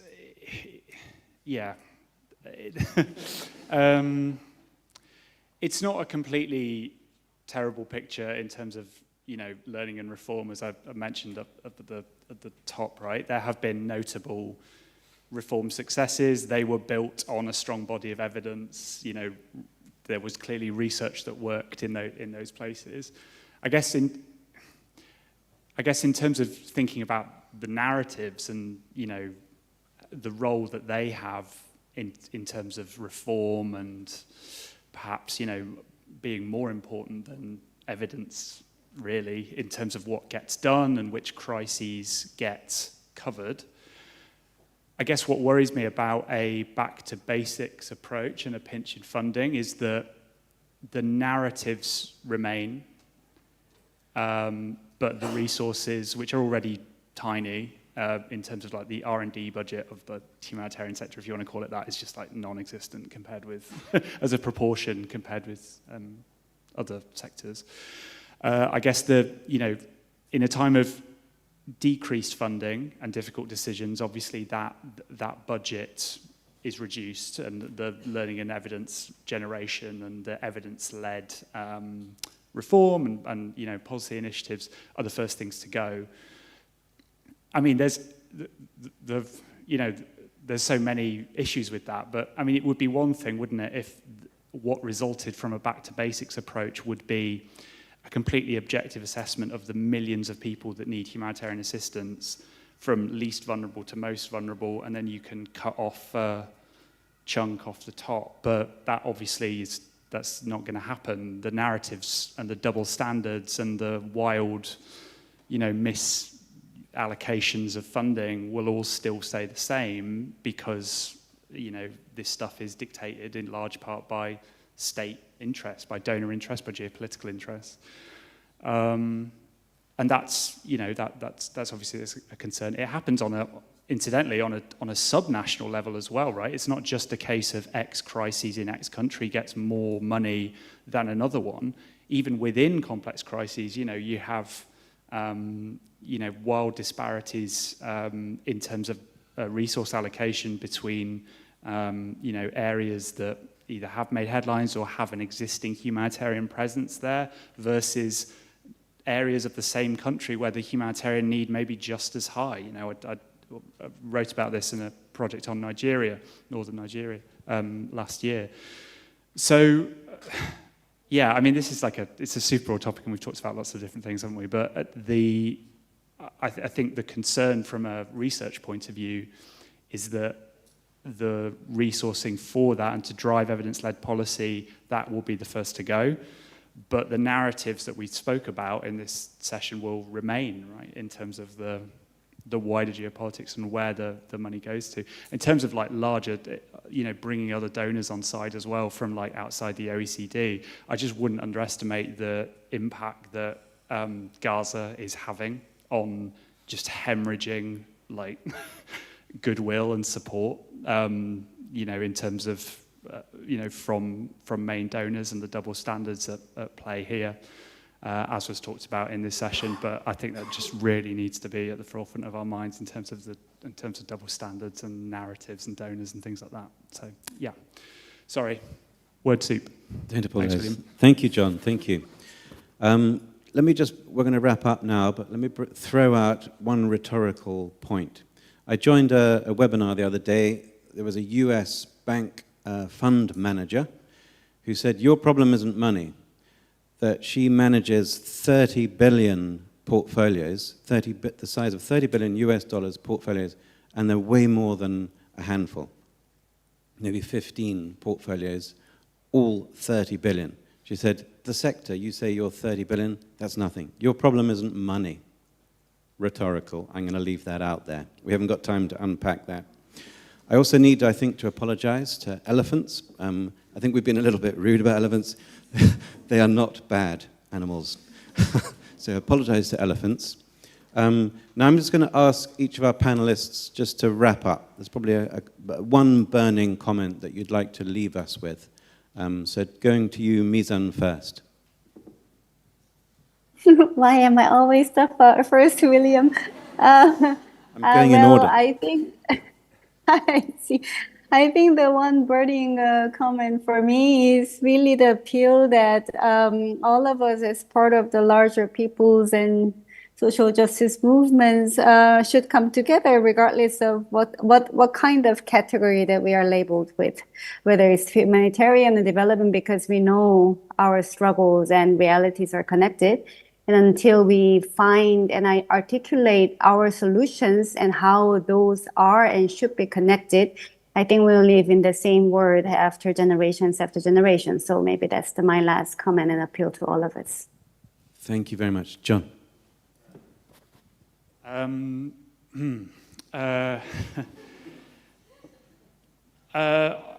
I think just a good reminder that humanitarian organisations remain, relatively speaking, respected narrative setters, and we have to use that power and that authority we have to, not just push for kind of, evidence-led, effective humanitarian aid, but as Mason said, the structural causes behind so many of these crises.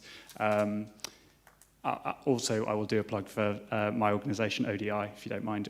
We have a large piece of work that we are just starting out on state-led humanitarian action, some of the stuff that I mentioned earlier, just distilling, how does this work in practice? Crisis response from the perspective of states, so that'd be really interesting. We also have lots of work available online on narratives of the type that I've talked about and the impact that narratives have on humanitarian assistance. And yeah, I'll leave it there, but thank you for sharing. Margaret.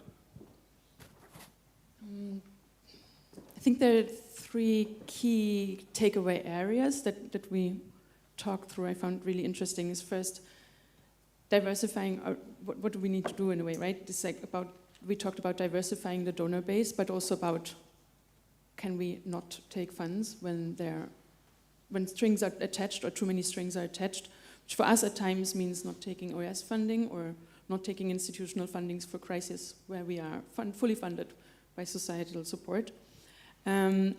Increase efficiency and impact, but really thinking about whose efficiency and impact for whom, which should and shall be defined by the communities affected. And reducing needs, not by setting boundaries to whom we count as having needs, but by really taking the long view, increasing anticipatory action, increasing climate adaptation, increasing predictable and longer perspectives of funding. Yeah, and thanking. Thanks, Mehdi. Yeah. Okay, maybe my comment is one offer and one ask, actually. The offer is to everyone in the sector and also in academia to really approach us. We are really interested in criticism, in information, in input into our policy processes, because we are not the experts. Most definitely are not, but we are engaged in the different formats in regards to the system or also how we are operating. If you see something, comment on it. We are always interested in really reaching out to civil society and also connecting with your partners on the ground. So hopefully this is not an empty offer. A lot of colleagues know I'm always free for meetings really with your partners from the regions. And the ask is everybody in the sector and academia and everybody related to humanitarian assistance to really also reach out outside the sector, especially to really the people on the streets, have conversations in the media, in your private, in really at home, because what we see is we need more of a conversation in regards to what we're doing, how we are doing it, and what kind of impact, very hands-on impact it has on the lives of people. Because what we really believe in, also from the government side, but just generally, maybe, hopefully, as humanity, it's a big word, that if people know more about it, I think people are still and will be always willing to help other people. And setting up this kind of discussion more and be more visible about it could also help, to a certain degree, the funding situation in the future. Thank you. And also, it would be great if you can give any visibility on X Twitter using the hashtag HCBerlin. If you want to make a comment or make a tweet, please do, HCBerlin. There is a networking event now, so we've been very formal here. Now we can start to be informal, and I think humanitarians are very good at that. So the bar is open, I believe, at 5:30. So please stay. You can come and talk to the panelists. We can discuss. But then there is that bar at 5:30. So thank you for staying in the room and surviving this event. And particularly, let's thank the panelists now. Thank you.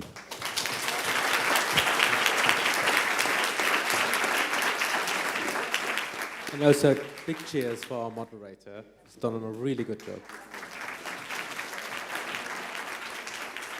Thank you. Thank you, Mizan. Bye-bye.